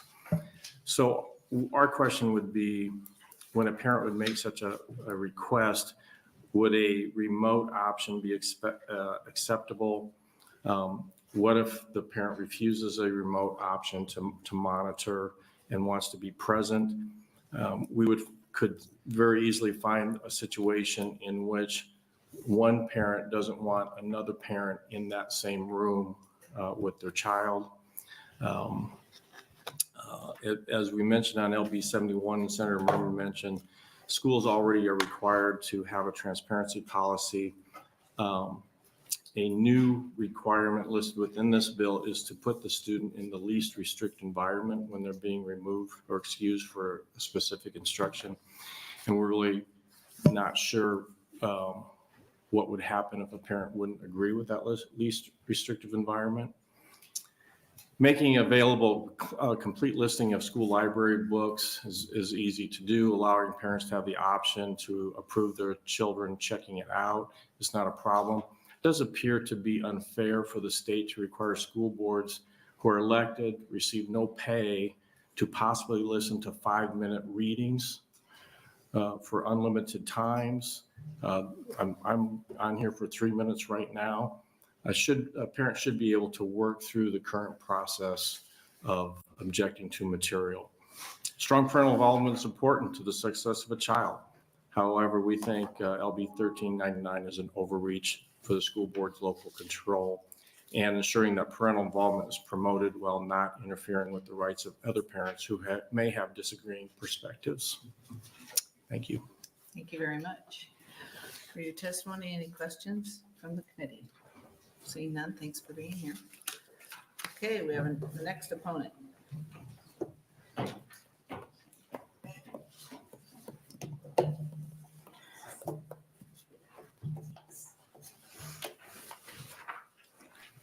Good evening. It is now 6 o'clock. Oh, gosh, really? You should have changed the time today. That's right.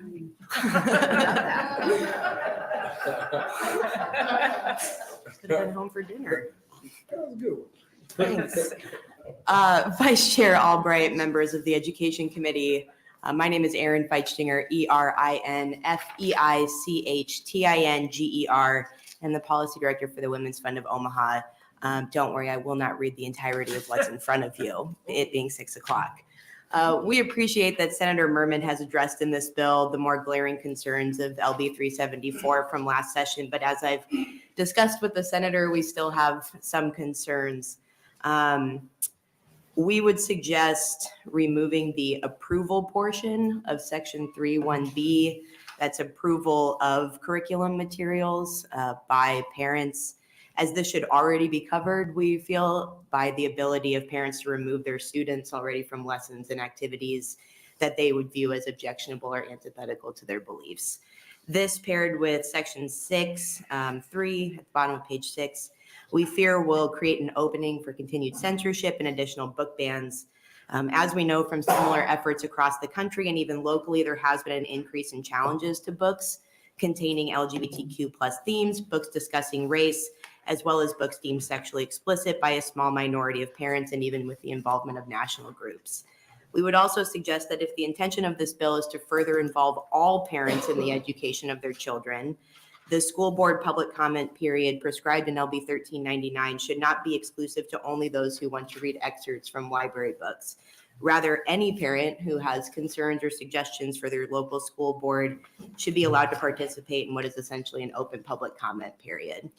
We also find concerning certain portions of LB 1399 dealing with surveys, and I'm sorry I don't have the amendment that he gave you in front of me, but specifically in section 3, allowing parents to view the survey responses of their children, which again should be unnecessary given the ability of parents to exempt their children from those surveys.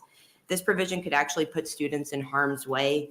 For example, according to Nebraska's own 2021 data, 91.5% of substantiated child abuse and neglect cases were perpetrated by relatives and family members, 79.7% of those who would fall under this bill's category of educational decision makers, which could further reduce the likelihood of students feeling safe to report.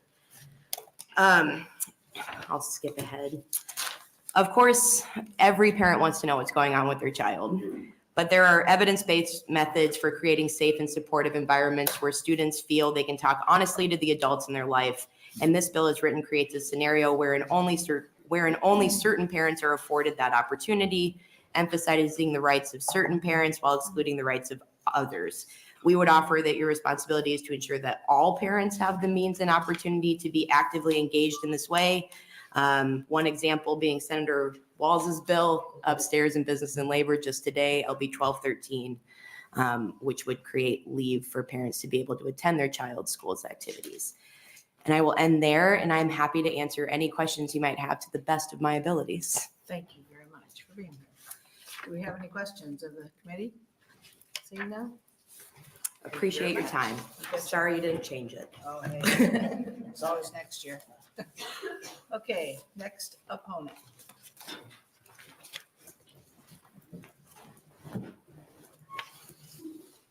Good afternoon, distinguished members of this committee. If you can't tell, this is my first time testifying to you guys at this point. My name is Jeremy Shuey. It's spelled JeremeyShuey. I am an 11-year Air Force veteran, and I currently am a member of the Plattsmouth Community Schools Board of Education. I'm here today representing the Nebraska Association of School Boards in opposition of LB 1399. I would like to extend my gratitude to Senator Murman for dedicating his time to listen to our feedback last week. Today, I'm eager to share our thoughts and perspectives with the rest of this committee. First, let me express our preference for Senator Sanders' bill, LB 71, as it aligns with our vision for increased parental involvement in their child's education. We look forward to collaborating with the committee and any of you who are dedicated to advancing this bill. I will utilize the term parents to encompass both educational decision makers and guardians. As we delve into the specifics of the legislation, in no particular order, let us focus on the constructive feedback we bring forth. On page 2, line 9, the term behaviors is mentioned. We seek clarification on whether this refers to all behaviors or specifically sexual behaviors. Clarity in language is essential for effective implementation. We suggest eliminating the requirement for prominently displaying this specific policy. Instead, we advocate for language specifying that it should be accessible to the public, considering the importance of all of our policies in fostering a successful school system. Additionally, we propose a modification on page 3, line 27, regarding training materials for teachers. The challenge arises when these materials are owned by third-party entities, limiting the district's access due to copyright or trademark constraints. We suggest language that ensures accessibility to the public, recognizing the significance of all policies in fostering a successful school system. Moving on to page 4, lines 4 through 7, the phrase "will accommodate" raises concerns about the autonomy of building administrators. We must safeguard the authority of districts to maintain or to manage their classrooms efficiently, especially considering potential disruptions resulting from the ability of parents to attend and monitor courses. This could cause significant learning disruption without common sense boundaries. For me, as a board member, I can't come and go to any of our buildings except for the admin building, for example. Page 4, lines 27 through 30 delves into surveys, a critical aspect for the rights of parents. While we value the guidance provided, we propose a nuanced approach to opt-in versus opt-out, recognizing the need for anonymous surveys to address sensitive issues like vaping, bullying, or cheating, fostering honest responses, crucial for effective solutions. Additionally, the provisions found in 20 U.S.C. 1232H, 34 CFR Part 98, or PIPRA, clearly delineates the rights of parents and students concerning survey participation, the gathering and utilization of information for marketing purposes, and specific physical examinations. We contend that this guidance offers districts a comprehensive framework. Finally, on page 6, lines 3 through 8, the mandatory 5-minute reading of books at public meetings warrants reconsideration. The diverse dynamics of each district demand flexibility and solutions. We advocate for the preservation of district-specific policies. In our school district, a former board member challenged 52 books in the past year. Under LB 1399, this would equate to over 4 hours of reading during a board meeting. While I appreciate the intention behind this request, a mere 5-minute excerpt does not provide a comprehensive understanding of a book's entire theme, making it insufficient for evaluating the material's overall impact. Okay, you have a red light. Yes, ma'am. Following you, but. My apologies. But if somebody wants you to continue, you can certainly do that. I appreciate your time. Anybody else have any questions this time? Oh, we do have your Thank you very testimony. much. Thank you for being here. Okay, the next opponent. Sean, what if this comes back?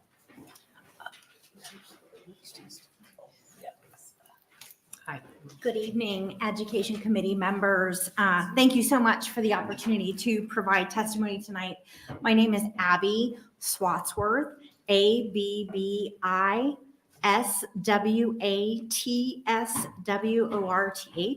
I'm the Executive Director of Out Nebraska, a statewide nonpartisan nonprofit working to celebrate and empower LGBTQ Nebraskans of all ages. We're speaking in opposition to LB 1399. We know that all Nebraskans value educational settings where parents and guardians can engage with educators and administrators regarding their students' well-being. Students are more likely to thrive when we work together to ensure educational environments that are supportive for our diverse populations. Unfortunately, we believe LB 1399 goes too far. This bill is one of the most egregious parental rights bills introduced in recent years, not just in Nebraska, but across the country. While it aims to increase transparency, it goes way beyond simple measures to help parents and guardians access information, and instead dangerously violates student privacies. Under the definitions included in the bill, the parents could gain access to students' private information. And I know there was an amendment offered about the surveys, but I don't believe that it addresses this particular issue. It does mean that even the most well-meaning questionnaire by an educator could result in a situation that puts a student in danger. In a perfect world, every young person would feel safe and supported in sharing information with their parents and guardians regarding their sexual orientation or gender identity. We know that parents want to do what they feel is best for the young people in their lives. Sadly, there are too many instances where young people can face being ejected from their homes or physically threatened for being their authentic selves. It is heartbreaking to receive calls when young people are forced out of their homes. I've received far too many of these calls to discount the real danger posed by efforts like LB 1399. When legislators force students to share private information before they feel ready, or if they feel that they could be rejected, we're creating statutes that have a significant potential for causing harm. Furthermore, LB 1399 ignores the fact that different parents have different values regarding what reading materials or curriculum are appropriate. In our view, this bill empowers book banning. Capricious book challenges are already taking up significant time and resources in schools and school boards in communities throughout Nebraska. Simply put, there are already ample opportunities to engage with schools. We encourage the committee to trust local leaders, educators, and administrators rather than pushing this dangerous agenda. And I will answer questions to the best of my ability. Great. Thank you for being here. Thank you for your testimony. Any questions from the committee? Seeing none, thanks for Yeah, being here. I did just want to also say I included some additional information from a national partner so that you can reference. So thank you for your time and for being here all day. Yes, thank you. Okay.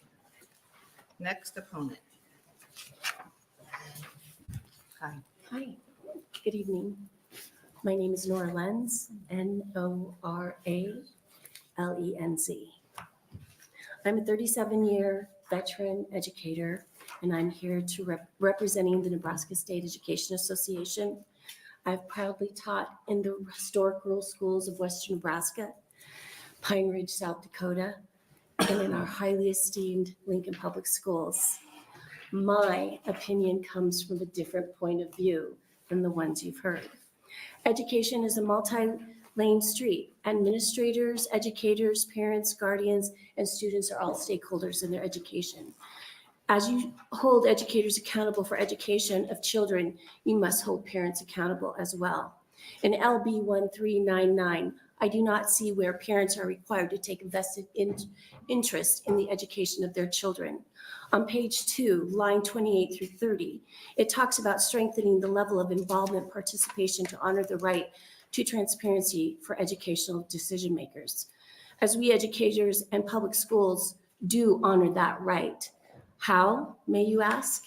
Parent-teacher conferences, open houses, IEPs, MDTs, musical performances, math night, reading night, so many events provided for parents.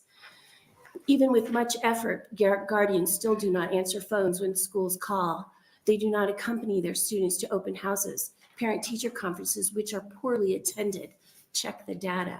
Are great opportunities to see and hold the material being taught. And you will love this, because in the 21st century, all educational materials for LPS are online. Parents can read everything presented for the entire year, classwork, homework, any resource used in the classroom. In addition, most teachers send home newsletters and each week or month. To push this bill, LB 1399 would create unfunded mandates, reducing teacher pay, administrative pay, increased budget for education. Time would be taken from educators doing the real work of teaching, providing feedback, reteaching, and tending to the needs of students. On line 6, page 6, line 7, you would like to read books during the school board meeting.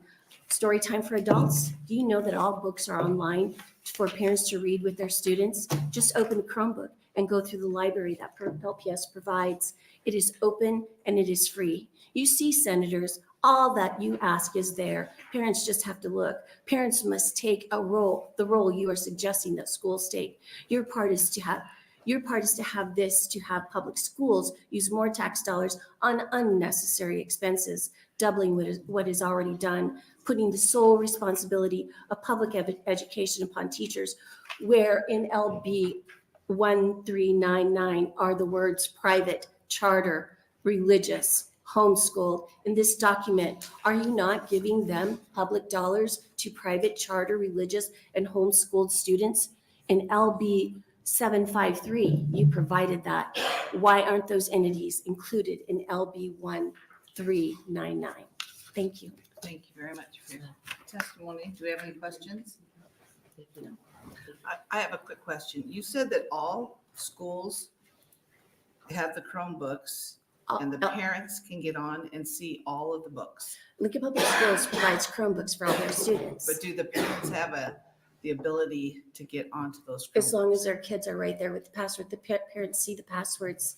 We have Google Classroom, we have everything where all the assignments, teachers post their PowerPoints, their notes, everything. They post if a child is missing, if a student is missing school, they can see exactly what was done in class so they aren't behind. We've done that ever since online became available. That's interesting to me. Thank you. If you'd like, I can give you a demonstration. Oh, I have them. Thank you very much. Okay, next opponent.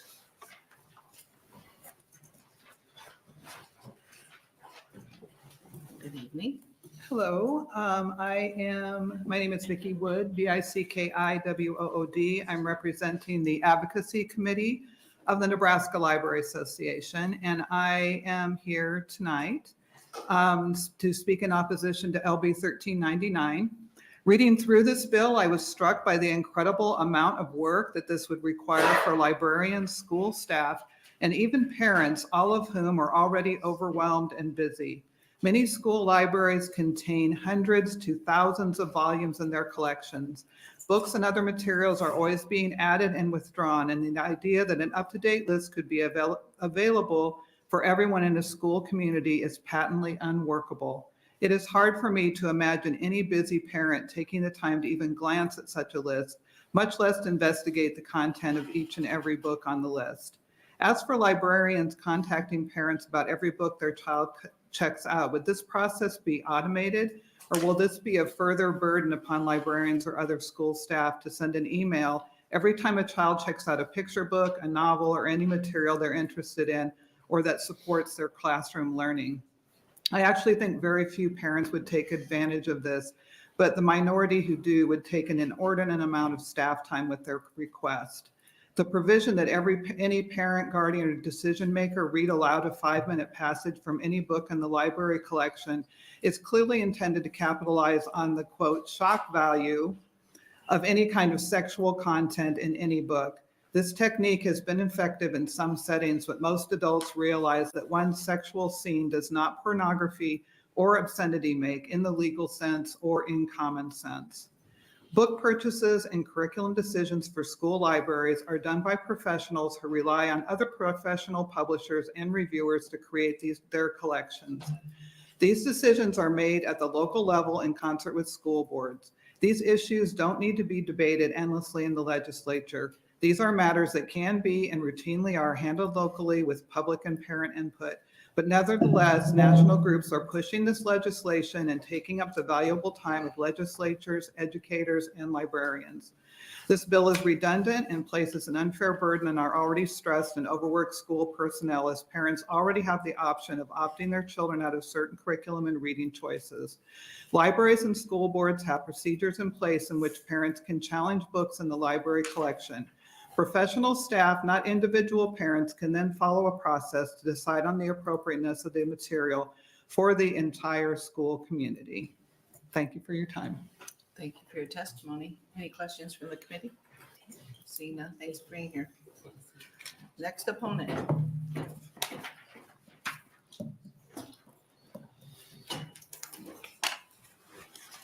Good evening. My name is Jane Sue, Janeseseu. I'm legal policy counsel at the ACLU of Nebraska, and I'm testifying in opposition to LB 1399. Children and adults alike have the constitutional right to privacy and not to have intimate facts about their lives disclosed without their consent. By requiring schools to disclose any student survey responses, including responses to health or sexual orientation or behaviors, schools may be forced to disclose personal information to parents, including students' gender identity or sexual orientation. This disclosure could put students in danger at home if they're not supported. For many LGBTQ youth who are not supported at home, school may be the only place they can be themselves. LB 1399 puts queer and trans students at particular vulnerability, but really bills like this harm all students and their right to privacy and safety at school. Parents have a right to the care and custody of their children, but that does not give them the right to dictate curriculum, teacher training materials, or what books may be made available in the school library. This bill opens up schools to be subject to parental ideologies and stifles students' right and freedom to explore ideas and their identities. I'm happy to answer your questions. We're in opposition to LB 1399. Thank you for your testimony. Anybody from the committee with any questions? Senator Conrad. Thank you so much, Vice Chair. Thank you so much, Jane, for being here. Just a quick question, because I know that ACLU cares deeply about transparency. Do you feel a better remedy would be to strengthen our public records laws and our open meetings laws rather than pursuing measures like this to facilitate parental engagement? I think there's a benefit to strengthen transparency laws for other reasons. Perhaps parents could benefit from those as well. Thanks. Thank you. Senator Conrad, any other questions? Seeing none, thanks for being here. Thank you. Okay, next opponent.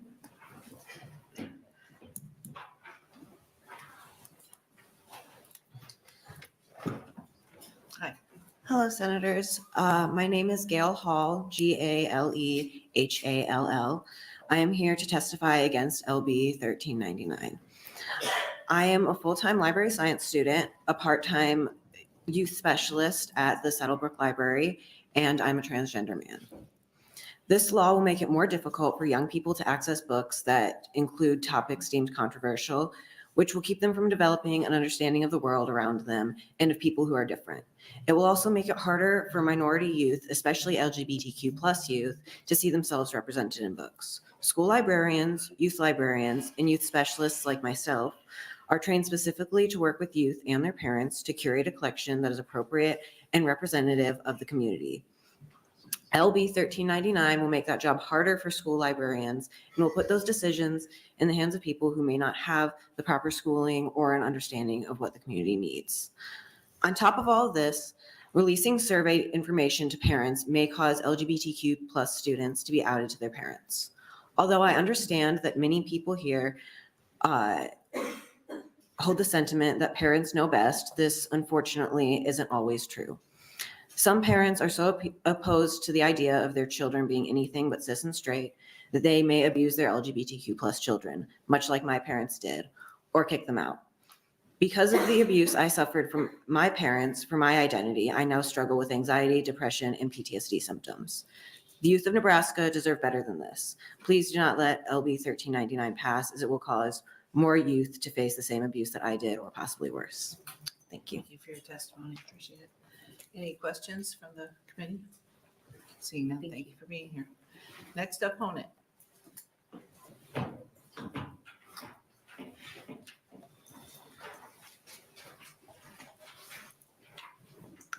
Members of the Education Committee, I'm Isabella Manhart, ISA BELA MANHART. Thanks for being here with me all afternoon and listening to all this testimony. I really appreciate it. I'll introduce myself again. I'm a third generation teacher. I'm studying actually to be a high school English teacher in Nebraska. I'm also queer and trans, and I am opposed to this bill because it endangers LGBTQ students and it limits teachers' ability to do their jobs. As a queer student and a future teacher, this bill irreparably harms my community by limiting schools as a safe space for Nebraska students. Many of my friends growing up were not safe at home because their families didn't accept them. School is the only place where they could be themselves. Many of my friends then suffered from mental health issues, many attempted suicide, and their mental health really, really matters. And I'm concerned that bills like this, which expose survey data to parents, will also ensure that schools are no longer safe. And as a teacher, it's a part of my professional ethics not to put my students in harm's way. So I can't support a bill that would require me to out my students or put them in harm's way because of legislation like this. This bill also asks teachers who are already underpaid and overburdened to take on the immense task of making all of their educational content available, which I believe is a redundancy of our standards-based teaching system. We are already developing all of our content based on Nebraska State Department of Education standards. I've attached some of those for my content area for you. And we teach those carefully developed standards, which are developed by experts so that we can ensure that our students are getting an appropriate level of academic content and prepared for graduation. This bill disregards those standards by making this subjective set of standards which don't reflect everyone in the state. I know that many of the parents of my students in LD5 are working multiple jobs. They're living paycheck to paycheck, and they aren't going to be checking, content all the time. They aren't going to be going to school board meetings and monitoring that. They don't have the time. So I'm concerned about that. And I am required to teach diverse perspectives. Kindergarten through 12th grade, we're required to teach students diverse perspectives. I can't do that without access to diverse books that provide diverse stories. And people who are prohibiting that, I don't think are looking out for the best interests of our students. When students don't see their stories in the classroom, they don't feel like they belong. They don't feel like their perspectives are important, and that's when students decide they're going to leave Nebraska. And that's what I'm considering right now, because bills like LB 1399 say that people like me, students like me, teachers like me shouldn't be in our schools. Many of you have sponsored bills and run on platforms of teacher retention in Nebraska, and rightly so, because we have a teacher shortage. We need teachers. But if you vote to advance this bill out of committee, I think you undermine all that valuable legislation. I want to teach in Nebraska public schools, but there's no amount of money, no hiring bonuses, no tuition reimbursements that can make it worth it for me to stay and teach in a state where I'm forced to put my professional ethics aside and put my students in harm's way. So I ask that you oppose this bill. I'm not just speaking for myself. This hearing was scheduled for 1:30 on a Monday. Obviously, that's not a convenient time for many teachers and students, and obviously it's no longer that time. But you didn't hear from a lot of students and teachers today, so I'd ask that take that perspective into account and make sure that we are able to teach our content standards, which is that's our job, and that we are able to support all of our students. Thank you very much. Thank you for your comments and testimony. Anyone with any questions? Seeing none, thank you, Ms. Manhart, for being here. Okay. Next opponent.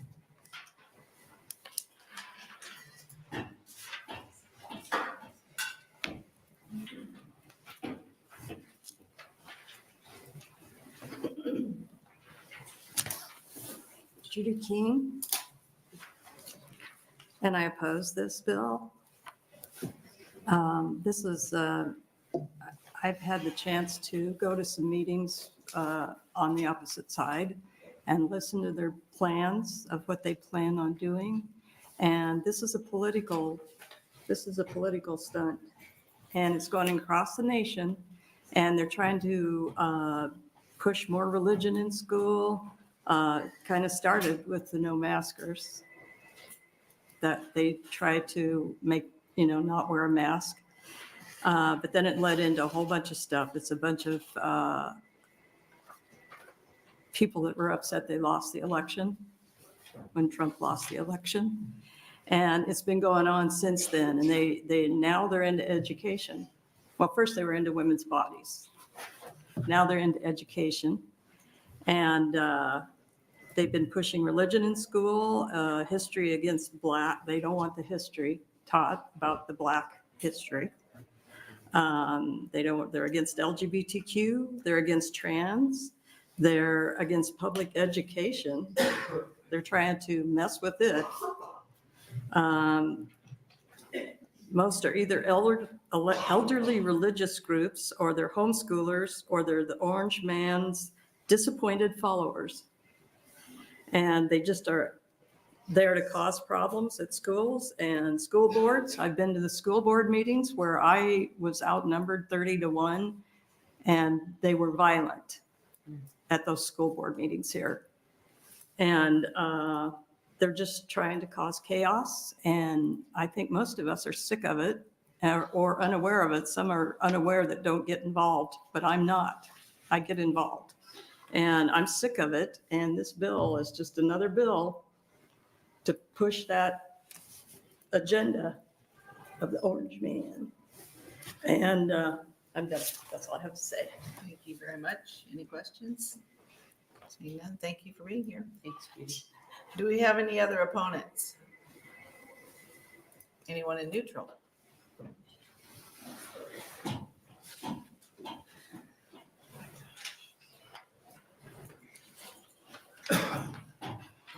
Evening, Senators. Merlin Bartels, MERLYN BARTELS.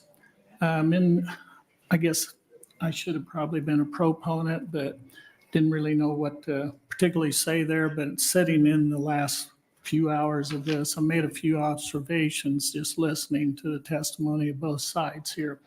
One thing I guess I was made aware of, you said we have transparency laws already on the books. I guess my question would be, whose responsibility is to make sure that the school boards are abiding by those laws? When somebody goes and asks for something, the school board says, we don't have to do it, or we ain't going to do it, or whatever. Whose responsibility is that? The other observation I made was a gentleman that was representing the State School Board Association, I believe. He made the comment that school boards always have comment periods if people want to comment. A district that I was involved with probably 2 years ago, we brought some stuff to them. They didn't particularly like what they was hearing, so they just shut the comment period down. I think it was at least 3 months, no comments. Why are they allowed to do something like that? Why do they not want to hear both sides? When you're talking for them and praising them, man, everything's good. But are they not open to any criticism? I guess that's, maybe he needs to talk at the next state school board meeting. Hey, you guys, have the comment period. You want people to be involved? You want parents to be involved? Leave the comment period open. Even if you don't like what you hear, deal with it. That's what you was elected for. I know you aren't getting paid, but you got to take the good with the bad. So anyway, that's just my couple observations. Thank you. Well, appreciate your comments. Do you have any questions?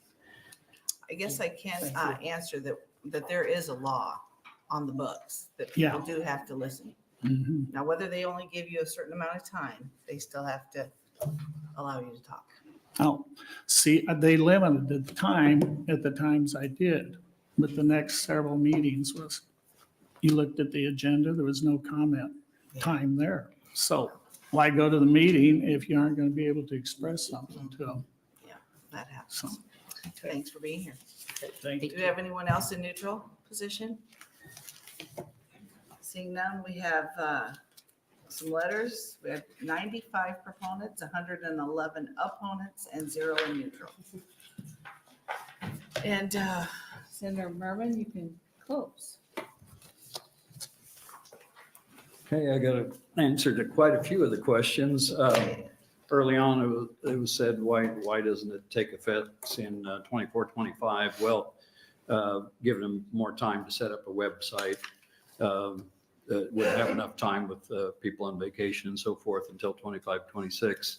I can be a little bit flexible on some of the things, such as the 5-minute thing. The important thing is that parents are given the ability to respond, and we can work on those details. And then a lot of the comments were saying there's too many restrictions with this bill and a lot of mandates and so forth. Actually, the bills that were passed in Texas and Florida, the transparency bills have a lot stronger and restrictive language in them than this one. And then a lot of comments were saying, well, we're already doing all this already. And then in the next breath, they're saying, well, we have too many mandates. Well, if they're already doing it already, this isn't a mandate, they're already doing it.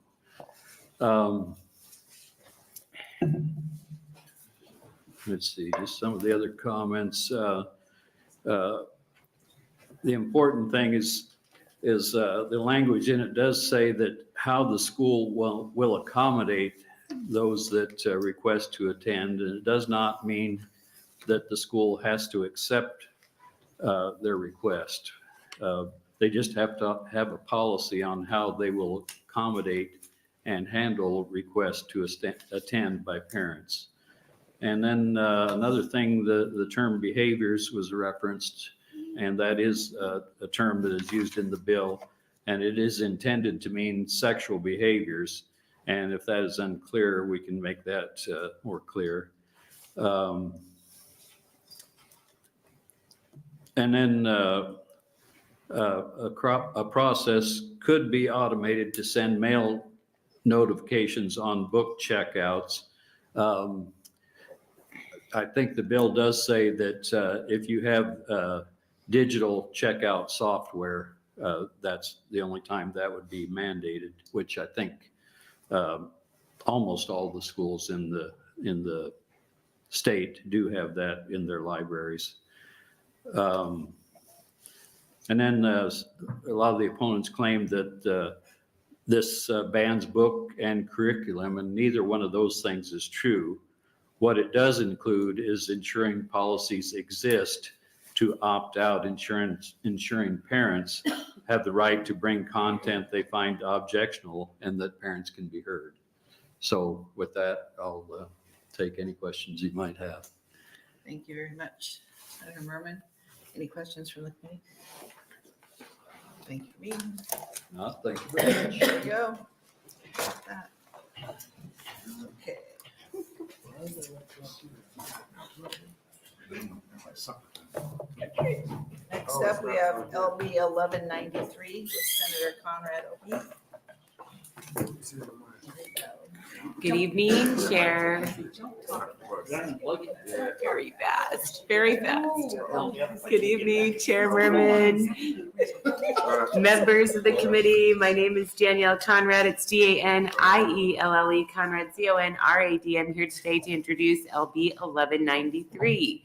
1193 is about enhancing parents' rights and autonomy in their children's education and educational decision-making. It would provide for a statutory right of parents to be the ultimate decider if one of their children needs to repeat a grade for limited reasons. And those would be delineated as academic, illness, or excessive absenteeism. I tried to be measured with this approach because I anticipated the schools might resist the concept, but I do believe that this is an important issue that should be discussed. And we hear a lot in this committee, and we've heard a lot today about how the ultimate decision maker when it comes to what's right for a kid and their education belongs to the parent. And so in the rare instances where there are disagreements between the school and the parents, and to be clear, most of the time there's not. Most of the time the parents and the school are really on the same page about whether or not a kid should be advanced or perhaps repeat a grade. But there are some instances where there is a disagreement there. And what this measure says when these limited examples or these limited reasons are available, that if there's a disagreement, the parent's decision should really carry the day. There's been a lot of discussion and concern in our committee and more broadly about social promotion and how that can impact a child and impact society. And this is kind of one small piece of that to make sure that the moms and dads who have the care and custody and control of that child are ultimately making the call when they think their kid needs to be held back for a few specific reasons. So happy to answer any questions about it. Also happy not to belabor the point because I know it's very late and I have one more bill after this. So Thank you, Senator Conrad. Any questions for Senator Conrad? Can I ask? Yes. I'm just kind of gonna Yes, ask the please. question. You don't hear very many kids getting held back. And Yeah. if they do it usually early on, not Mhm. later, but is there something in statute that says the schools have to send them on and hope they catch up? Or, I mean, what have you found in putting this together? Yeah. Do the schools want to just keep them going, hoping they'll catch up? Or is it truly a parent saying, time out, I think, we're just so far behind here that we need to do it over? Yeah, that's a great question, Senator Albright. So one response in terms of just kind of when this comes into play, and this is something that research and preliminary conversations unveiled. You're right, we do hear about it more in the early grades, and that's because when the kids are in, I always say junior high, my kids always yell at me, when they're in middle school or they're in high school, they don't necessarily need to be held back from, say, 9th grade. They would just be in the same school so they could essentially repeat the class that maybe they were having trouble with instead of kind of a more formalistic advancement from 5th to 6th or 9th to 10th kind of thing. So I think it's more readily apparent in the early grades where you see that kind of more clear delineation in terms of how they progress. So that's kind of the first piece of it. The second piece of it is I think that overall the practice has fallen into disfavor for a variety of reasons. I think our experiences probably growing up and back home were that from time to time, a kid that maybe needed to be held back for a variety of different reasons. And I think some of the research out there is showing that that should really be a measure of last resort now instead of something that was more common back in the day because the social impacts, because of other alternatives to wrap support around the student to help them keep progressing. So I think it's kind of just an evolution of thinking and policy that we don't hear or see about it that much anymore. But I do think that it's still going to be the right solution for some kids at some point. And again, that's usually going to find agreement between the schools and the parents. But when they get in a disagreement, I think we just have to be super clear that the parents get to make that call because parents have a well-established right to make educational decisions for their kids. Yeah. Thank you, Senator Meyer. Well, thank you, Chairman. I guess I agree with you on bringing this bill.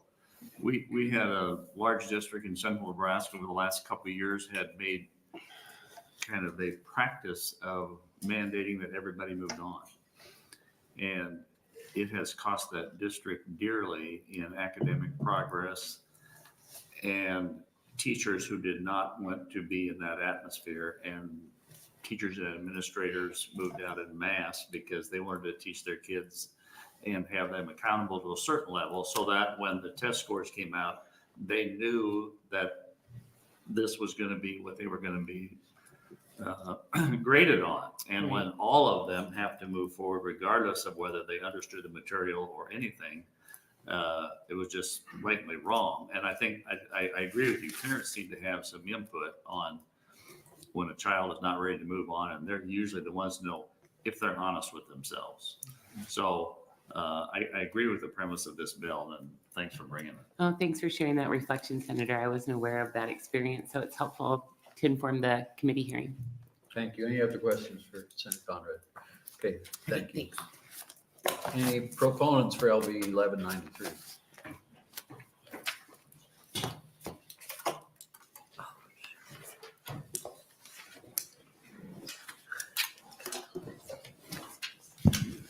Members of the Education Committee, I appreciate your indulgence. I know it's late and I know we've got a lot on our minds. My name is Elizabeth Einen Kokerda, ELIZABETHEYNON-KOKRDA, and I'm General Counsel for Education Rights Council, which is a nonprofit that helps all students stay in school and thrive. And we do support LB 1193 because in part, some of the work that we do is with children who are neglected, children who've been abused, children who have been trafficked, children who haven't been in school for a year or more because of things like autism, PTSD, trauma, anxiety, depression. And one of the hardest things for these students is getting back up to speed after they've gotten out of these difficult situations. And it is in these situations where parents or guardians need to have the right to make a decision about what fits best for their child. In Nebraska, I think you, Senator Albrecht, asked if there's a law. There's just basically no right of the parent here. The school district contains the entire body of rights here. And that's why I think this bill has guardrails and it's measured, but it does bring some rights back to parents. We know that there's a body of research out there, which is that children who have been forced by a school to be retained have suffered emotionally, they feel that they've been called failures. And so there's a body of research that says there's a reason for social promotion in terms of a school district not holding people back that don't want to be held back, but this is the opposite effect. This doesn't encourage school districts to retain children. Instead, it gives families in limited circumstances the right to make that decision. The circumstances are truly limited. Basically, what this bill says is if a child is fourth grade or less, there are only 3 reasons that you would have that a parent could articulate to somebody and have a discussion about that would be appropriate. One is they're so far behind academically, they cannot meet the English language requirements of the next grade that they would go to. 2 is they've missed 50% or more of the entire school year. Or 3 is they've been hospitalized for 2 or more weeks with either mental or physical disabilities. The other thing I'd like to say is, while there's a lot of research out there that says this could be problematic, the National Association of School Psychologists, which generally opposes student retention, says retention may actually help students who have missed many days of school if they are then able to attend regularly. I have 2 stories in my testimony. One is about a young man who was in 2nd grade. He'd been neglected educationally. He couldn't read. He was socially and emotionally behind. The parents went, new parents, foster parents went and said, could we please retain him? And the school said no. The second was a young woman who had been trafficked. She missed all of her 9th grade and about half of her 10th grade year before she was able to extricate herself from these circumstances with the help of the court. I see my light is out, man. Continue your story, please. Thank you so much. Her guardians went and asked if she could please start in 9th grade because she wanted to have a full high school experience. And they said no. So she ended up having basically half of 10th grade, 11th grade, and 12th grade because the rule basically is your age dictates where you go specifically without regard to your circumstances.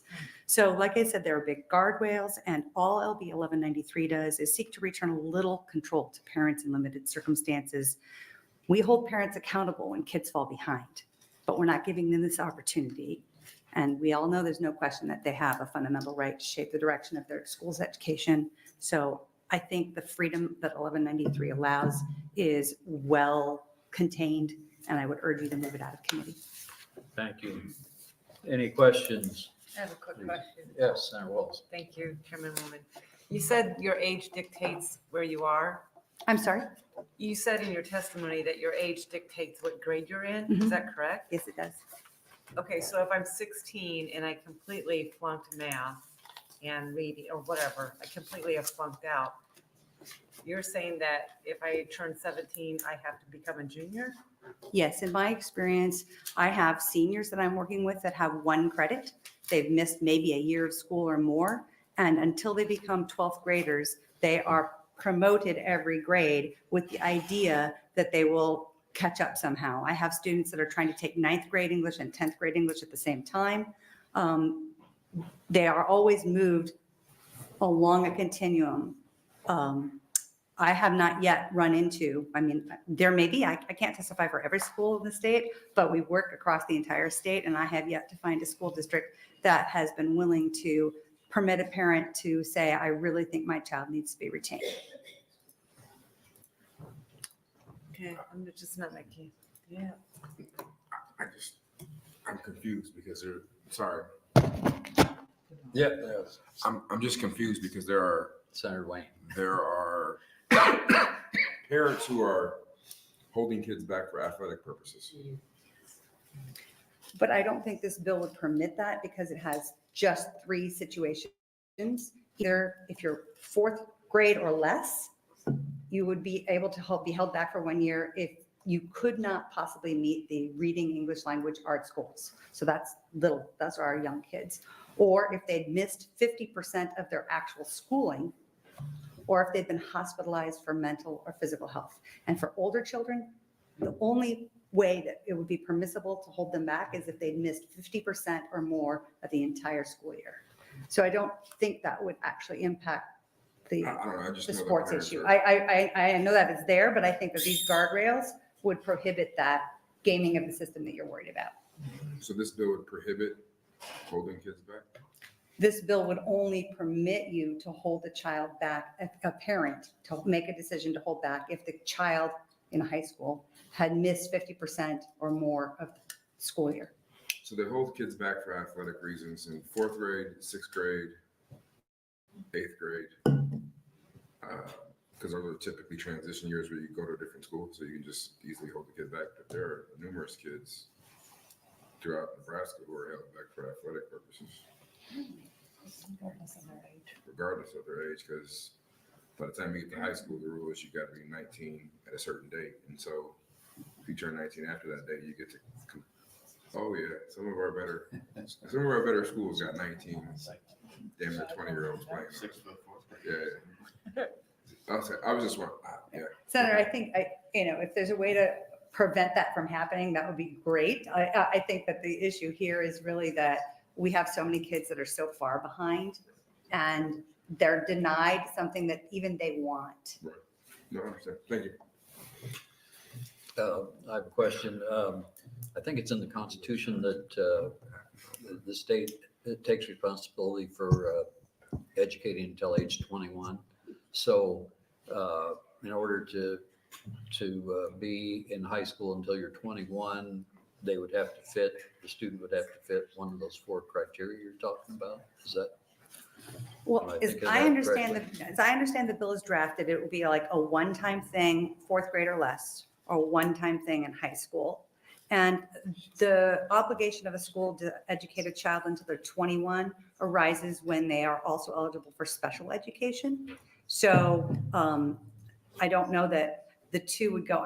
It's possible, I suppose, that a child eligible for special education could be held back because they missed 50% of 9th grade, and then they would be educated until they're 21. That they'd still go to 21. This wouldn't extend it to 22 or 23. Okay, so that's it's only special ed probably that would affect staying in school until 21. Probably. Right, that the law protects children who are eligible for special education if they continue to need transition services to be prepared to enter life at 21. They are allowed to stay till 21, but if you are not a child that has been verified for special education, you graduate when you graduate. Okay, thank you. Any other questions? Thank you very much for your testimony. Other proponents for LB 1193?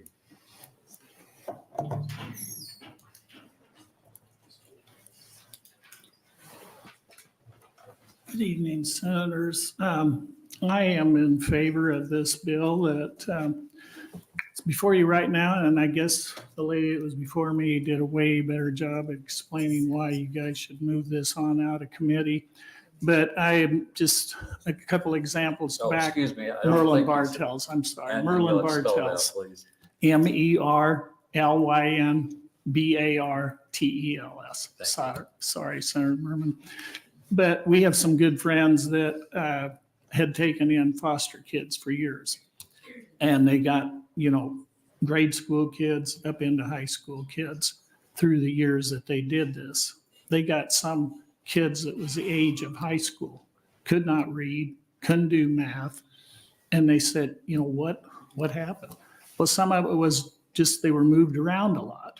But they said, due to their age, when they come to their school, you should be a freshman. So that's where they put them, even though they couldn't do that.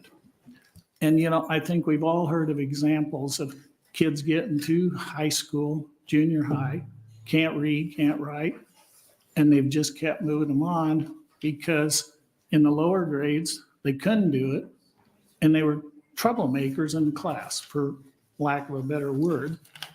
So everybody was tired of them, and they just moved them on, thinking they would catch up. Proof is, when you get to high school, you can't read and write, you haven't caught up, you've lost an opportunity there. And I know it would be a tough choice for the parent and the school to hold that student back, but are you doing them more harm by holding them back, or are you going to do them more good? If you hold them back 1 year and they excel and are able to learn what they need to, when they get to high school, they're going to keep moving on and be where they're supposed to be, grade level. So I would encourage you to move this on too. Thank you. Thank you. Any questions for Mr. Bartels? If not, thank you very much. Any other proponents for LB 1193? Proponents, any opponents for LB 1193? Opponents? Any neutral testifiers for 1193? Senator Conrad, you're welcome. And Senator Conrad waives clothing and electronically. Do you have a electronic?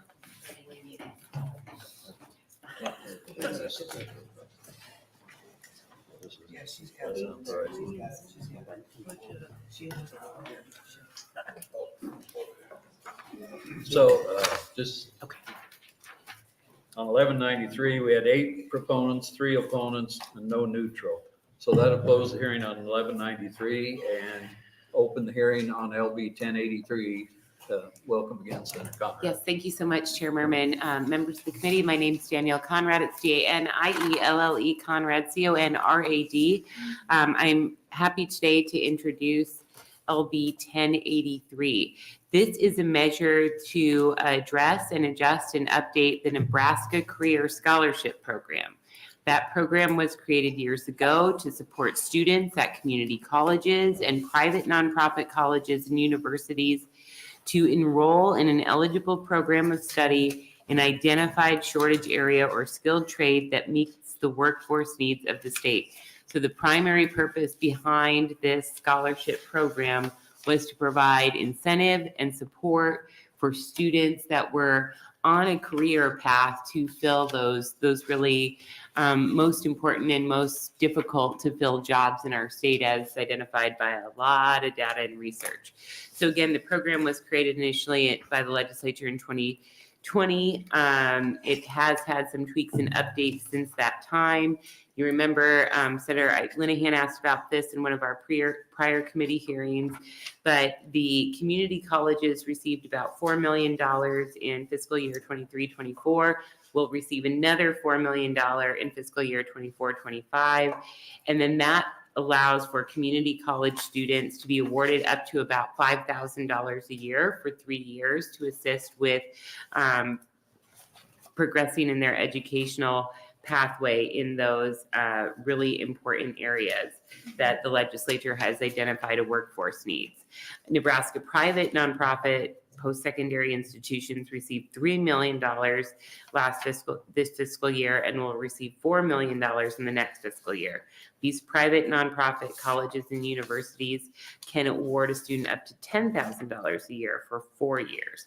So at its core, LB 1083 enhances the existing career scholarship program by expanding the eligibility to other statewide shortage areas to include early childhood education, which we've been hearing about a lot, including today and over the interim, at our community colleges, and education to address our teacher shortage, and engineering to address STEM needs at private and nonprofit colleges and universities in all of these areas that are facing deep workforce challenges. So I've also worked very closely with representatives from the university system. And as you all know, I'm so proud to host the flagship university system in my district in North Lincoln.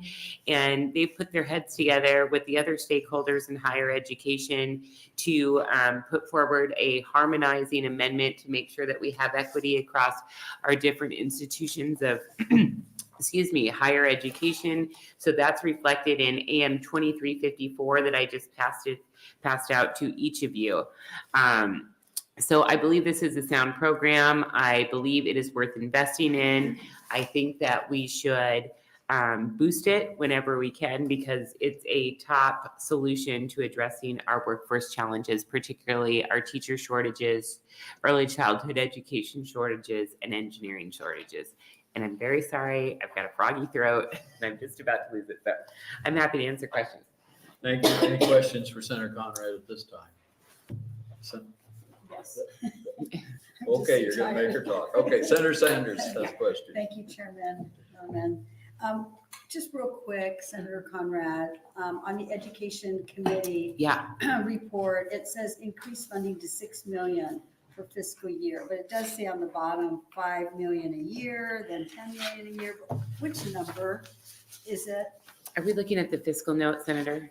I can pull that up, or maybe you were looking at the internal briefings. There's 2 pages here. The one that I'm looking at is Okay. the memo bill summary Okay. To Education Committee from John Duggar, legal counsel. Okay. Well, Learned Counsel had provided that in our internal folders, and I don't have that handy, but let me double check. And if somebody doesn't address it behind me, I will give you a clear answer in my close. Thank you. Any other questions right now? Senator Albright. Thank you. Mine is about the fiscal note as well. Okay. Because in the bill on page 3, it talks about the intent of the legislatures to appropriate $8,240,000 for fiscal year 2024-25 from the general fund to the Board of Trustees of the Nebraska State Colleges for scholarships awarded pursuant to this section.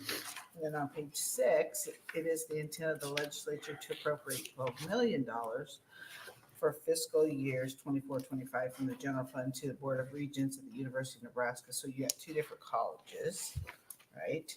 Right. But then on the fiscal note, it says from the estimate of the fiscal impact of state agencies, it says the current appropriation for these programs in the enacted budget of 24-25 is $4 million for community college scholarships and $4 million for the private college scholarships. And then it goes on to say, intent in the bill would increase the appropriation by $4 million, resulting in an impact of $8 million to the general fund each year. So are you planning it just to be the 1 year of 24-25, or are you going to perpetuate it as it? Yes, thank you, Senator Albright. That's a great question, and I think it is perhaps a little bit confusing to work through there. But I think the goal is to infuse more resources into the program. So it would definitely have an impact in that regard, but we know that this is one that's really working. So I want to make sure we have enough money in there to cover all the kids who are on the right path at all of the institutions of higher ed that would be applicable to the community colleges, the private higher ed institutions, and the university. So I think that's why we're asking for a boost there. Okay, thank you. Any other questions this time? If not, thank you. Proponents for LB 1083?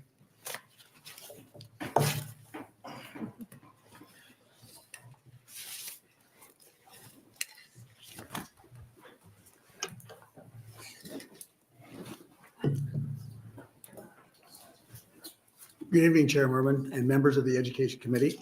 I'm Roger Hughes, ROGERHUGHES. I'm president of Doane University, and I'm present today in support of LB 1083 on behalf of my university and the Council of Independent Nebraska Colleges. Thank you for your support of Nebraska universities and colleges so that we may continue to prepare the next generation of professionals and community leaders. When the legislature created the Nebraska Career Scholarship Program 3 years ago for public, state, private, and community colleges and universities, the goal was to provide scholarships for students who enrolled in, quote, an eligible program of study in an identified shortage area or skilled trade that met the workforce needs of the state, end quote. Over 1,000 students studying in Nebraska colleges and universities have benefited from these career scholarships, which is helping our state compete for student talent due to increased affordability. It's also helping us retain these students in Nebraska once they graduate. In short, this program is promoting workforce growth in high demand fields. At Doane, 41 students have been awarded this career scholarship, and the clear majority, 25, are positioned to successfully graduate and continue their careers in Nebraska. Doane is not alone. Other colleges and universities are also seeing promising results. When our freshmen know they will be awarded a $10,000 scholarship every year for up to 4 years, if they study a high demand field, it provides a significant incentive to enroll and stay in those qualifying majors. I applaud the creation of this career, I applaud the creation of this career scholarship program because it's demonstrating success. LB 1083 proposes 2 changes to make it work for even more students in our state's economy. First is expanding the areas of study. When the Nebraska Career Scholarship Program was implemented, students studying at private nonprofit institutions were offered only 3 choices in terms of qualifying fields of study that included computer information systems, healthcare, or math. For context, the public university's version of the Nebraska Career Scholarship Program also includes engineering as a high demand field. LB 1083 adds engineering as a qualifying program of study for private nonprofit colleges and universities. By making this change, we will help more students pursue engineering across Nebraska's institutions of higher education. LB 1083 also adds education as a qualifying field due to the worsening teacher shortage in our K-12 school systems. Second, LB 1083 requests the fiscal year 24-25 funding to shift $8 million for community colleges and $8 million for private nonprofit colleges and universities in order to serve more Nebraskans. It's my understanding it will be $4 million for each of those going forward. I defer to what was said earlier tonight if there have been changes. I recognize our state budget faces many priorities and demands and would encourage the legislature to increase the funding of this scholarship program to attract and retain more students in high demand fields. Thank you, Senator Conrad, for introducing this legislation. To all the members of the committee, it's an honor to collaborate with you as we serve our great state of Nebraska. Thank you. I would Any entertain questions for Mr. Hughes? If not, appreciate your testimony. Other proponents for LB 1083?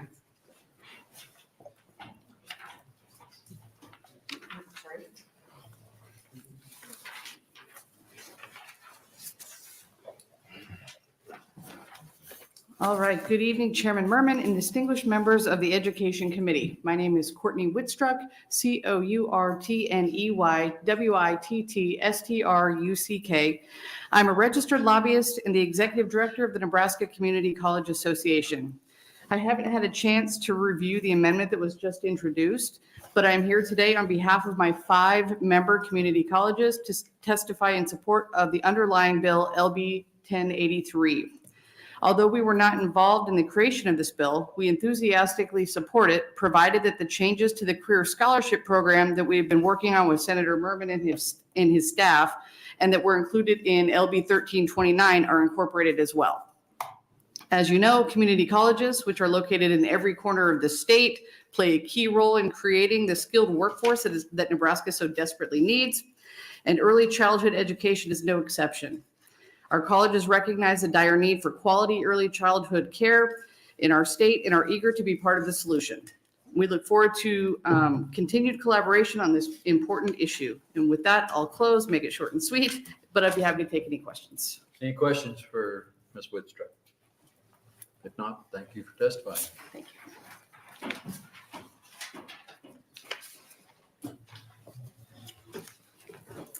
I really wanted to testify next because I'm a proud graduate of both a community college Southeast and Doane Lincoln. So go Tigers. So I feel like it's kind of a fun place to be between those two. I am Jeannie McClure, JeanneMcclure. I'm a registered lobbyist and the executive director of the American Council of Engineering Companies.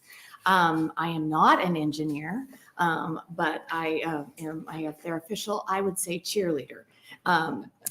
I am here today to talk in support of LB 1083, which includes additional scholarship opportunities for students studying engineering. These jobs are high paying, and we need many more engineers in the built environment in Nebraska.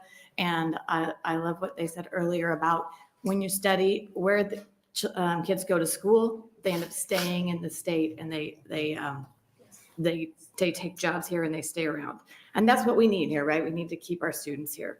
The American Society of Civil Engineers has noted in a recent finding of the most recent census that there is a projected need for more than 25,000 new civil engineers each year through the end of this decade. And that number is based on the need to replace current workers that will retire. It doesn't consider the impact of the 2021 infrastructure bill that was passed, which makes that need even more. ACEC is working on many initiatives, including job shadowing, mentorships, and scholarships, and they're all crucial to our efforts to increase workforce in all occupations. And we have a couple of great partnerships, one that we're doing with the University of Nebraska, and that is a program that is called Meet, Mentor Emerging Engineers Together. We're trying to get freshmen and sophomore students signed up with seasoned professionals to sit down, keep them in their engineering programs, let them understand what goes on, have them meet several times a semester so they stay in the program and finish. And we'll be seeking out Doane University as well to get that going on with them. We also started a scholarship fundraiser last year where we get together, we have a great time. I get engineering firms to put up a lot of money for scholarships. We raised $25,000 our first year out just by getting together, being silly, and playing bingo. So anything we can do to enhance the getting students into engineering, ACEC would be happy to be at the table. And we are very pleased with Senator Conrad for bringing this bill. Thank you. Any questions for Jeannie McClure? If not, thanks for testifying.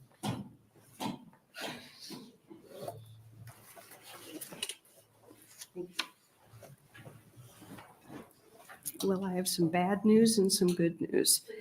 The bad news is that once again, I am testifying on the last bill of the day.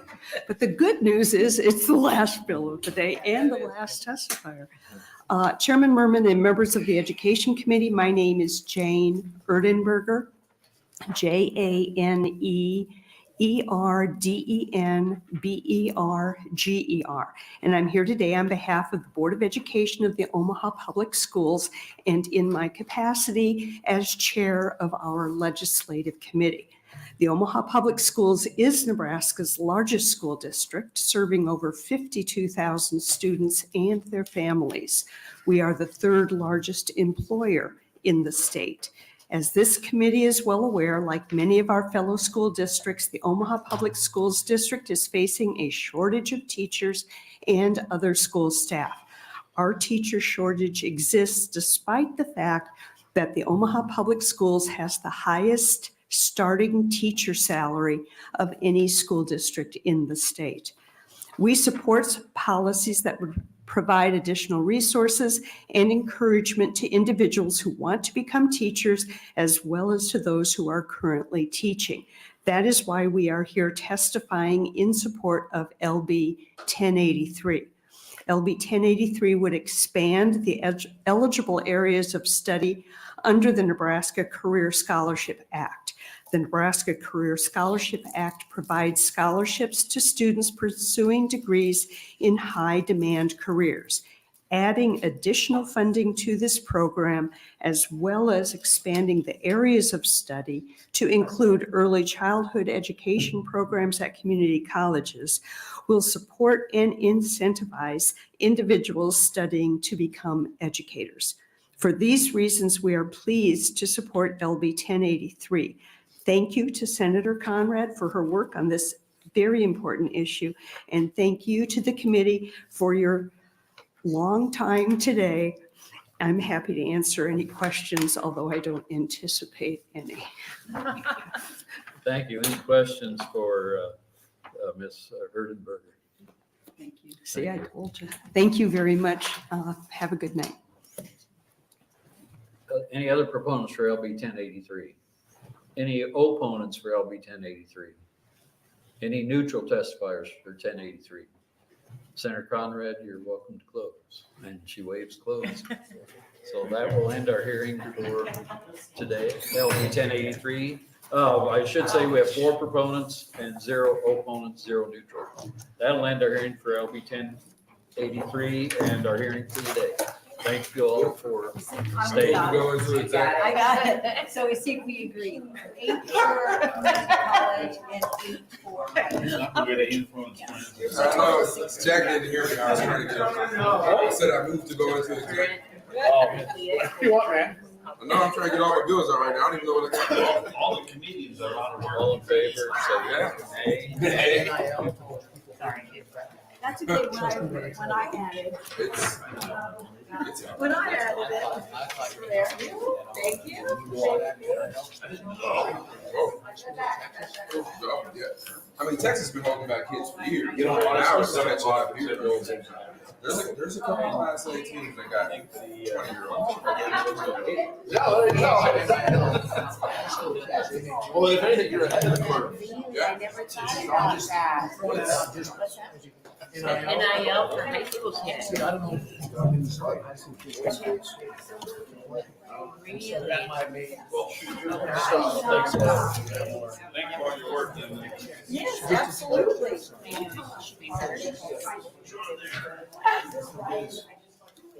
Any and all cash are my favorite. You want me to take your stuff back? No, straight forward. Okay. Yes, I've got to. I need to do it. Well, this has a school choice bill, and a good bill, and I'm asked for it. so. Try